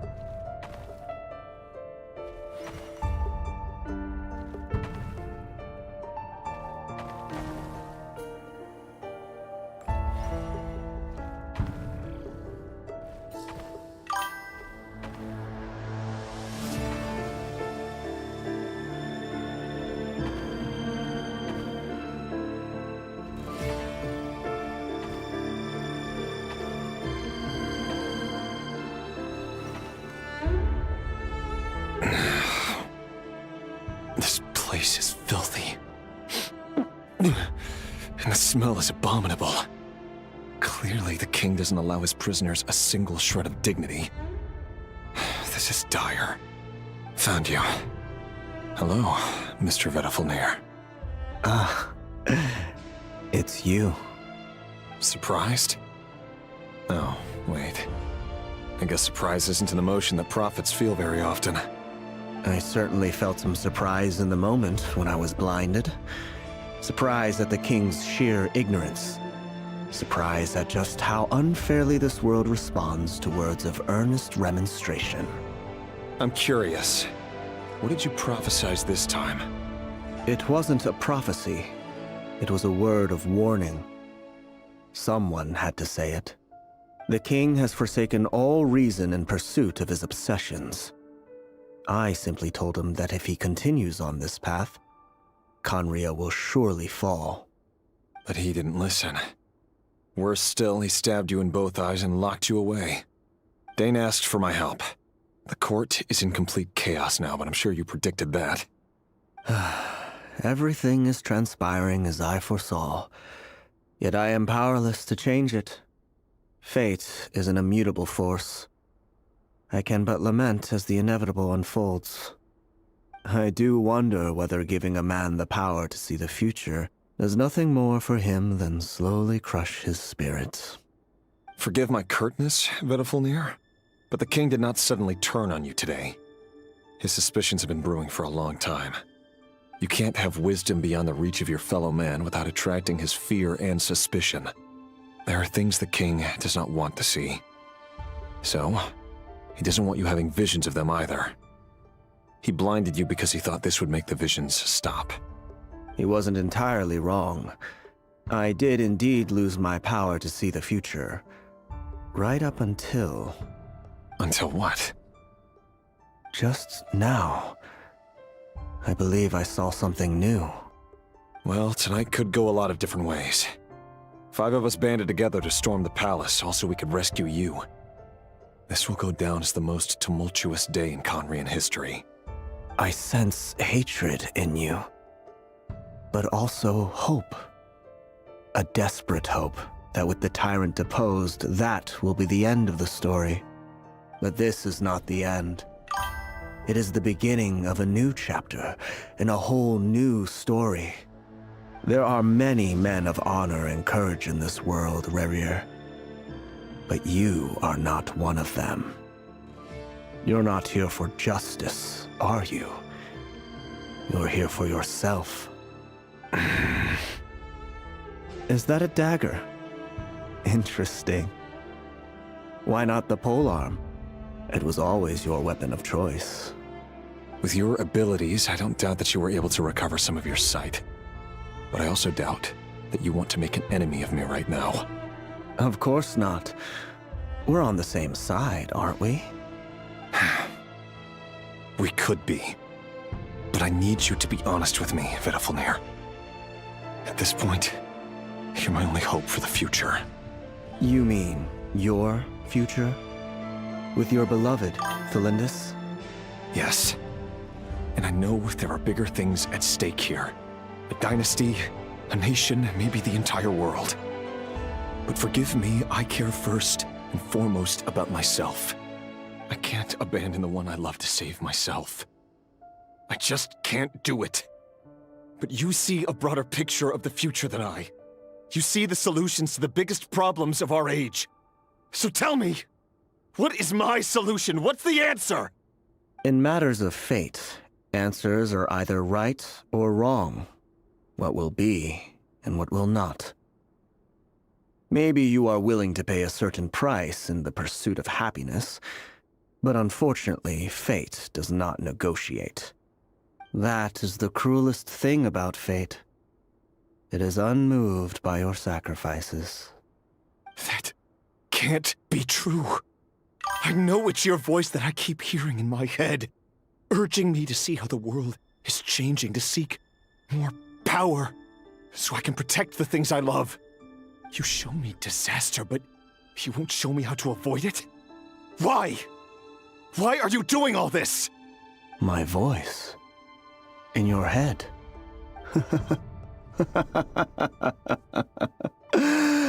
So, you hear it too? The voice that steals your mind, gains your trust, and drives you crazy.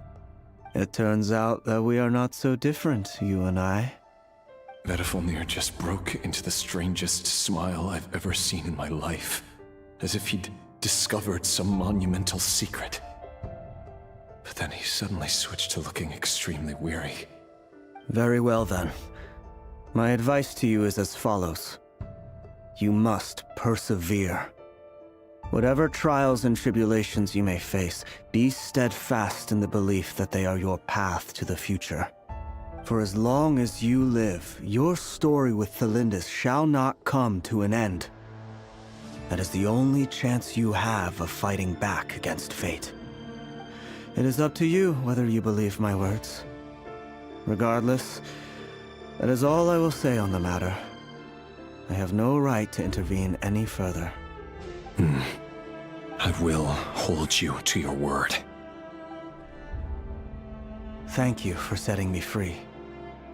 In return, I will tell you one more thing that you cannot afford to ignore. Just then, a strange wave of energy rippled through the city. We had no idea what it could mean. If I were you, I would head to the Universitas Magistrorum. The Universitas? Oh no! I'm sure we'll be seeing each other again very soon, Rerir. Whatever Vedifalnir said, I didn't catch it. I didn't even help him out of the prison. There was no time to lose.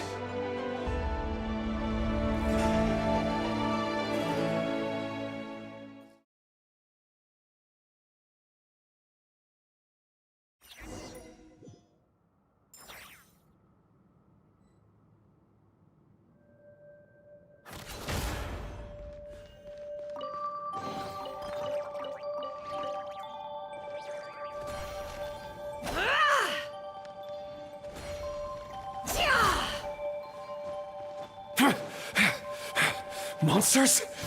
Is this Rhindaughter's doing? Or the Universitas Magistrorum? Out of my way! It all adds up. Yeah, time to come clean. Yeah.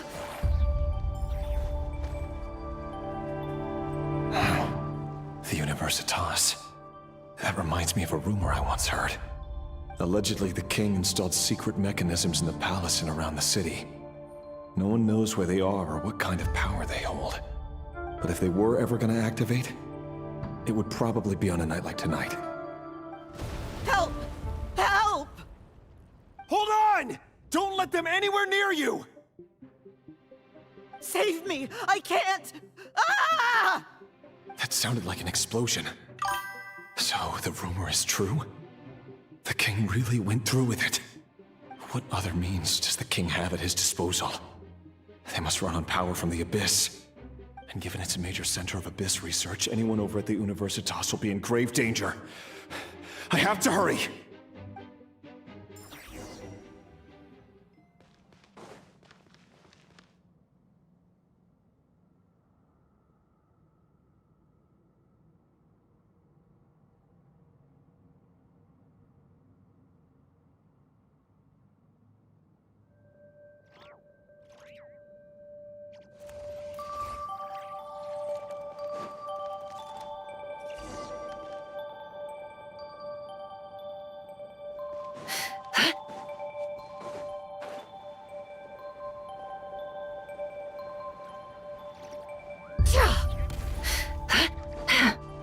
No more lies.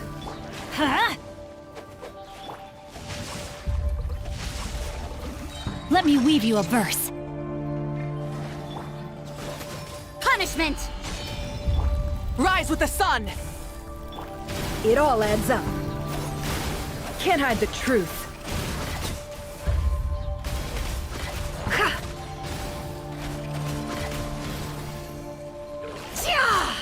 No more lies.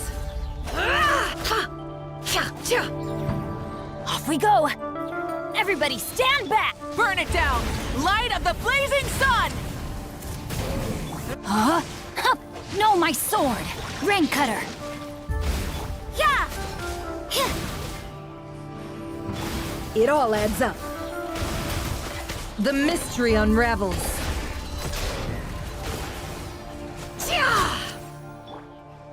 Let's light it up! Huh. I'm going in! Huh? Huh. Let me weave you a verse. Can't hide the truth.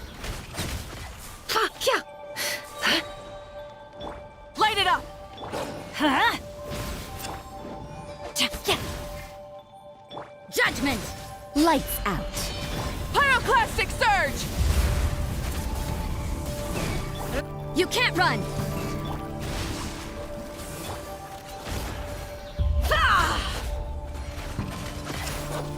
It all adds up. Seek within. Teamwork is dreamwork! Burn it down!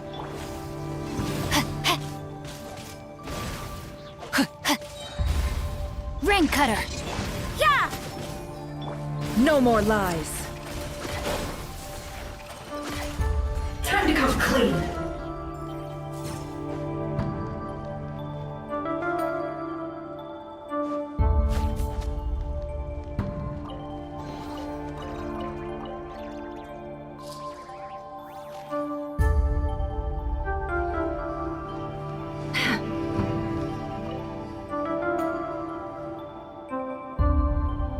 Monsters!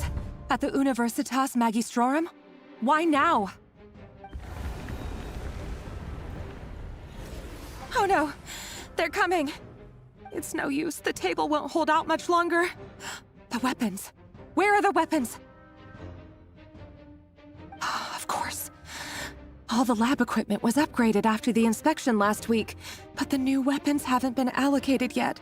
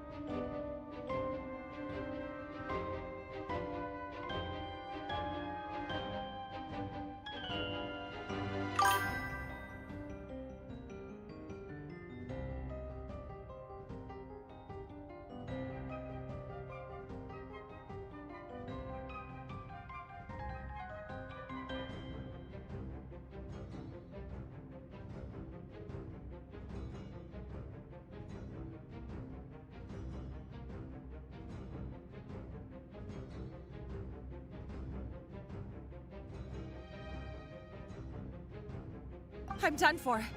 Is anyone there? I need help! Ah!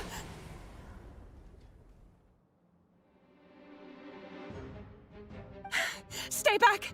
Please stay back! Please!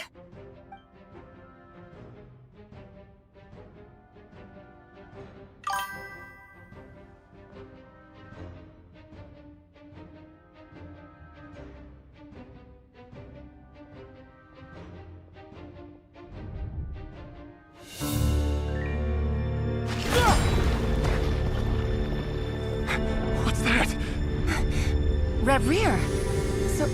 So the rumors about your work are true. What? No! Listen, something happened at the palace tonight. We have to leave! You don't need to lie to me anymore. What do you mean? I know why you're worried, and I will respect the decision you've made. But it's okay, because I found a solution. I know how to end all this. You can have it back. The normal life you so desire.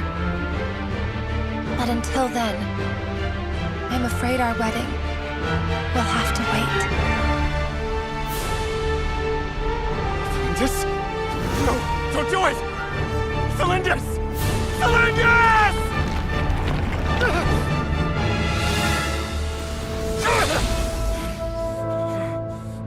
I told you, Rarier. Let her go. You will find someone better. No! No, I won't do it! I have to save her!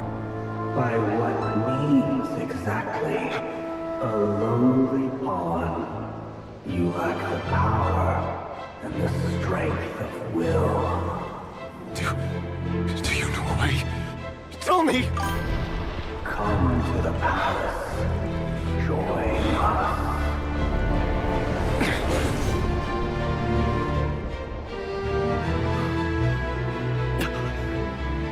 Rarier, thank goodness we... Step forth and take your share. You made it. Not you too.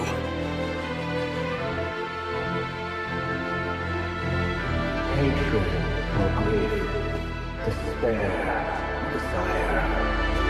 We all have our own.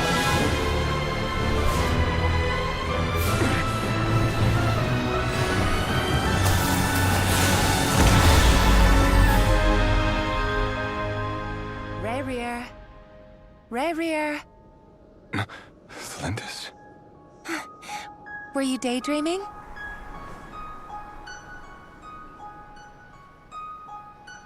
You still remember, Rarier? That question you asked me a couple of weeks ago? Oh. You mean the proposal? Yeah. I'm wondering, where do you think would be a good place to discuss it? Maybe in the garden? Or were you thinking a fancy restaurant? It's your choice.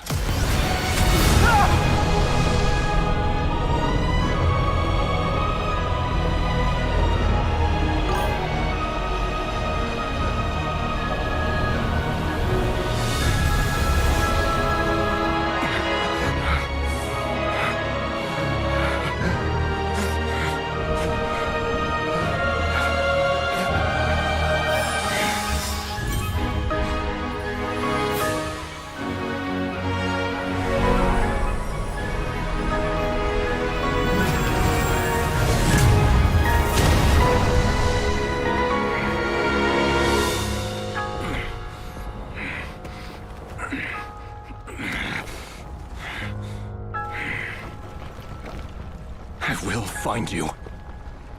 And then... you can give me your answer.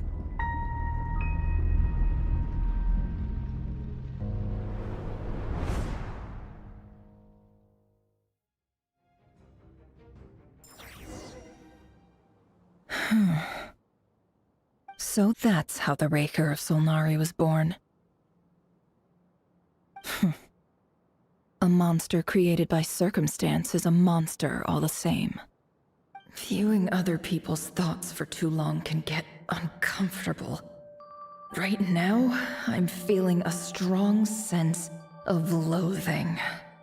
In a nutshell, the story of Conria is what happens when the truth falls by the wayside. Everyone tells little white lies, and before long, you have a huge pack of lies that destroys everything. Whew. Time to get back. His past is filled with sorrow, but the tale of any fallen civilization is one of endless tragedy. Cruel as it may be, that was Conria's fate.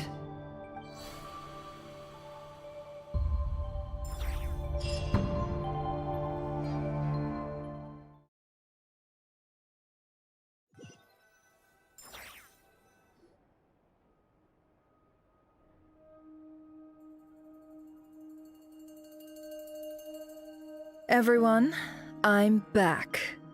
Can I get a standing ovation? Never! How are you holding up? Feeling okay? She's fine. Boss is a pro. Yes, I'm fine. You will have seen the events of Rarier's life through my thoughts. It's now clear that he is just a regular nobody. driven by personal tragedy, as he said himself. I mostly agree. There's only so much we can know about him from his memories alone, but they did give us a clear glimpse into his life in Conria. However, I would not consider Rerir to be a nobody. He was deeply involved in the events of that era. Yet, when the catastrophe of a generation strikes, nobody is safe. Sounds to me like you're speaking in riddles again. Is this you urging me not to abandon the people of Nodcry in their hour of need? That's not what I meant. Although I do hope you choose to remain a part of the plan. Without you, the mission ahead will be all but impossible. Then try to remember that I respond better to the carrot than the stick. And I don't appreciate being bossed around. Now, as for you, Missy, you were excellent. You stuck to the rules of the ceremony and kept your mouth shut the entire time. Bravo. Cool! So, can you fill me in on the deets now? Most of what I saw went right over my head. Patience. You'll hear the whole story, don't you worry. But let's meet up with the others first. It will save me narrating it twice. Yehoda? Yes, boss! Let me get that door for ya. That's more like it. For a moment there, I was worried you'd forgotten about the first clause of your employment contract. Forgive my curiosity, but what does the first clause say? It says I gotta do the annoying stuff that boss is too lazy to do for herself. Like opening the door, pouring the tea, yada yada. Is that right? If something is in the contract, it's because she willingly agreed to it. Rest assured that the Curatorium abides by the very strictest of labor policies. You don't seriously think I'm cruel enough to treat her like my slave? In any case, I've hardly shied away from my share of the work today. Hope I don't catch Flintz and Varka lounging about in their chairs, enjoying a leisurely cup of tea. There's nothing I dislike more than other people enjoying themselves while I'm hard at work.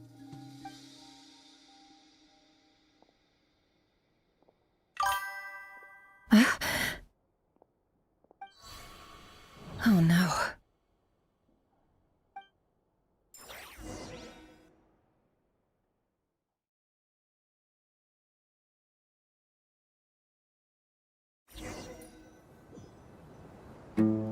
Sorry to disturb you, but we seem to have run into some trouble.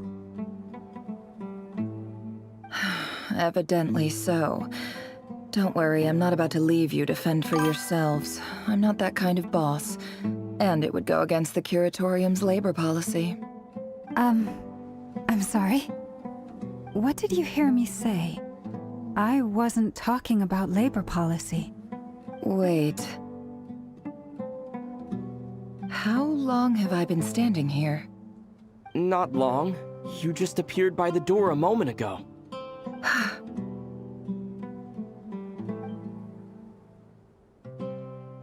Boss, what's wrong? You look like you've seen a ghost. We've been tricked. We never left at all. Somehow I hallucinated that whole scene back inside the office. Hallucinated? But how? How indeed. This place should heed my will alone.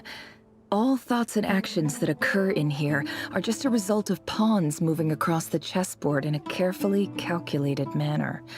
And nobody has access to this chess set but me. So you control everything in here? More or less. But yes, it's a special technique of mine. Has anything like this ever happened before? Only once. It was the first time I used the chess set. Is there any similarity between what happened then and what's happening now? I suppose my thoughts are a little turbulent, which was also the case my first time. Is there anything I can do to help? The first clause of your contract clearly states that I only need your help with things that I'm too lazy to do myself. Meaning, you're not feeling lazy right now? Meaning this is not something Yehoda can help with. The chess set is a personal treasure that I alone understand. I must be the one to find our way out of here. Boss, it's fine. Really. Let me do something useful. Oh, listen to you. Whatever would I do without you, Yehoda? What? Really? Yes, really. Where would I ever find another employee as obedient and servile as you? God forbid anything ever happens to you. Oh, okay. Well, anyway, I was thinking of fetching some water. There's gotta be a source around here somewhere. I suggest everyone finds someplace comfortable to take a rest. We gotta conserve our energy. Even though all this chess malarkey doesn't exist in a physical sense, mentally speaking, it's all real. And so is our tiredness and fatigue. You don't want to dismiss mental fatigue. Just because it isn't physical doesn't mean it's any less serious. But anyway, I got your backs, so don't worry about a thing. Don't I have the best employees? Jealous much? If we can find a suitable time, I'd love to borrow Yehoda for a day to help out at the Frost Moon Scions. Would you be amenable to that, Boss Nefer? Oh, Lauma. Have I ever told you just how pretty you are? Beauty runs from the tips of your antlers to the depths of your imagination. Time to rally, everyone. Follow me. As we continue our journey, the same rules will apply. That means stay focused and no talking no matter what we encounter. And don't disturb the chess pieces. You have my word that I will get us all out of here.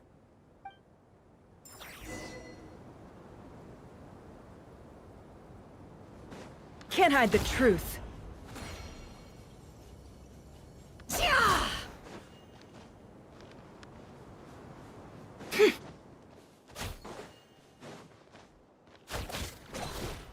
This place looks familiar. That's not a good sign. I wasn't expecting visitors at this hour.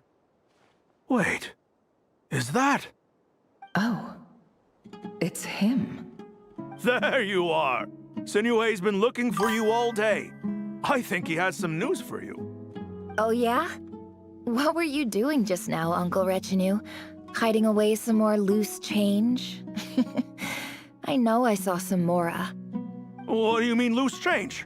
Oh, come on, I'm too old for this. Just pretend you saw nothing.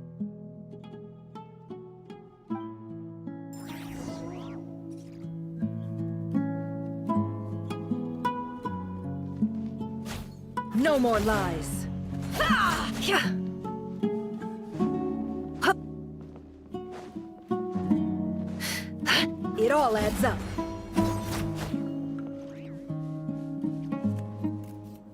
Hey, kid. Mind telling me what Sinuhe's been up to recently?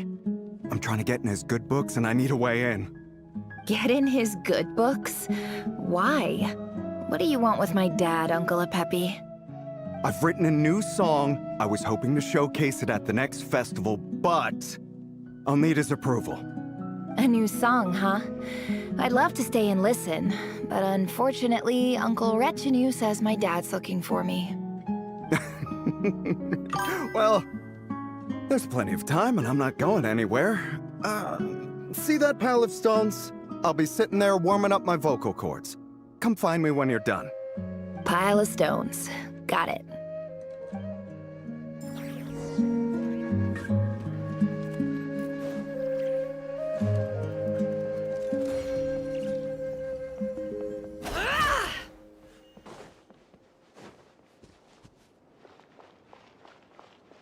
Hi, Dad. Uncle Retinue said you were looking for me. Ah, there's my little princess. If you'd gotten back just a little sooner, you could have shared the spoils of war with me. Spoils of war? Who were you fighting against, Dad? It was just a figure of speech. The aftermath of a sandstorm is no time to be waging war. I was talking about our war against thirst. I went out to fix our water supply problem, and now I'm back. Which means... We have a well again! That's right. I found a new one and brought back as much water as I could carry. It should last us for a good while. If it wasn't for these blasted sandstorms, our wells wouldn't be caving in. You wouldn't be spending all your time out searching for new water sources. As the chief of our tribe, I'm supposed to be leading us out of hardship and poverty, onto better things. You know how prosperous our ancestors were.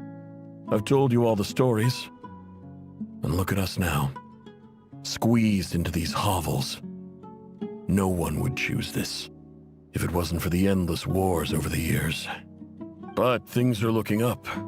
I started working with some folks from the academia a few months back. They gave me some contacts in return for my assistance in the desert. So you're the academia's helper now? Special ambassador, they call it. Think of it as a partnership. It's nothing bad, okay? We've been isolated here in the desert for too long. Seeking opportunities elsewhere is the best thing for us, and the fastest way to progress. So, do you get anything good out of being a special ambassador? Of course. My luck's improving all the time. One day, I swear I'm gonna lead us out of this place.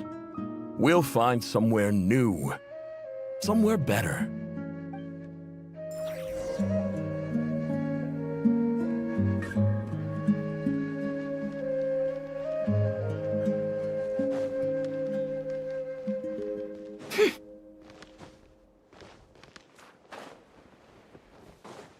Can't hide the truth. It all adds up.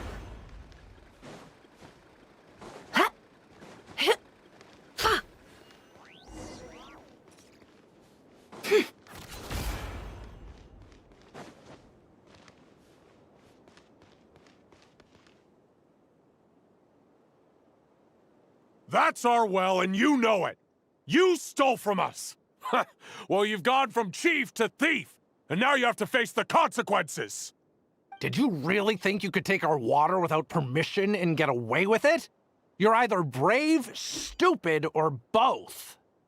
And that Special Ambassador Act? Yeah, nice try! We spoke to the academia. They said it was all news to them. You're a liar and a cheat!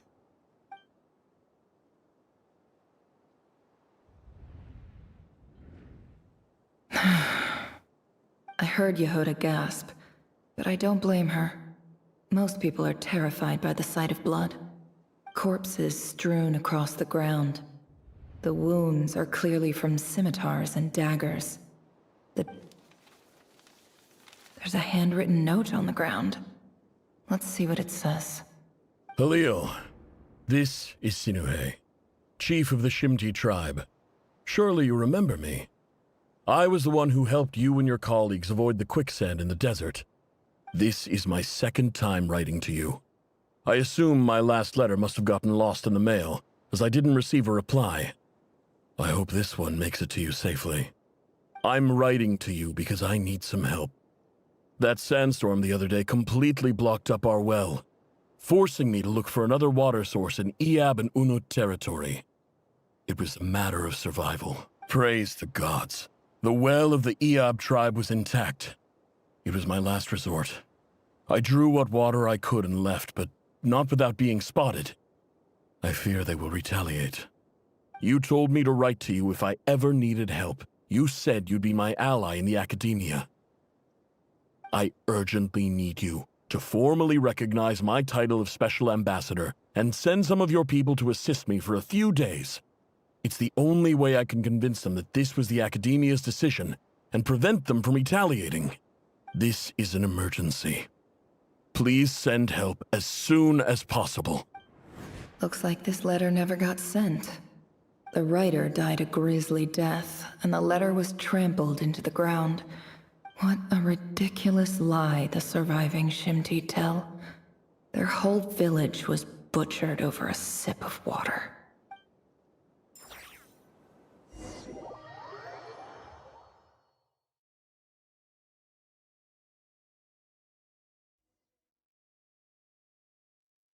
officer. Welcome. Welcome to our humble village. I thought you would at least have the courtesy to provide some respectable libations. This is the finest wine Sharou village has to offer. I promise.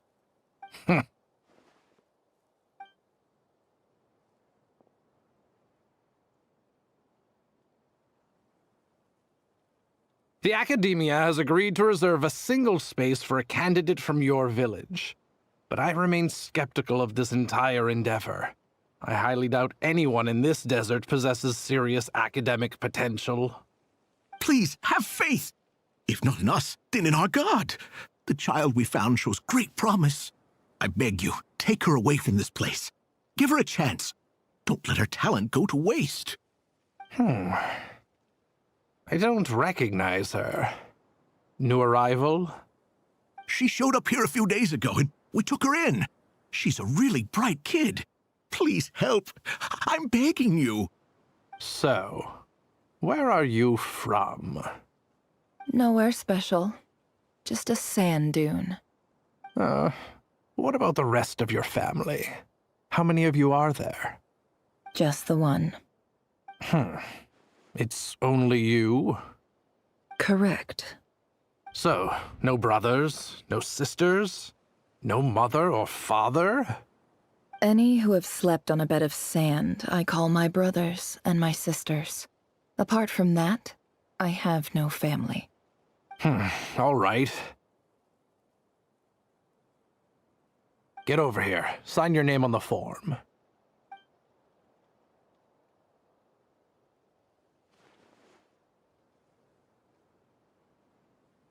Never? You're rather fair-skinned for a desert dweller.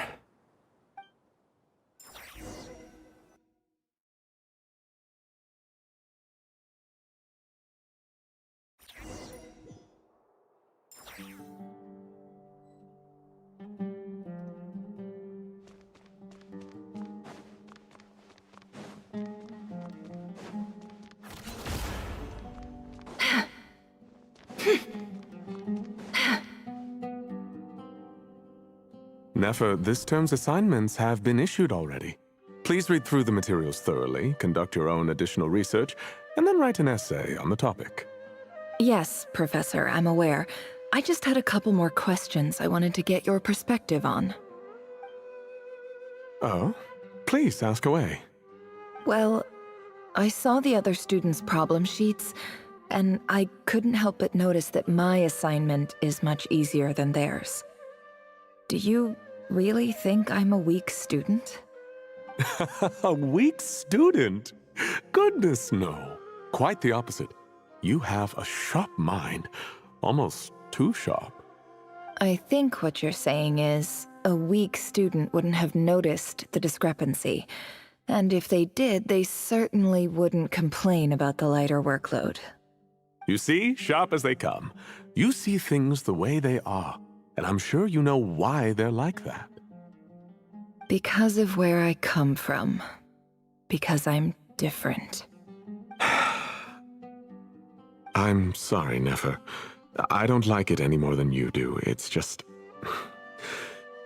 Anyway, you said you had a couple of questions? What's the other one?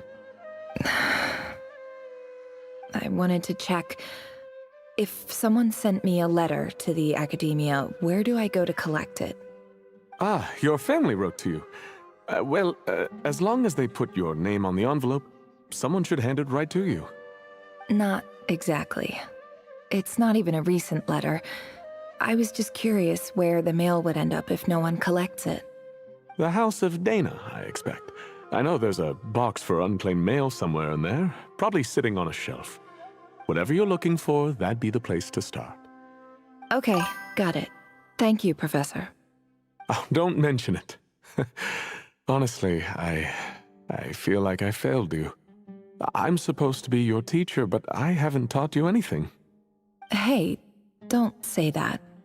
You're a great teacher, and you do your best for all your students. But the rules are the rules. You're not allowed to teach students like me. It's not just the Academia either. The whole world bends over backwards for the successful. and leaves the losers to suffer and die. Oh, my dear child. Don't tell me you've given up on life already. I haven't. I just think that if you want to make it in this world, you have to find a way to become successful.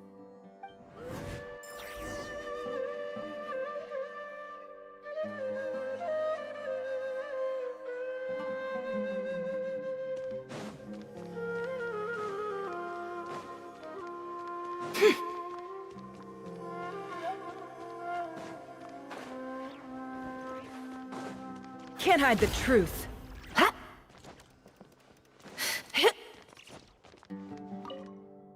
This must be it.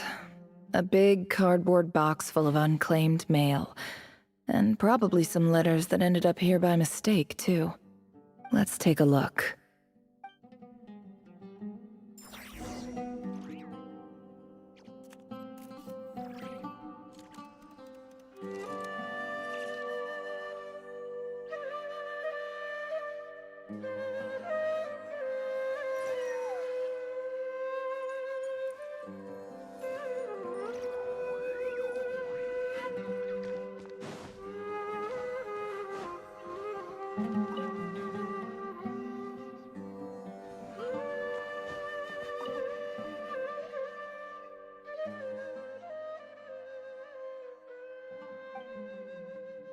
A dilapidation, sir. This one was no. Who was it? This one. In clinical. This seems like. Wait. What's this written on the back? The note says. This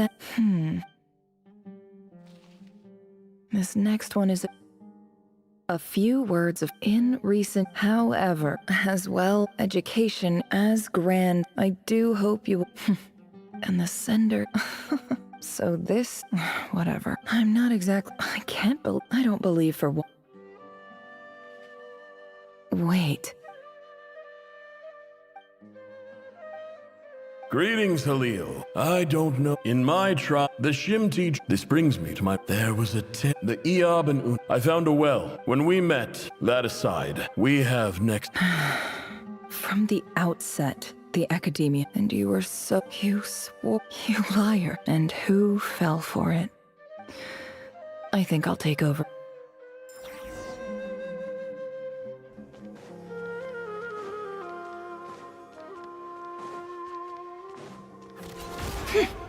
It all adds up.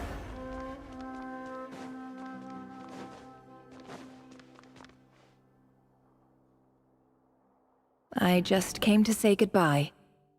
Thanks for everything you've done for me in my time here. Nefer?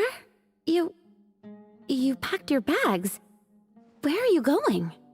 I'm quitting. Something's come up in my hometown. Gonna head back and deal with it. Huh? But this was a hard-won opportunity for you. You know that better than I do. It was. But it doesn't matter.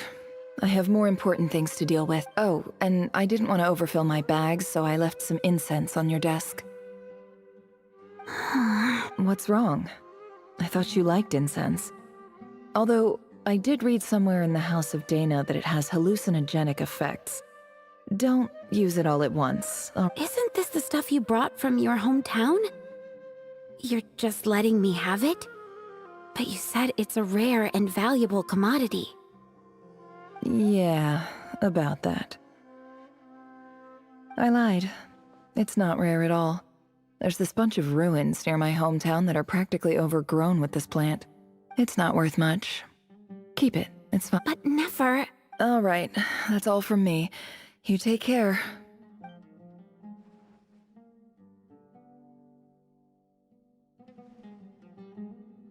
Don't forget me, okay? Yeah, I lied again. That incense is worth a fortune, and it's a rare find even in those ruins. And as for remembering her, I have far too much to do when I get back. I'll be lucky if I even make it through this alive.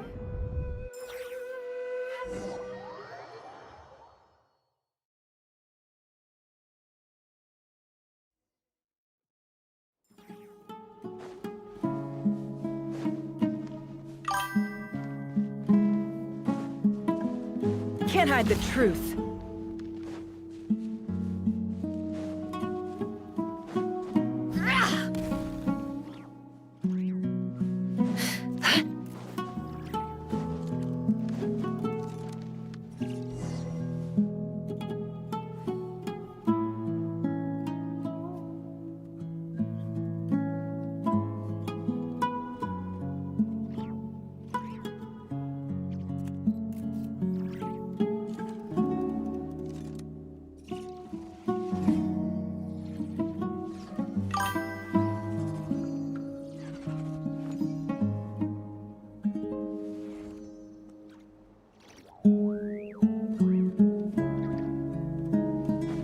It all adds up.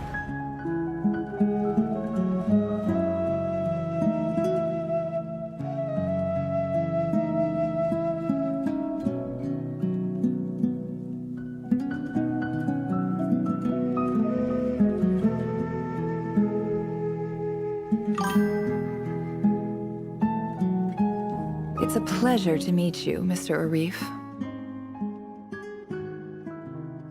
So, what does the Academia want? Since they've sent their special ambassador, Please, sir. Lower the ever-shifting... So... This well is... You're not wrong. Of course not. Records uncovered by... I checked the map... 50 million? No, wait. If these ruins are as important as you say... Don't get greedy. We know far more... So what if it was?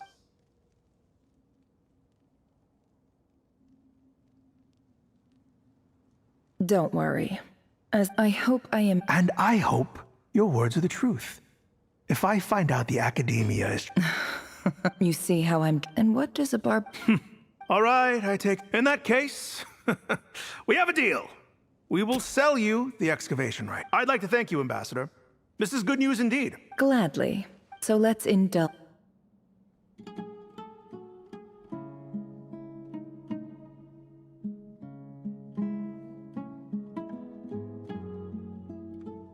Chief! Chief, it's an emergency! It's the Unut. They've... What? Well, don't just... Yes, Chief. I have every... Well, what is it? The Unuts were... I am obliged... No!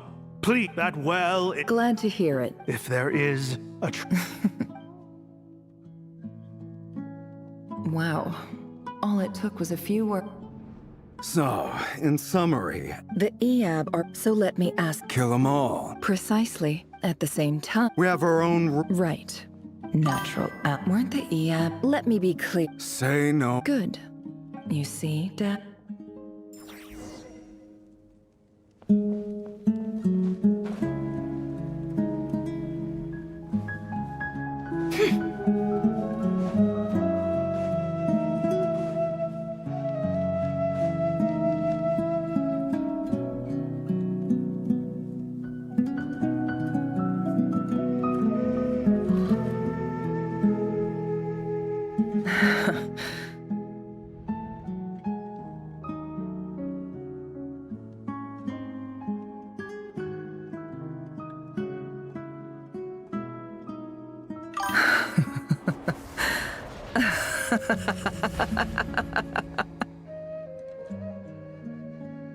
Look at yourselves.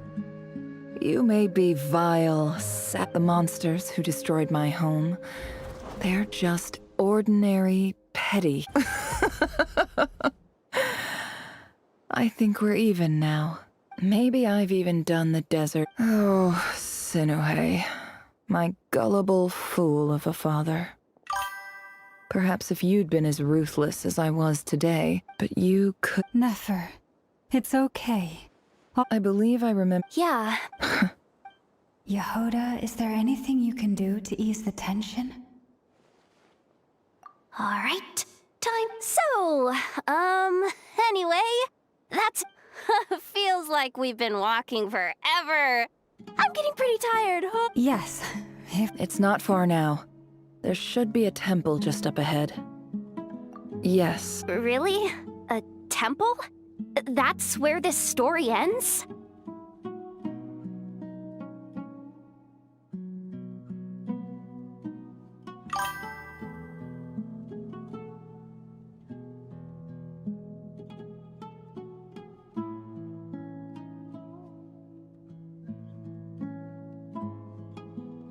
I guess that's how things go in the desert. Desert dwellers can never escape their destiny.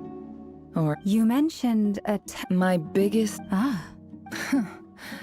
I didn't know you were... I'm no expert in the history of... Sounds impressive. Oh, I know who you mean. That's Boss... Sino's hardly a figure of... What about him? Well, he's not a... Please, this is the... Thanks for your patience, everyone. I'm sure it's been a lot to...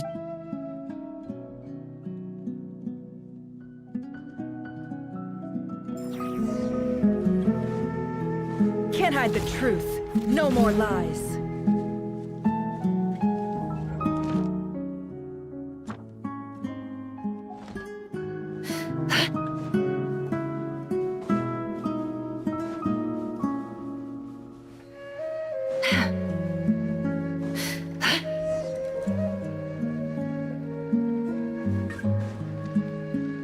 It all adds up.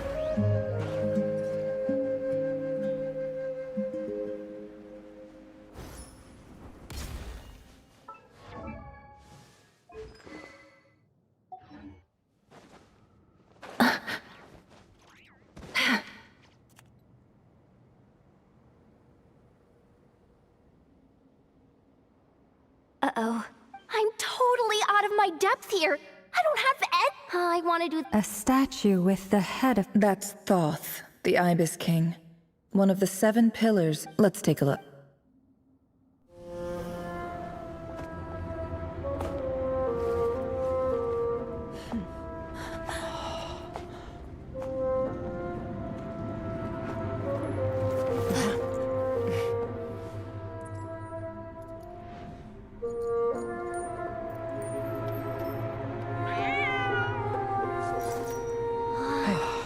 It's just Sharou. So, all is well?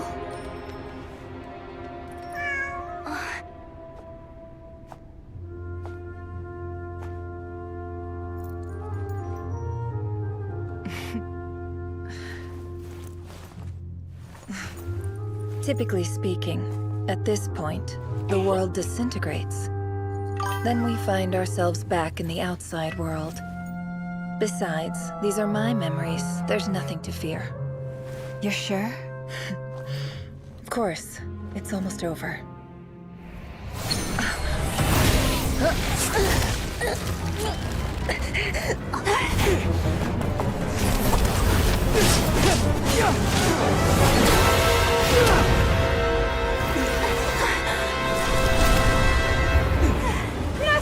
Hold on!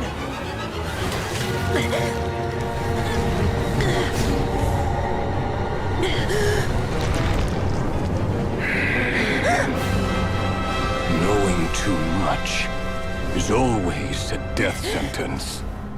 Speak for yourself.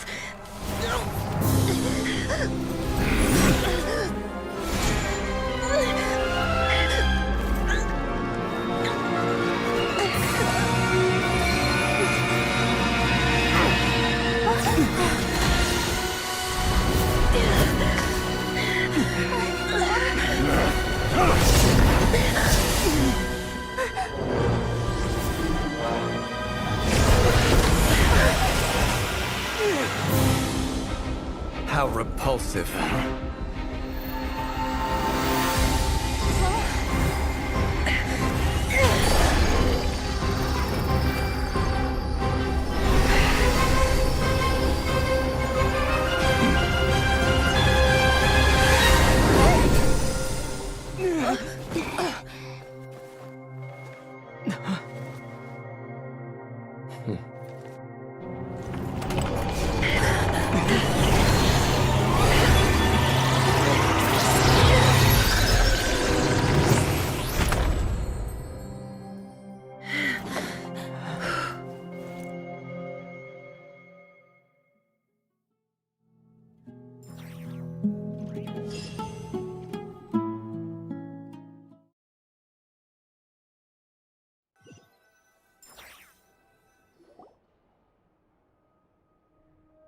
Timed that pretty well, didn't I?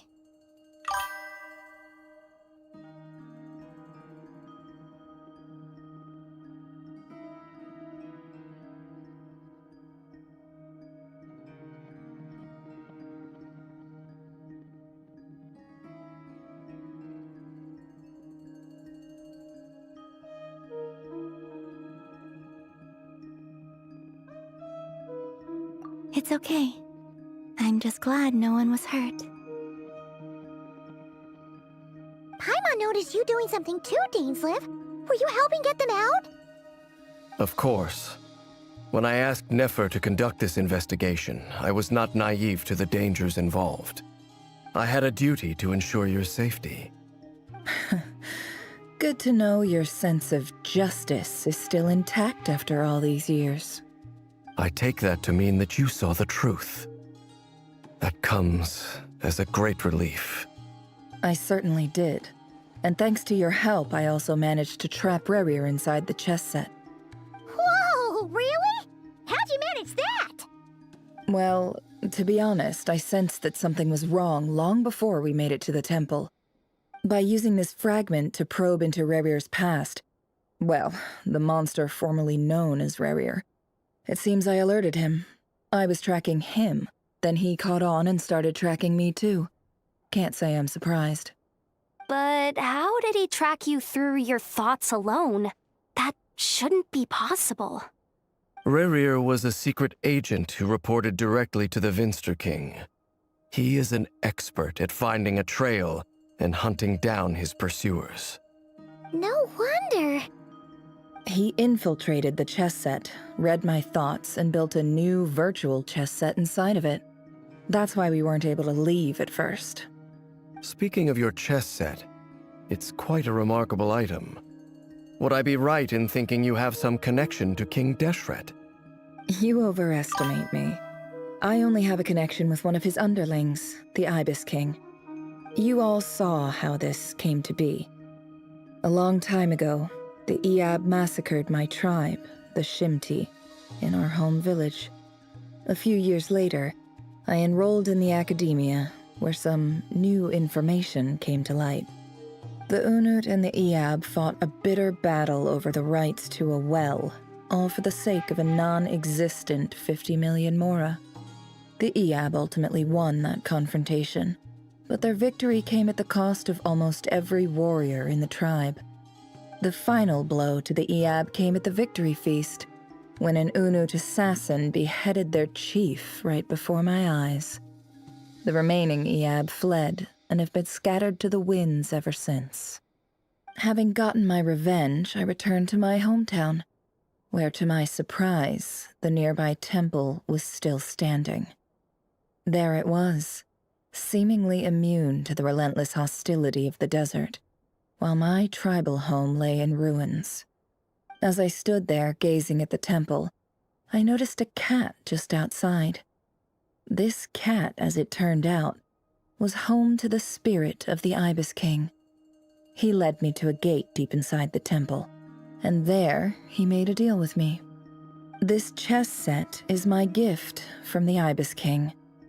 The chessboard within is made to the same specifications as the one in the mausoleum of King Deshret, and represents his power of piercing analysis.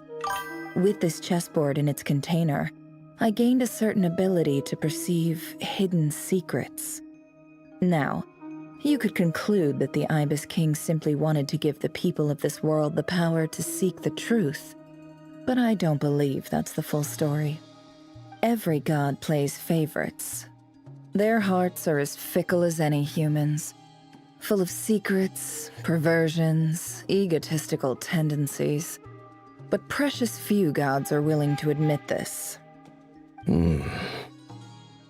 It is the same with all powerful forces, including fate itself. Their gaze falls preferentially upon a select few. As you rightly point out, this is an act of favoritism. If you're alluding to the Abyss, then yes, I agree. Gather the others. It's time to share everything I've learned.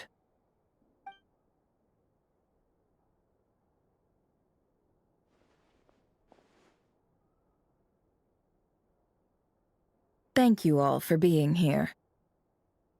As promised, I did some further investigating into the Reicher of Solnari's background. I am pleased to report that the investigation has been most fruitful indeed. The Reicher of Solnari, real name Rerir, was once a Khanrian subject who served the Vinster King. I will now share the important details of his story. Please save any questions or comments for the end.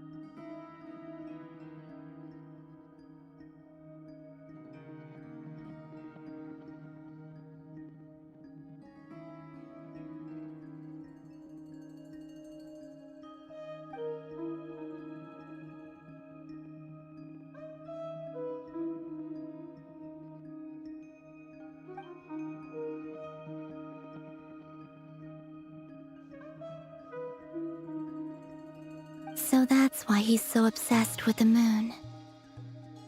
A tragic tale, to be sure. But it does not excuse his many transgressions. No matter how much Rerir suffered in the past, the fact remains that he is what we know today as the Wild Hunt, wreaking havoc upon innocent lives in Notcry. He becomes more dangerous with each passing day.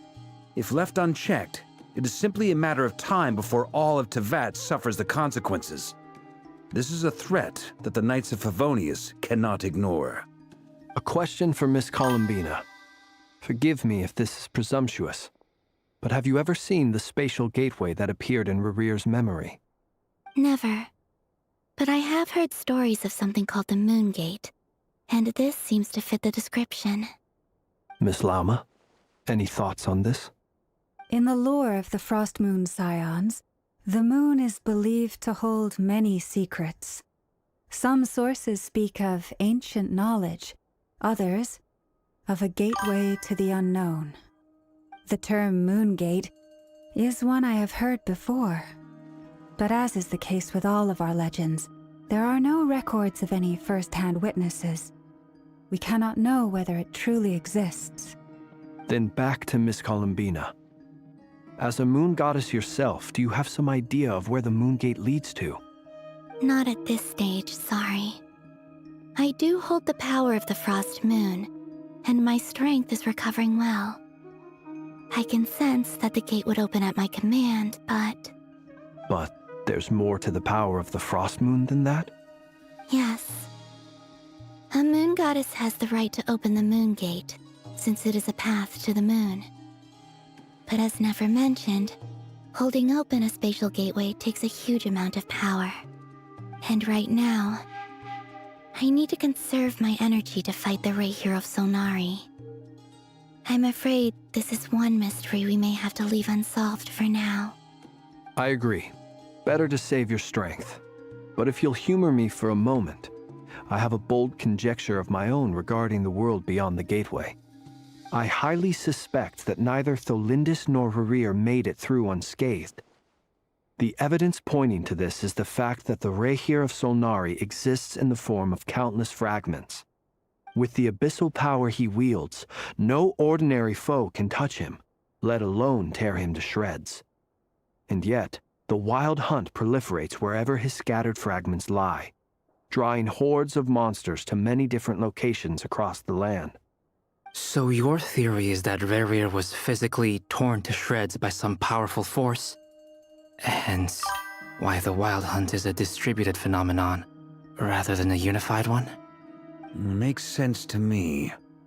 Explains why the Wild Hunt is so pervasive, and why he's been trying to piece himself back together. He was whole to begin with, and he wants to be whole again. Without the power of the Abyss on his side, he almost certainly would have perished the moment he was torn apart. But the Abyss, much like a curse, has kept him alive. I could not agree more.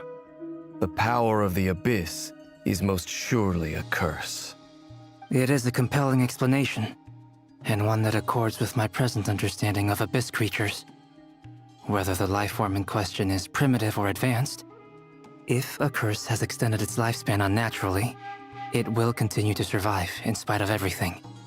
This raises some interesting questions. I will run some experiments and see if there is any validity to my suspicions.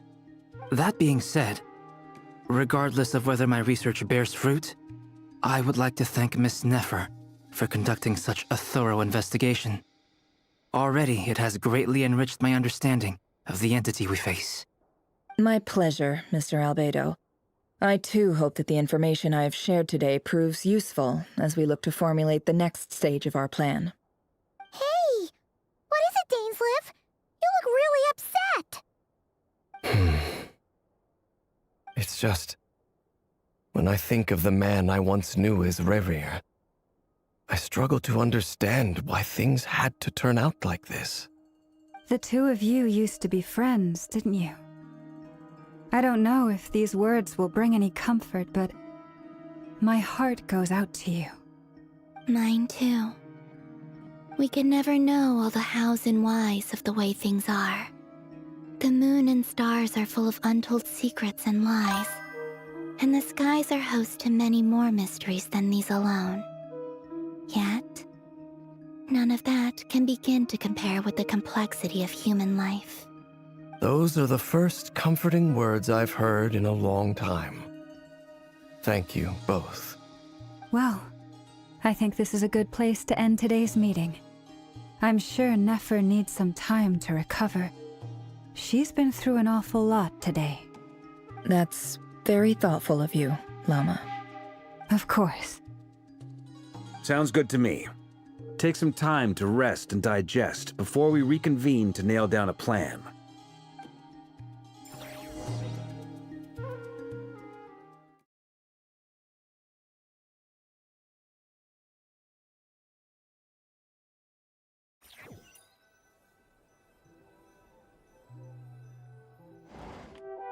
Hey, is this a bad time? Hope I didn't kill the conversation. No need. Come on, let's talk outside.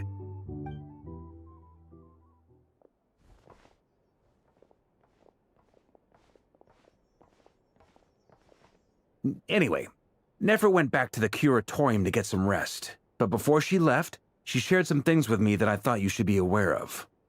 Firstly, although she managed to trap the Raker of Solnari inside her chess set, there's no guarantee that the power of the Ibis King is any match for one of the 5 sinners. Their powers are beyond our comprehension. It's only a matter of time before he finds a way to break out. We have to come up with a plan and take care of him before that happens. Honestly, my mom figured that might be the case. So, how long have we got? Well, I asked her that same question. She talked for a long time, but for the most part, it seemed like she was trying to convince me how precious her chess set is. What a long and storied history it has. It felt like some kind of sales pitch, you know? The kind where you end up handing over Mora against your will? Anyway, after all that, she finally answered the question. 2 days, at most. 2 days? Holy moly! Can we even recruit enough help in that time? That remains to be seen. Which brings me to the second issue. Dainsleif is obviously conflicted about this whole thing. But given how little time we have, there's no way we can pull this off without his help. You have some history with him, right? Do you think maybe you could talk to him for us? Great. I appreciate it. All right, on to item 3. So, Albedo, Durin, and I put our heads together and came up with a plan. Can't promise it's gonna work yet, but at least it's a start. We figured we'd bounce the idea off you first. We'll explore it further once everyone's recovered. Oh, Paimon's dying to hear this. All right, so here's what we're thinking.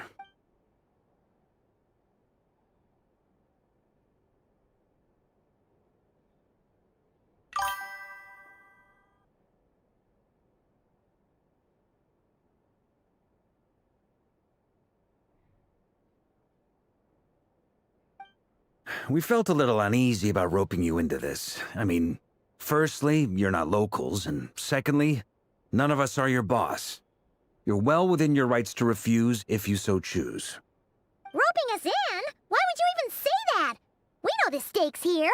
It's all of us against the Rayher of Solnari, or none of us stand a chance. I choose my words very intentionally, I'll have you know. I like to think there's an art to striking a down-to-earth tone even when the stakes are through the roof. Sir Varka, I have a few thoughts about this plan. I'm all ears. I think we can be more flexible with how the roles are allocated. In my view, the most sensible lineup would be like this.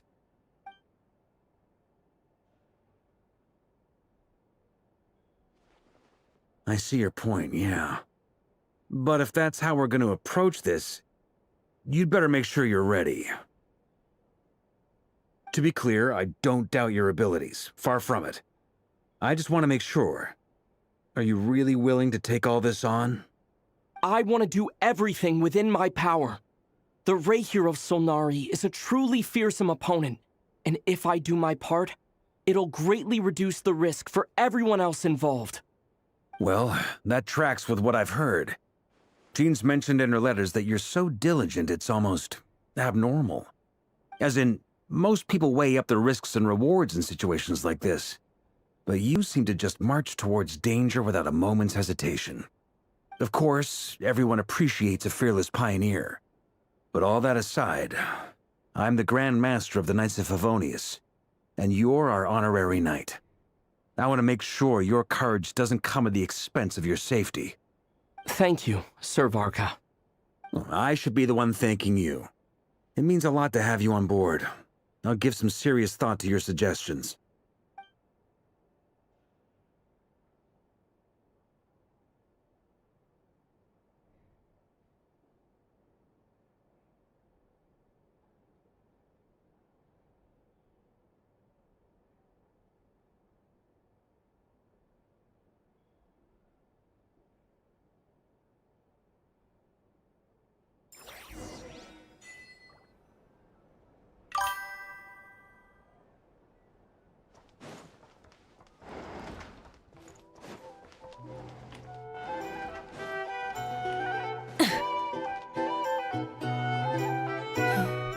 This is a thorough plan, but I do have one last question before we take action. How can we be sure that our enemy won't leave the designated area? Great question. Albedo's been hard at work analyzing Rayher and the Wild Hunt's behavioral patterns. His conclusions are as follows. Firstly, from the earliest known confrontation until now, Rayher has never displayed any ability to manipulate the dimension of space. So it's unlikely he has any power in that domain. Secondly, he seems to have a particularly strong vendetta against our group. If we put him in a fight-or-flight situation, he'll choose to fight every time. Thirdly, finally, and most importantly, he is consumed by hatred, both for the moon and for his enemies. Turns out, we tick both of those boxes. We have a reincarnated moon in our ranks, and a spy who accessed his private memories without permission. He'll be baying for blood, not looking to escape. As someone who's had their fair share of interactions with the Wild Hunt, those all seem like valid observations to me. Understood. Then I will defer to the verdict of the group. Well, everyone, that's the plan in full detail. Albedo and Durin are carrying out their part as we speak. Plan approved. Scheduling. Okay, any firepower you need, I got you covered. Let's light this baby up. The Frost Moon Scions are behind you as well. And the rest of you?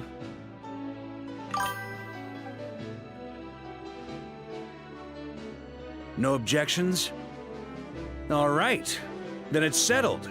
This is the plan we're going with. Next up, an old tradition of mine. Anyone who wants to back out, now's your chance. Wait, we can still back out of this? Everyone says things they regret, right? I don't want anyone feeling trapped because their mouth said yes before their brain had time to think things through. A very people-first approach. I hear that's common practice in the Knights of Favonius. Heh. Who'd you hear it from? D-Luke? Shh. We don't use people's real names at work. This contact will be known only as Owl, please and thank you. This plan can only work if everyone does their part. Flint's and I will absolutely support it. We shall indeed. You'll be glad you accepted our help. Also, you are the last person I expected to see here, Miss Dory. It's not often I get called Dory in a work context. My peers usually call me Lord Sangama Bay. So, the longer your name, the higher your net worth. Is that the idea here? In that case, Mr. Flint's here must be worth a fortune. That's right, I know your full name. It's... The walls are thin here. I'd appreciate you keeping that a secret. Okay, fine. I'm actually only here as a favor for someone else. Do you have any idea how much it would cost to hire me otherwise? Oh, does this mean someone out there actually has the power to boss Dory around? It most certainly does not. We have a long-standing and mutually beneficial business partnership. She's actually the mom of a friend of yours. Said mom supplied me with a great little trinket, but now that lady's ruined everything. If I don't start building a little goodwill now, my whole business in Notcry is gonna go down the drain! Okay. So what exactly is so special about this pendant? It's a lucky charm that a great mage made for me. We have a business relationship, and she was worried that something bad might happen to me.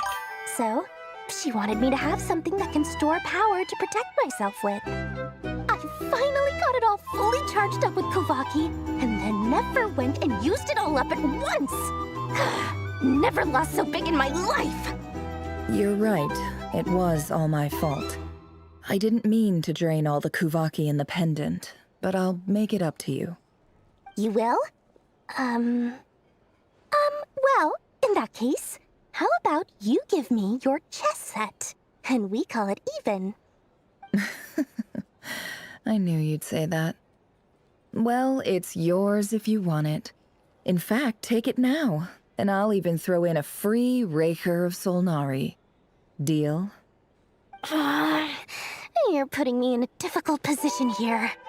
It's a very useful thing to have around, but I have a funny feeling it won't be around much longer. I guess we'll see in a couple of days. Looks like bankruptcy for me. Hey, don't be so pessimistic. See this through and you never know. You might find a new business opportunity on the other side.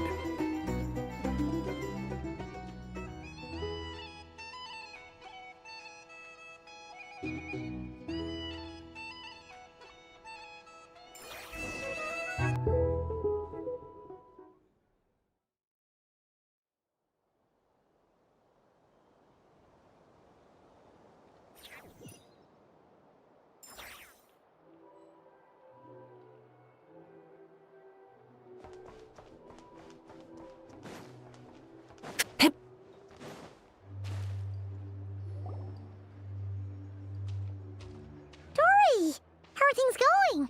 Feeling ready? Oh, I was born ready. We only have 2 days. You think Lord Sangama Bay would let an opportunity like this slip by? Don't forget, when something's in high demand, the people with the goods on hand get to charge the highest price of all, even higher than the sellers taking advance orders. Ta-da! See? It's right here! Oh, it's so pretty. Did you make it?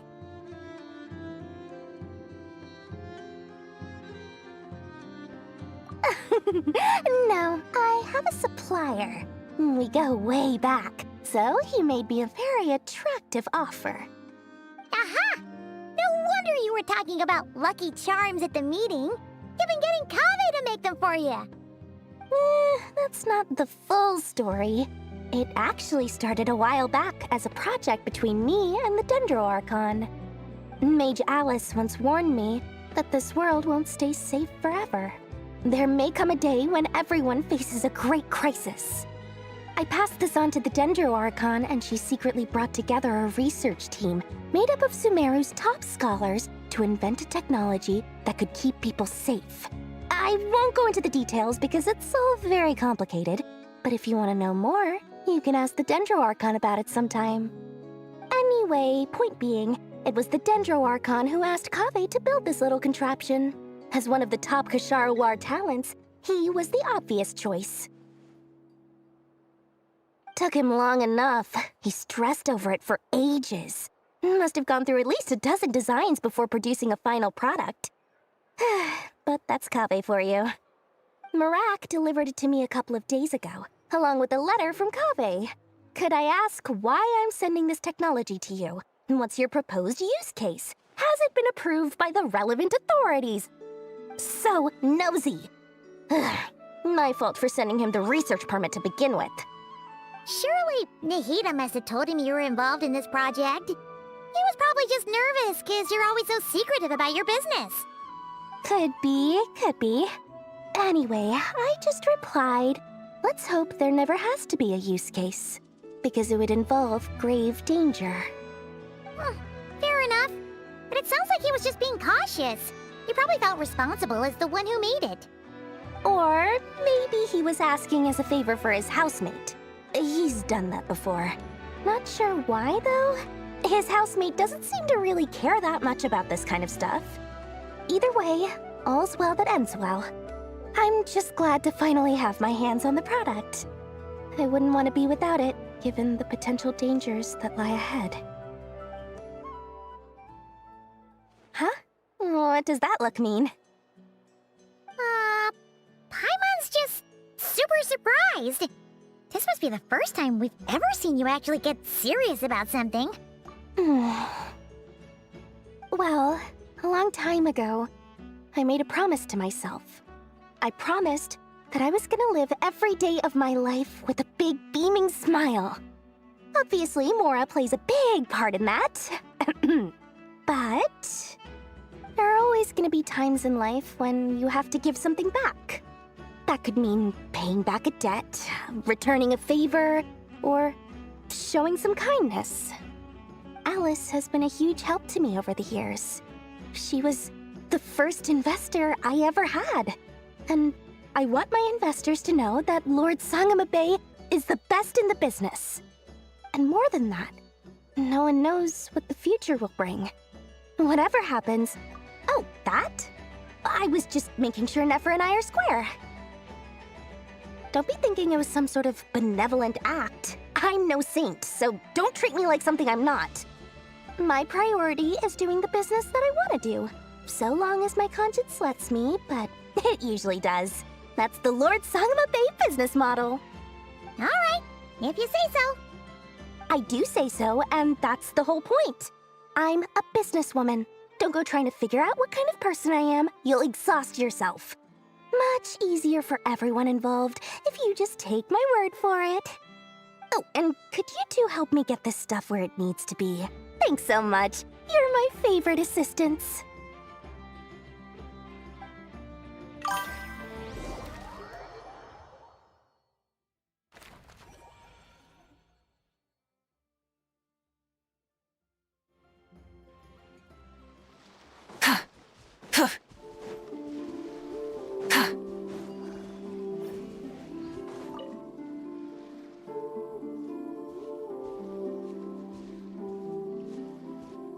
Traveler, Paimon, it's good to see you.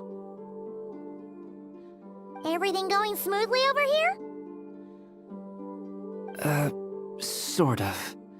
As you're probably aware, Varka, Durin, and I captured some abyssal creatures from the Wild Hunt. Per the plan, we dissected and analyzed some samples of these creatures. The process went very smoothly. The findings, however, come with some troubling implications.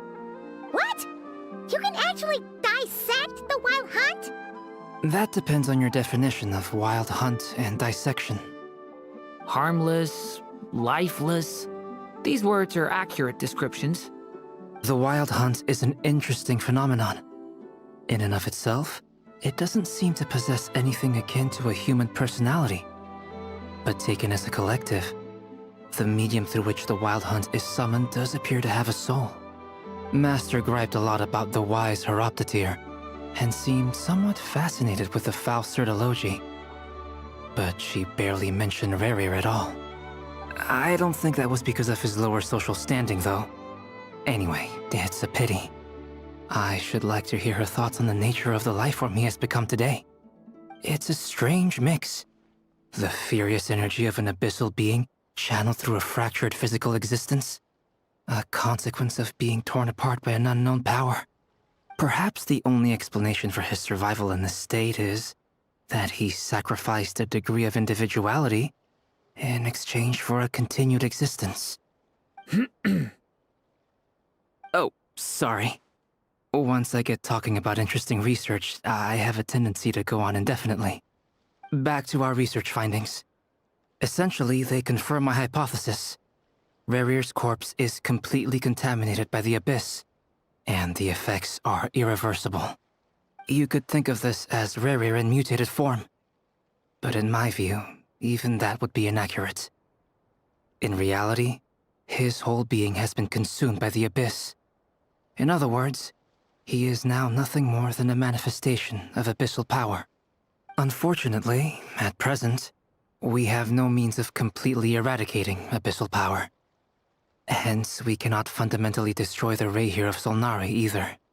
Oh, that's terrible news! So, that's it? We can't defeat him? Not even if we get the power of the Three Moons? Miss Columbina's situation is a difficult one. She can never achieve wholeness when the world does not accept her presence. It's as if her creator banished her to a place she can never be accepted. It means she spends most of her energy just on her own survival. Given the circumstances, it's only natural to despair. But we must see this plan through to the end. Time to kick off the backup plan. Oh, Paimon almost forgot! This is for you. Dory asked us to bring it. Ah, how wonderful. Well, thank you for making the trip. Durin and I will be heading off shortly. I'm sorry I won't be there to protect you in person this time. Please be— All right then. Stay safe.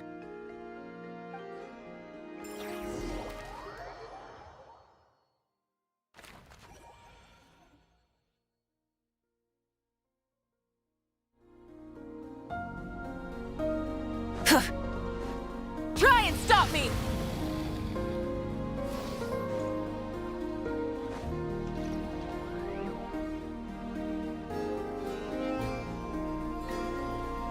Miss Lauma, is everyone here? Yes. The fate of my flock is in your hands, Grand Master Varka. Please keep them safe. My lady, what are you saying? Within the next 24 hours, we will face the biggest crisis the world has ever seen. This is not a burden that we deserve to bear, but I believe that we reap what we sow in this life. So I intend to act. I must do what I think is right. For me, that means fighting for the future of Nodcry. This gentleman is the Grand Master of the Knights of Favonius, Varka, Knight of Boreas. In my absence, please follow his lead. Hey, everyone. Guess I should introduce myself. Well, to start with, I know my way around a battlefield. Biggest strengths are honesty and hard-workingness.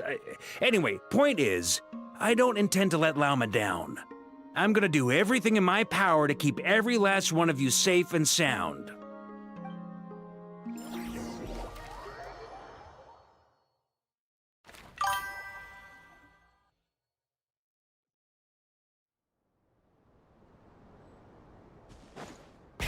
Rev the engines!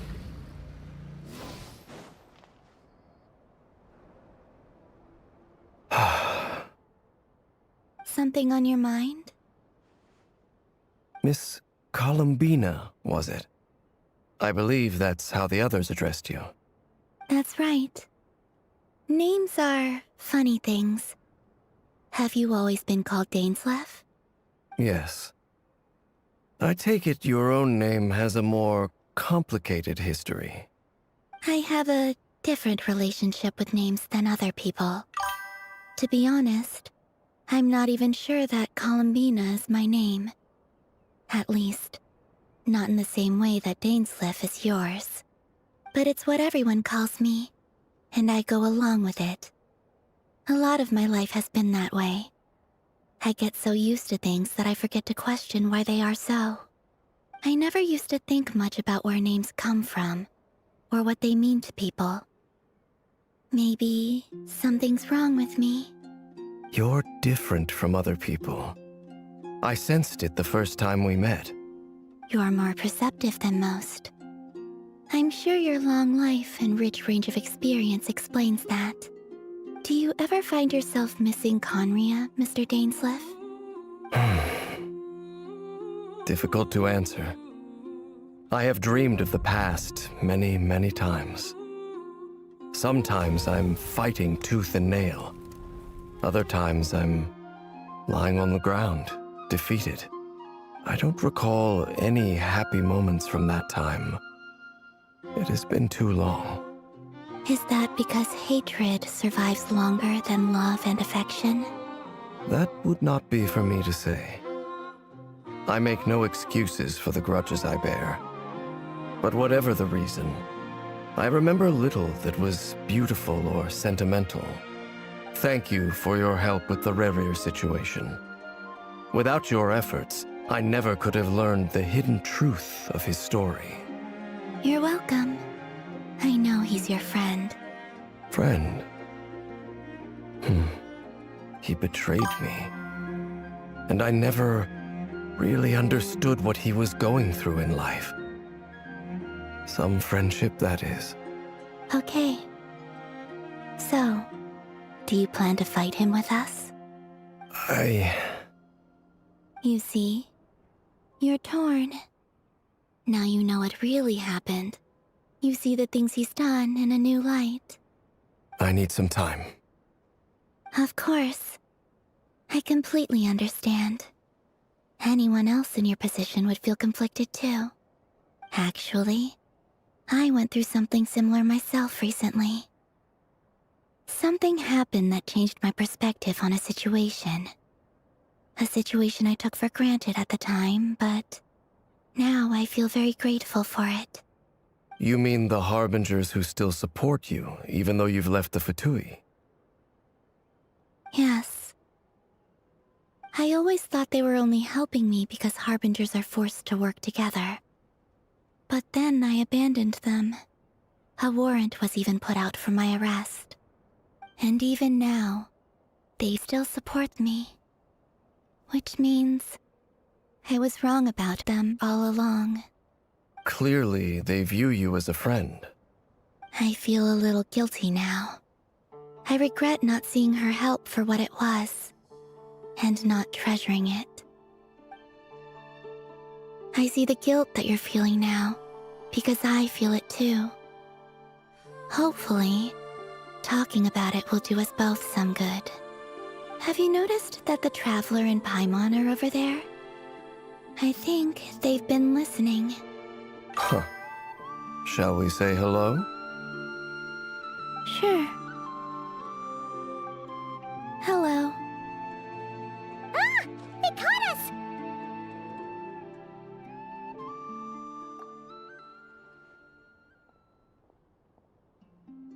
I apologize for making you worry. No doubt you wish to know where I stand on the plan to take down the Raher of Solnari. I'm afraid I need a little time, but I will seriously consider joining you. You will? Oh, thank you so much! Everyone will be so grateful to hear that! They needn't be. This was something that I was going to have to face up to eventually. That doesn't matter to them. They're grateful to you regardless. You can't control their gratitude, so just accept it. And then, have a think about whether you're willing to join us.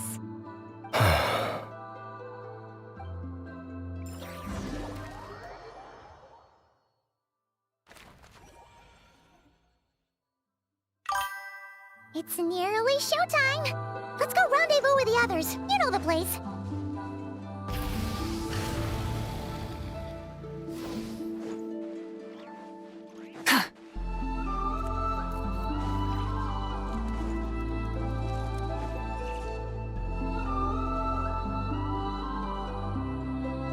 Ah, you're earlier than I expected. Hey, Flint's! Been waiting here long? Not too long. I came a little early so I'd have some time to think.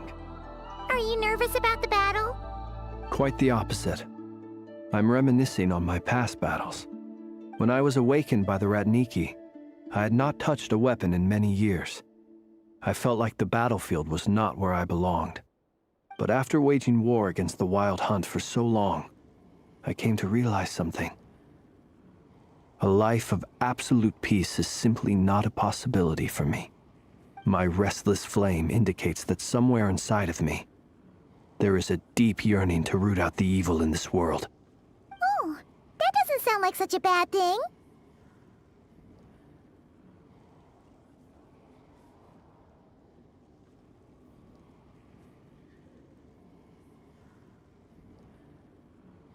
Well, in the past, when I was a Fae whose primary concern was hibernation, it was hardly ideal. But it certainly serves me well here in the present. And I am delighted to be able to join forces with you in this endeavor. Looks like I'm not the first to arrive. Ah, Miss Lauma. Did you sleep okay last night? I struggled to settle down at first, because of the nerves. But don't worry. I got enough sleep in the end. I'll be just fine. Please, I'm just doing my part. Never! Over here!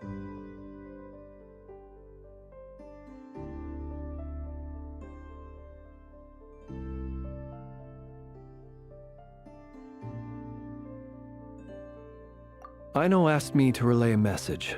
She said Anefa will be on high alert and keep a close watch over all secondary districts where defense is required, providing support as necessary. Meanwhile, Aino herself will provide range support to us directly, using her latest invention. Excellent. My thanks to all involved. The chest set's looking a little unstable. It won't hold him much longer. We should be prepared to engage at a moment's notice. No sense sitting around waiting. Let's make the first move while we still have the option. I agree. Paimon, find a safe hiding place. Got it! Be careful, Traveler! I will.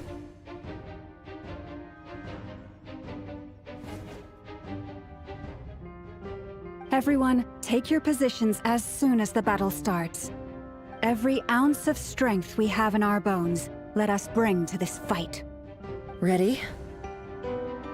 Let's go. I've seen all your futile ploys before. You have become the authors of your own demise. I wouldn't be so sure about that. You are merely a moment of sport before I tear down the moon.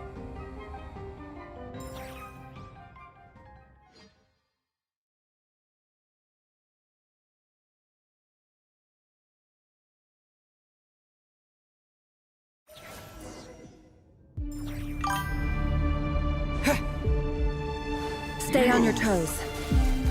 Yep, you too. You're just dead meat. Can't hide the truth. The moonlight. Be silent. me help you guys. Eat this! Moonlight.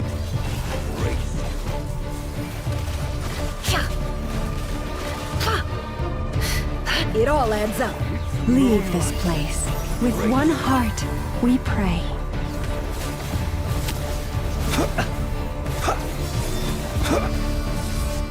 Do you fear the dark? The deception ends here.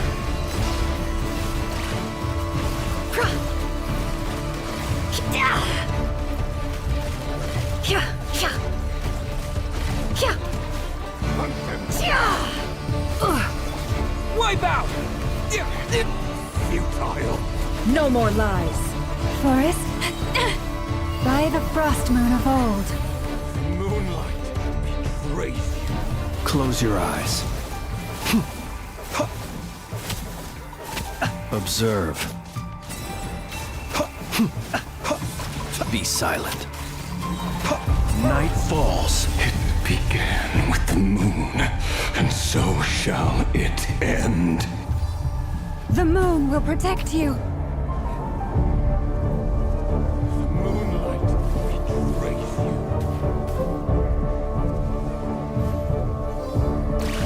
Water jet! Can't hide the truth. You poor lost Observe. Be silent.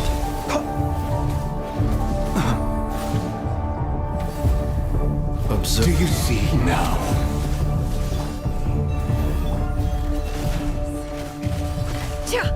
Fenifamir, when will it be as you foretold?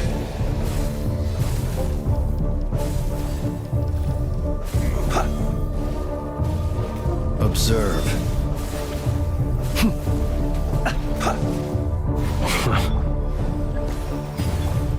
Can't hide the truth. Your foul spirit is not welcome here. No more lies. It all adds up.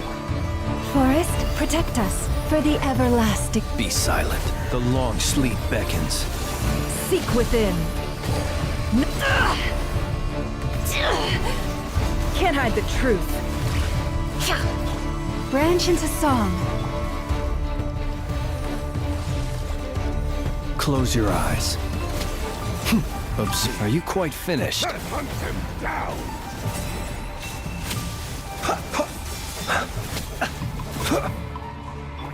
Go! No more lies. Leave this place. By the frost moon of old. Be silent. Observe. Hunt him down.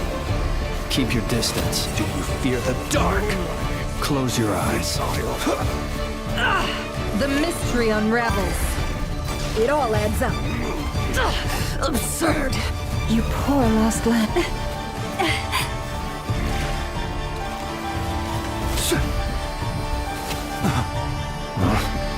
Observe. Night falls.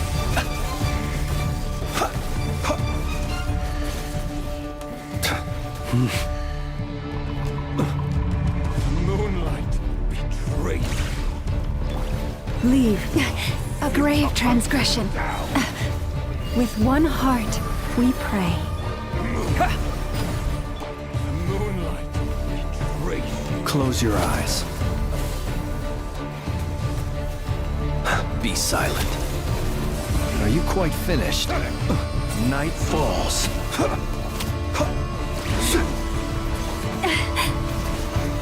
Receive my blessing. Water jet! Yeah!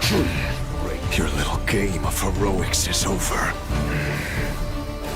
Who wants to go first?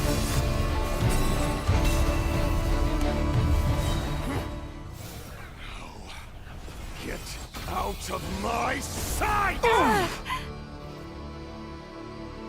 No! We've been separated!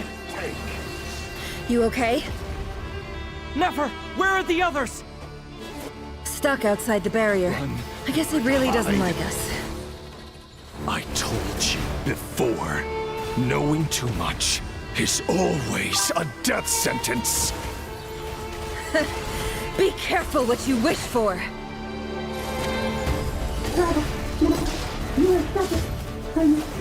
Lauma! Can you hear me? Hold on, silence! The voices are gone. But at least I know they're still there. I need to focus. Stick to the plan. Remember my most important task. Just keep stalling him. If I can stall him for long enough, the moment will come.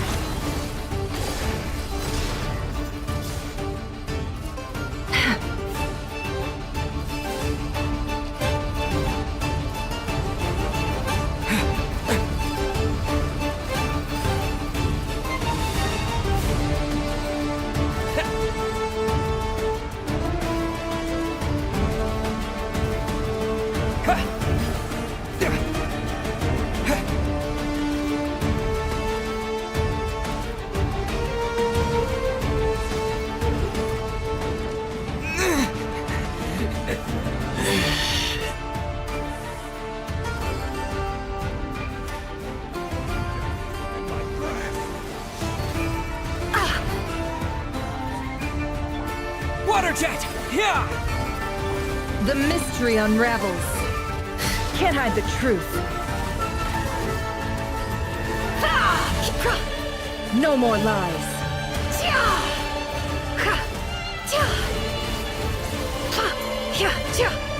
The deception ends here.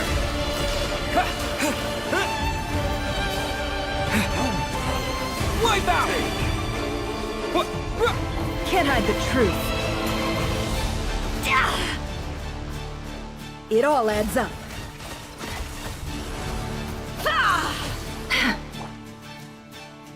Your death is within my grasp!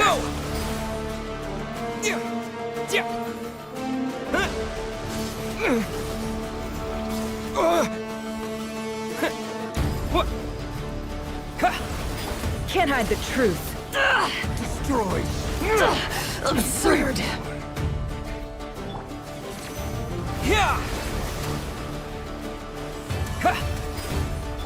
It all adds up. Time to go clean.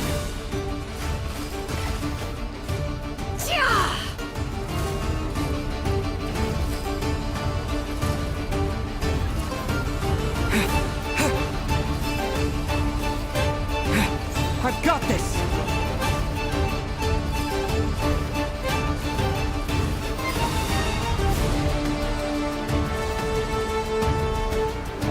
Wipe out!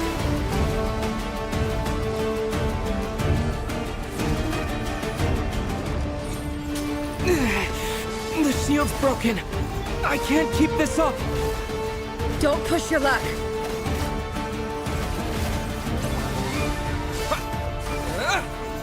Water jet! Bombs away! No more lies. How farcical. In my grasp.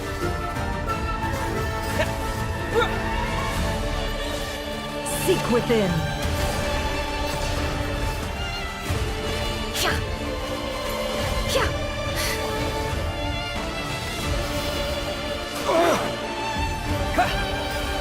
Can't hide the truth. Wipe out!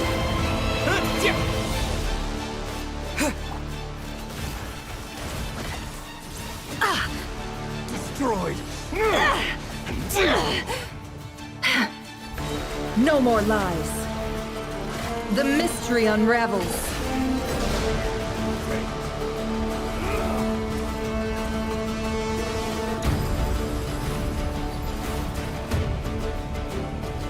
Curses. There's no other way.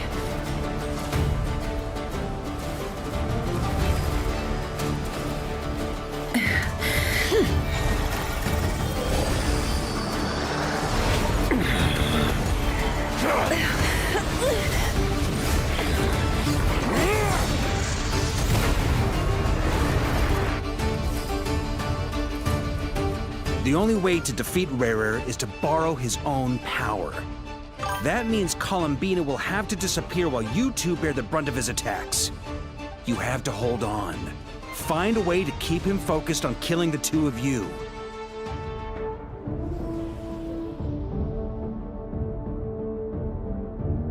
Nefer, your eyes are bleeding. Soon you will be powerless to resist. And then, I will reduce you to dust. But that dust will plague your memories. Come on, keep holding on. Any other tricks up your sleeve? Let's see them. As entertaining as they are, you've backed yourself into a corner. You don't fool me. I see your fear clear as day. I have to stoke his rage. Make him unleash everything. You fear what you could never defeat. You fear the thought of never being able to save your beloved. You cannot win the fight against fate, Rerir. Is that what you think?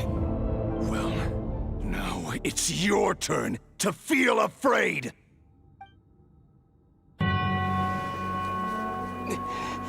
You fear the sound of your own name? Is it us you hate? Or is it what you've become? Let's see what becomes of you!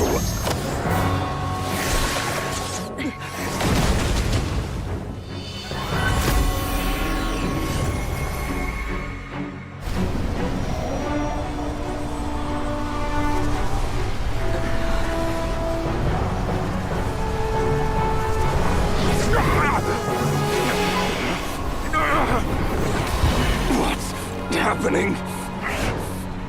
That power... I've seen it before!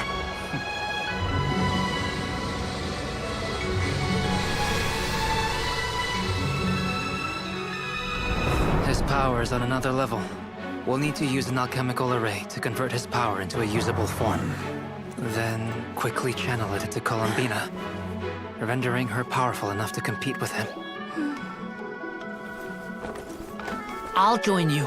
I can help.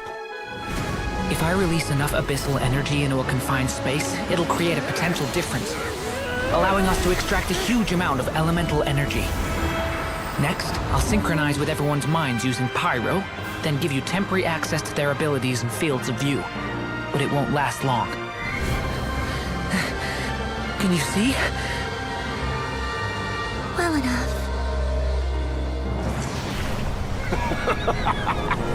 So, we have a student of Gold Rhine-Daughter in our midst! How about that?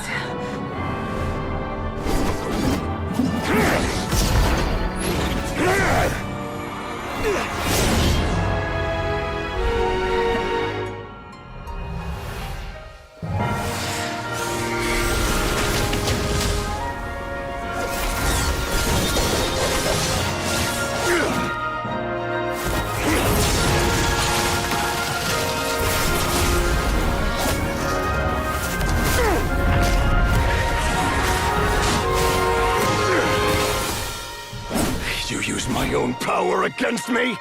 Just like how you stole Kuvaki. Look familiar?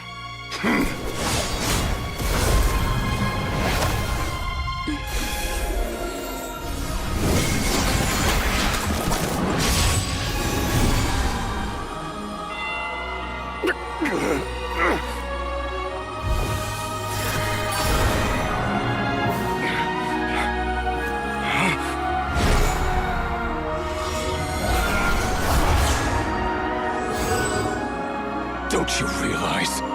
You don't have the power to hold that gate open! I don't, but someone else does.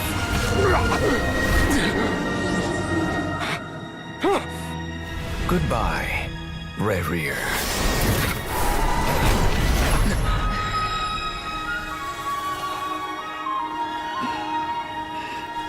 We won.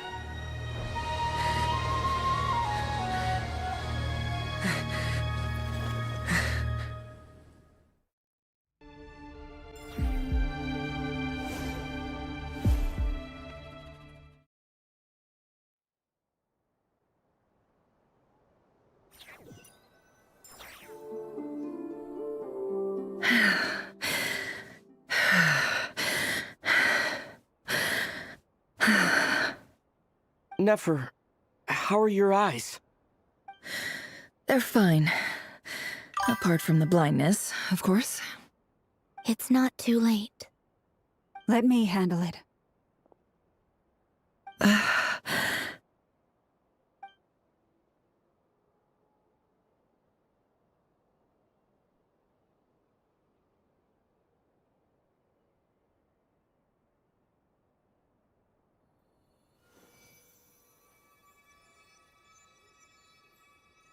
Miss Nefer, it's not like you to lose your composure.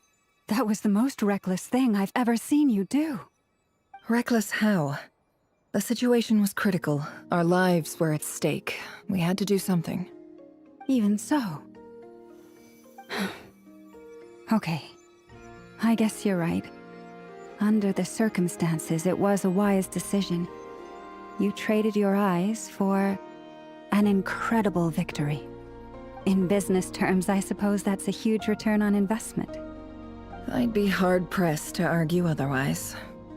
Still, I don't like this outcome, and I don't want you to lose your sight for good. People suffer when they make sacrifices they shouldn't have to make, whether that means faith, strength, or in this case, your ability to even see. I had hoped you could win without sacrificing so much as a single hair on your head. Thank you. Really. All done. Don't try and open your eyes just yet. We'll see how you're doing in a couple of days. Until then, please follow your recovery plan to the letter. I'll send full details through Yehoda. For now, just get yourself home, relax, and rest. My dear friends, we have fought bravely and achieved a spectacular victory. A dark cloud has been lifted from the skies of Nodcry. All in this land will be grateful for what you have done. The moon will remember this day. Thank you both.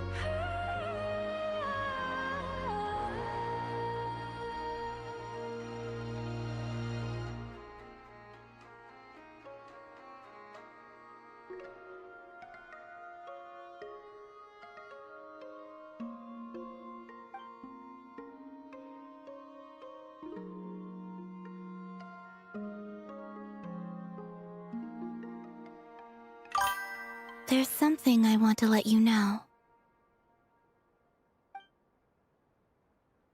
What is it? When Durin connected everyone's minds so I could access their powers, I also felt everything they felt. And since Nefer's eyes were injured, my eyes are hurting now too.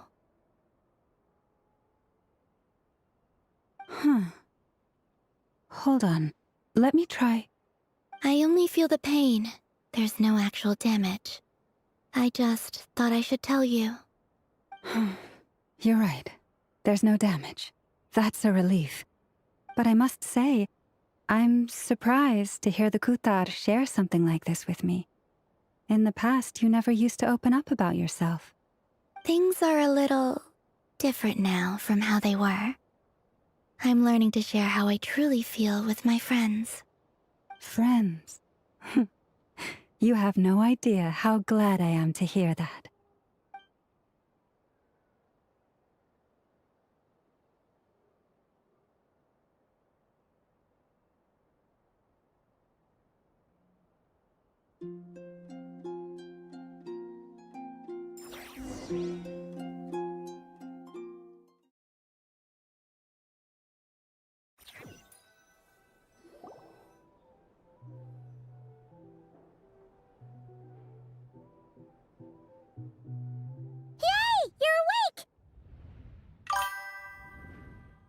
How are you feeling? Any aches and pains? Did you sleep well? I'm doing all right, Paimon. No need to worry about me. Phew! Well, that's good. Paimon's been sitting on the edge of the bed worrying about you for ages. You slept a whole day and night. Poor Paimon had to eat all by her lonesome. Glad to hear you didn't starve. How was the food? Well, it wasn't the same without you there to share it. Honestly, Paimon just can't relax when you're not your usual self. She couldn't enjoy the food and settle down to sleep. Well, I'm back to normal now.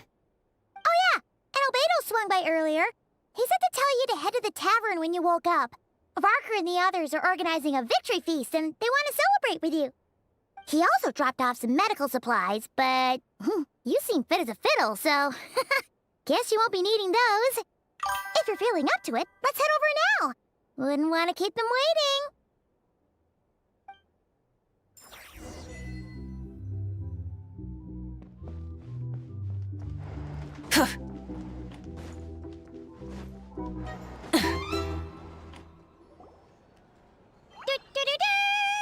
We're here! Oh, Traveler and Paimon! Perfect timing! We were literally just saying how there's no way we're holding this victory feast without you any longer, and we would have postponed it till tomorrow. How are you feeling today? Much better. Thanks. Don't worry about me. Relieved to hear it. If that changes, just let me know. Happy to check you over at any time. Yep, we're here for you. Anything you need, just let us know. Oh wait, where's Nefer? How are her eyes doing? Nefer's right over there. I'm sure she'd love to catch up with you.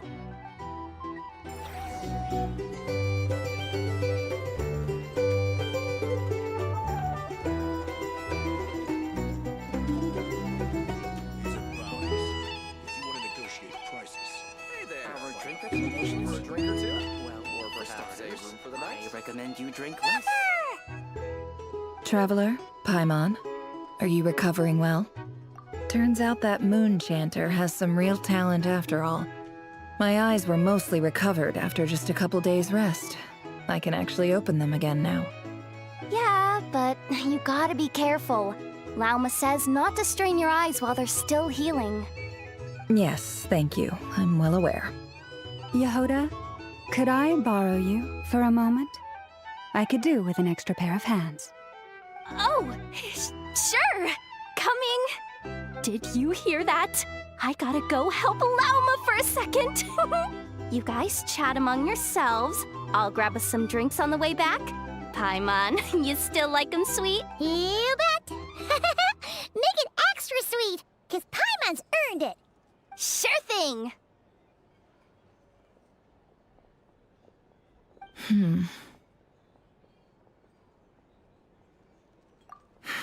The Raker of Solnari. Kind of a snake, don't you think? No, definitely a snake. A poisonous one who spewed his venomous hatred everywhere. Anyone who seeks revenge out of hatred for other people has become a snake. Perhaps. I'm sure it sounds like a very wise and open-hearted perspective to your ears. But me? I think hatred is a perfectly justifiable emotion. What else is left when everything you depended on in life gets stripped away? Something's gotta fuel that drive to keep on living. If you're worried about me, you can nip that in the bud. I'm not someone who gets stuck in the past. It's just... I suddenly feel like I was wrong to call my father a liar. He was just... Oh, Father. How much better things could have been if you were a skilled... Look at the Ibis King. Thoth is a fiendishly cunning liar. And yet, strangely, he feels more like a father to me than my real dad ever was. He's never brought it up, but I'd bet he feels the same way. Why else would he give me the power to perceive the truth, while at the same time training me in the art of deception? Well, King Deshret banished him to Aru, which is essentially a prison, and posed 3 questions to him. He promised that he'd have his freedom if he could find the answers. His response was to take on a physical form and approach me, hoping that I could become his envoy and search for one of the answers on his behalf. Did he really think I'd fall for that? He's stuck there. He can't make me return what he gave to me.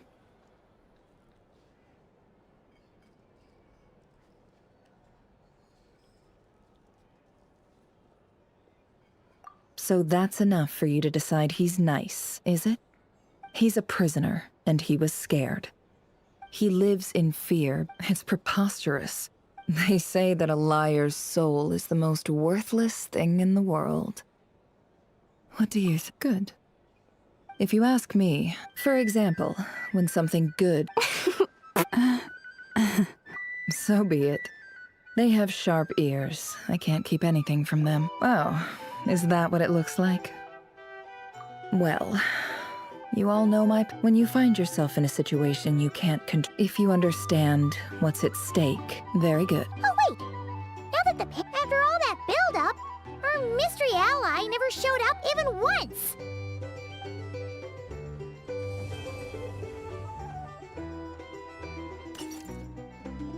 Huh? Am I imagining things?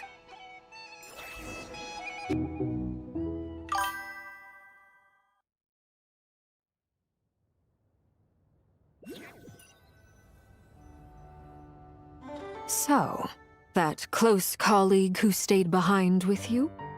What's he been up to recently? Don't know, don't care. I get more normal human interaction from hanging out with Bosco 2 than him. Although, now you mention it, he hasn't bothered me in a while. I wonder if... If he's disappeared without a trace, it's the biggest gift he ever gave to the world. But I somehow doubt that's what's going on. He won't lie low forever. So we'd better stay on guard.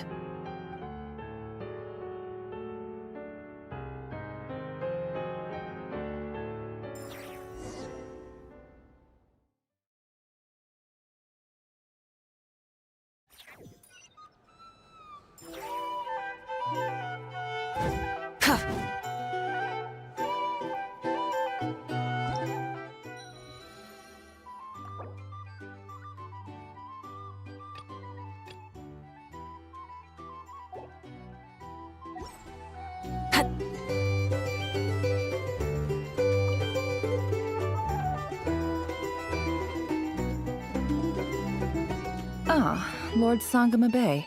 How I must thank you for... Why come and ask? I mostly... That's more like it. A little gratitude goes a long way with Lord Sangama Bay. Play your The chance to work with such a kind and charitable... Huh? Let's see. It's nothing to How? You're a curious, but I'm afraid no matter... You did it for Sum... It was empty land. Disasters are capricious things. They strike. My elder sister used to dream of finding a sanctuary. It was something I looked in. The tech people handle. It's a pity that... So? But surely you have... You don't get it. Just thinking about... Thank you. For... And the pen. Oh, that... Seems like we've both... Yeah. So long that... That would be your mother. Yeah. It's not like my sister can't help me now. Not everything. Yeah. That's... Well, that... Oh, absolutely. You've got a lot going... I appreciate...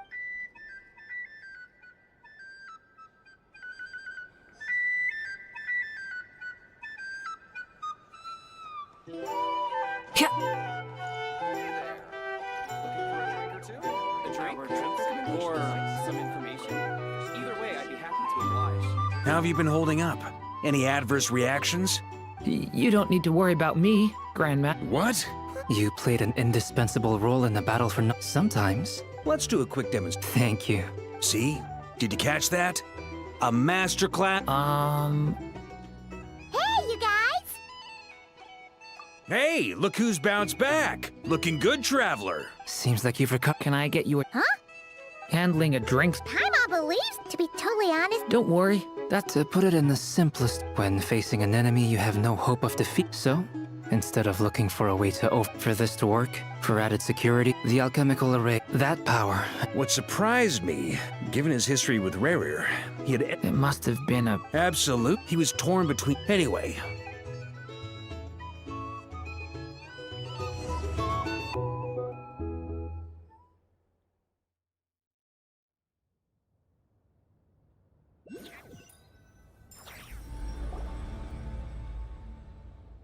That's the only reason you're here. Yes. I've thought a lot about it. And I've realized that you, me, and Arlecchino should be friends. I think this is very important. So I felt I had to come and tell you. Well, this is a new one. I'm so moved. I can't even hold my teacup. If that's all, you can leave now. Do you not want to be friends with me? Or is it that you prefer being coworkers? What is this, Columbina? Are you deliberately testing my patience threshold? Right now, my politeness module is active, but if you say another word, I swear I'll shut it down. If your politeness module was active, wouldn't you say the word please at some point? Polonia, please see Lady Columbina to the door. Will you still invite me to your next tea party? What? Yes, I think you will. Bye-bye, dear Sandrone.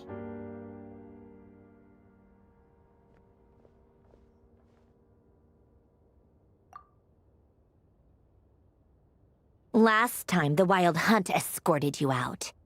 Would you rather I handled it myself this time? We just wanted to, Why? Out of concern for my safety? mostly because you kinda helped us out, so... Oh, don't you worry about that. Tea time is already a write-off. If you're in the mood for tea, go ahead and help yourself. My coasters are still missing in action, though. Whoa! Pretty hefty notebook. You can ignore those. They're just dumb scribbling. I doodle and write in my free time. And other times, I grit my... Trying to predict the future is like daydreaming. And writing about the present just makes me furious. The past is my favorite. If nothing else, it's already set in stone, so I don't have to rack my brains trying to figure it all out. Huh. Although, having said that, the only vaguely interesting memory in my past is probably that guy they call Lord Artificer. Who else? Pretty much all the mecha and Fontaine are his personal handiwork. Wait, are you saying you know him? Like, personally? As a friend? I mean, I guess we were friendly enough. Yep. In fact, I'm probably the only normal person left who knew him at all. We used to chat occasionally back when he was still around. Before he passed away, he asked me to destroy all his manuscripts. I honored his request, but I did read through everything first before destroying them. I mean, I couldn't let the genius of Lord Artificer Alain Guillotin disappear like that. What? So... that's where the formulas in your notebook are from? I just told you. Those are my equivalent of crossword puzzles. They're just dumb formulas that I solve for fun when I'm bored. Alain's work was like epic poetry. The formulas in my notebook are just silly little riddles in comparison. Not that there's anything bad about them. I mean, at least, solving those riddles isn't going to hurt anyone. Except me. Anyway, while we're on the topic, I might as well tell you about what happened to him and his friends. Alain Guillotin had two close buddies, Renee and Jacob. They spent their childhood years together in the Narzissenkreuz Institute. They were all quite competitive, so there was some rivalry between them, but it was a friendly rivalry. But beneath the friendship and the rivalry ran something deeper, a sense of nostalgia for the past. Unfortunately, childhood would end, the prophecy would come true, the apocalypse would arrive, and the future would never be. A mad dream that would normally only capture the minds of lunatics began to take root in their hearts. A dream of saving the world. And if Renee and Alain had been people of lesser wits, that dream would probably have ended up as something for them to joke about in their older years. But alas, they were some of the sharpest minds around. They nurtured that dream with the full power of their intellect, and it grew into something that ate away at their souls. The first of them to fall under its spell was Renee. Against Alain's wishes, he persisted in experimenting on a mutual friend of theirs to try and save their life. Alain did not approve and parted ways with Renee. It's complicated. Alain wanted to believe that Renee only did what he did for the sake of their friendship. But when he told me about what happened, I could tell he still had some suspicions about Renee's motives. Perhaps the seed that would grow into a nightmare had already sprouted in Renee's mind. Even then. The next time they met, Renee's soul had been completely engulfed by the dream of salvation. And although that wave died down eventually, I hear that it just recently came back with a vengeance. As I understand, Renee wanted to live out his dream of salvation once more. But I'm told that the attempted resurgence finally died out for good. At long last, Renee awoke from his deluded dream. Though of course by then it was far too late. What do you think of Renee? Do you admire his transcendent genius? His view that any price was worth paying to achieve the lofty goal of saving the world? Or do you despise him? Dismiss him as an evil madman who wrought havoc on the lives of everyone around him as he pursued his delusional dream? Same difference, really. Just a matter of perspective. What a cop-out. But I suspect you'd have a more I don't like fanatics who give up their whole lives for their Maybe I could Anyway, that's enough. He managed to his credit, after that, the only thing supporting his work. But although I think that yet a lens, and once he realized, he quit working. He told me that I think that all at the very end, many years after. And that is, one went all in, the other sought. Even the grandest tree starts as a tiny seed. So perhaps, for each of them, their mission to save the world began with a very simple desire. They were young children with friends and family, or maybe, but instead, do you think the desire to save oneself? He gave no elaborate. All right, tea time's over. I owe Arlecchino a favor. I'm gonna go tinker. Polonia.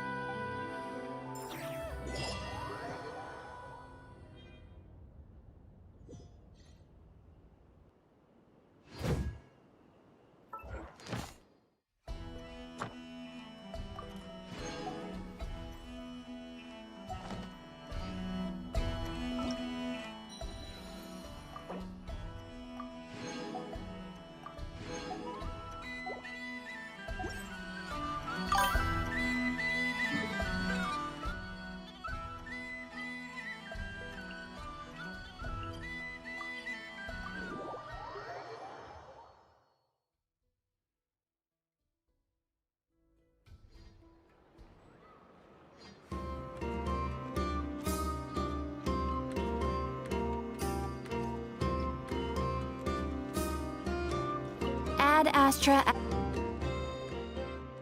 Thank you for Ad Astra.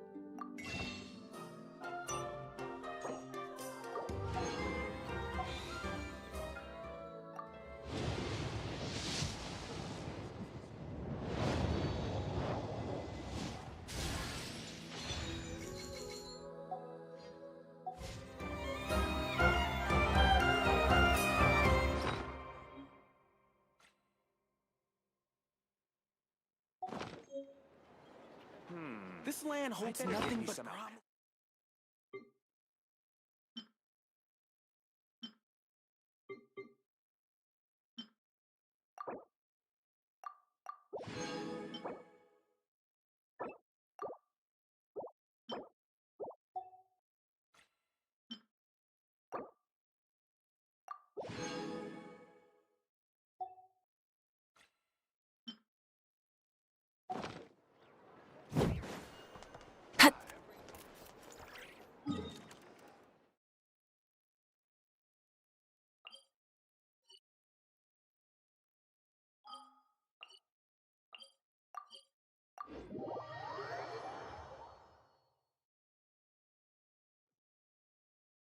Full throttle!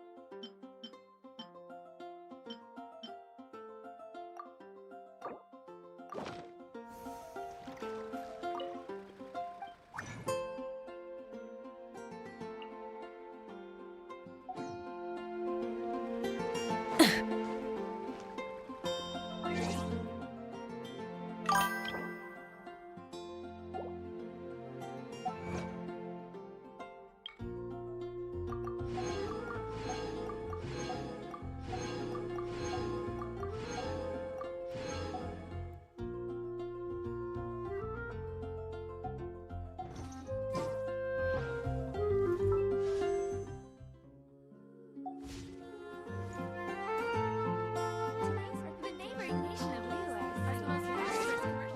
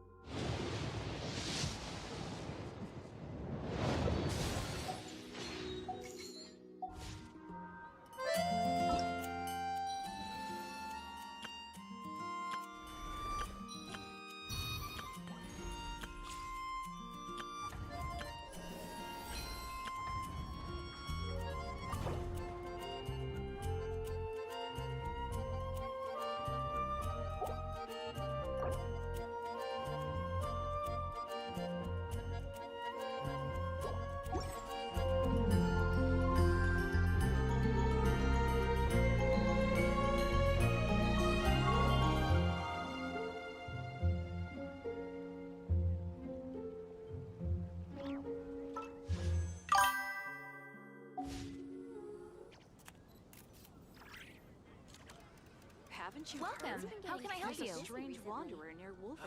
Ancient alchemy truly is fascinating. Oh, what should I Cliff is known choose? for its views.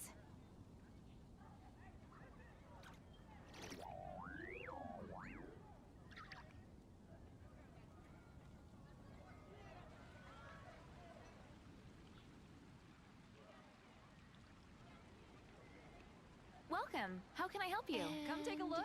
A radish There will veggie definitely soup. be something that catches your eye. Star Snatched Cliff is known for its views.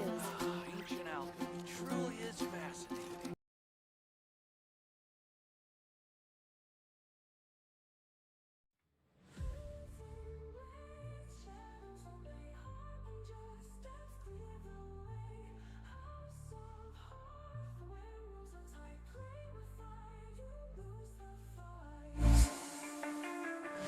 queen, I carve my throne. Sharp as steel, my will is stone. Bond of life, I twist your fate. One mistake, too late, checkmate. Every move a master plan. They've commands, I lead the clan. Fear and loyalty side by side. In my reign, no one can hide. Scarlet rain, fire through the night. They've in control, set the world alight. Mercy's gone, only strength remains. Bow to the queen of crimson chains. Times may shift, but I stay still. Cold precision, iron will. No soft words, no hollow cheers. I forge warriors, not fears. Harbingers over lines so thin. Cross it once, you won't win. Discipline burns, yet shields the weak. Power speaks where words can speak. Whispers fall silent when fire speaks. Destiny bends to the strong and sleek. Leave of the hearth, I call my claim. Rise from the ash, remember my name. Scarlet rain, fire through the night. They've in control, set the world alight. Mercy's gone, only strength remains. Bow to the queen of crimson chains. Bow to the queen of crimson chains. Bow to the queen of crimson chains.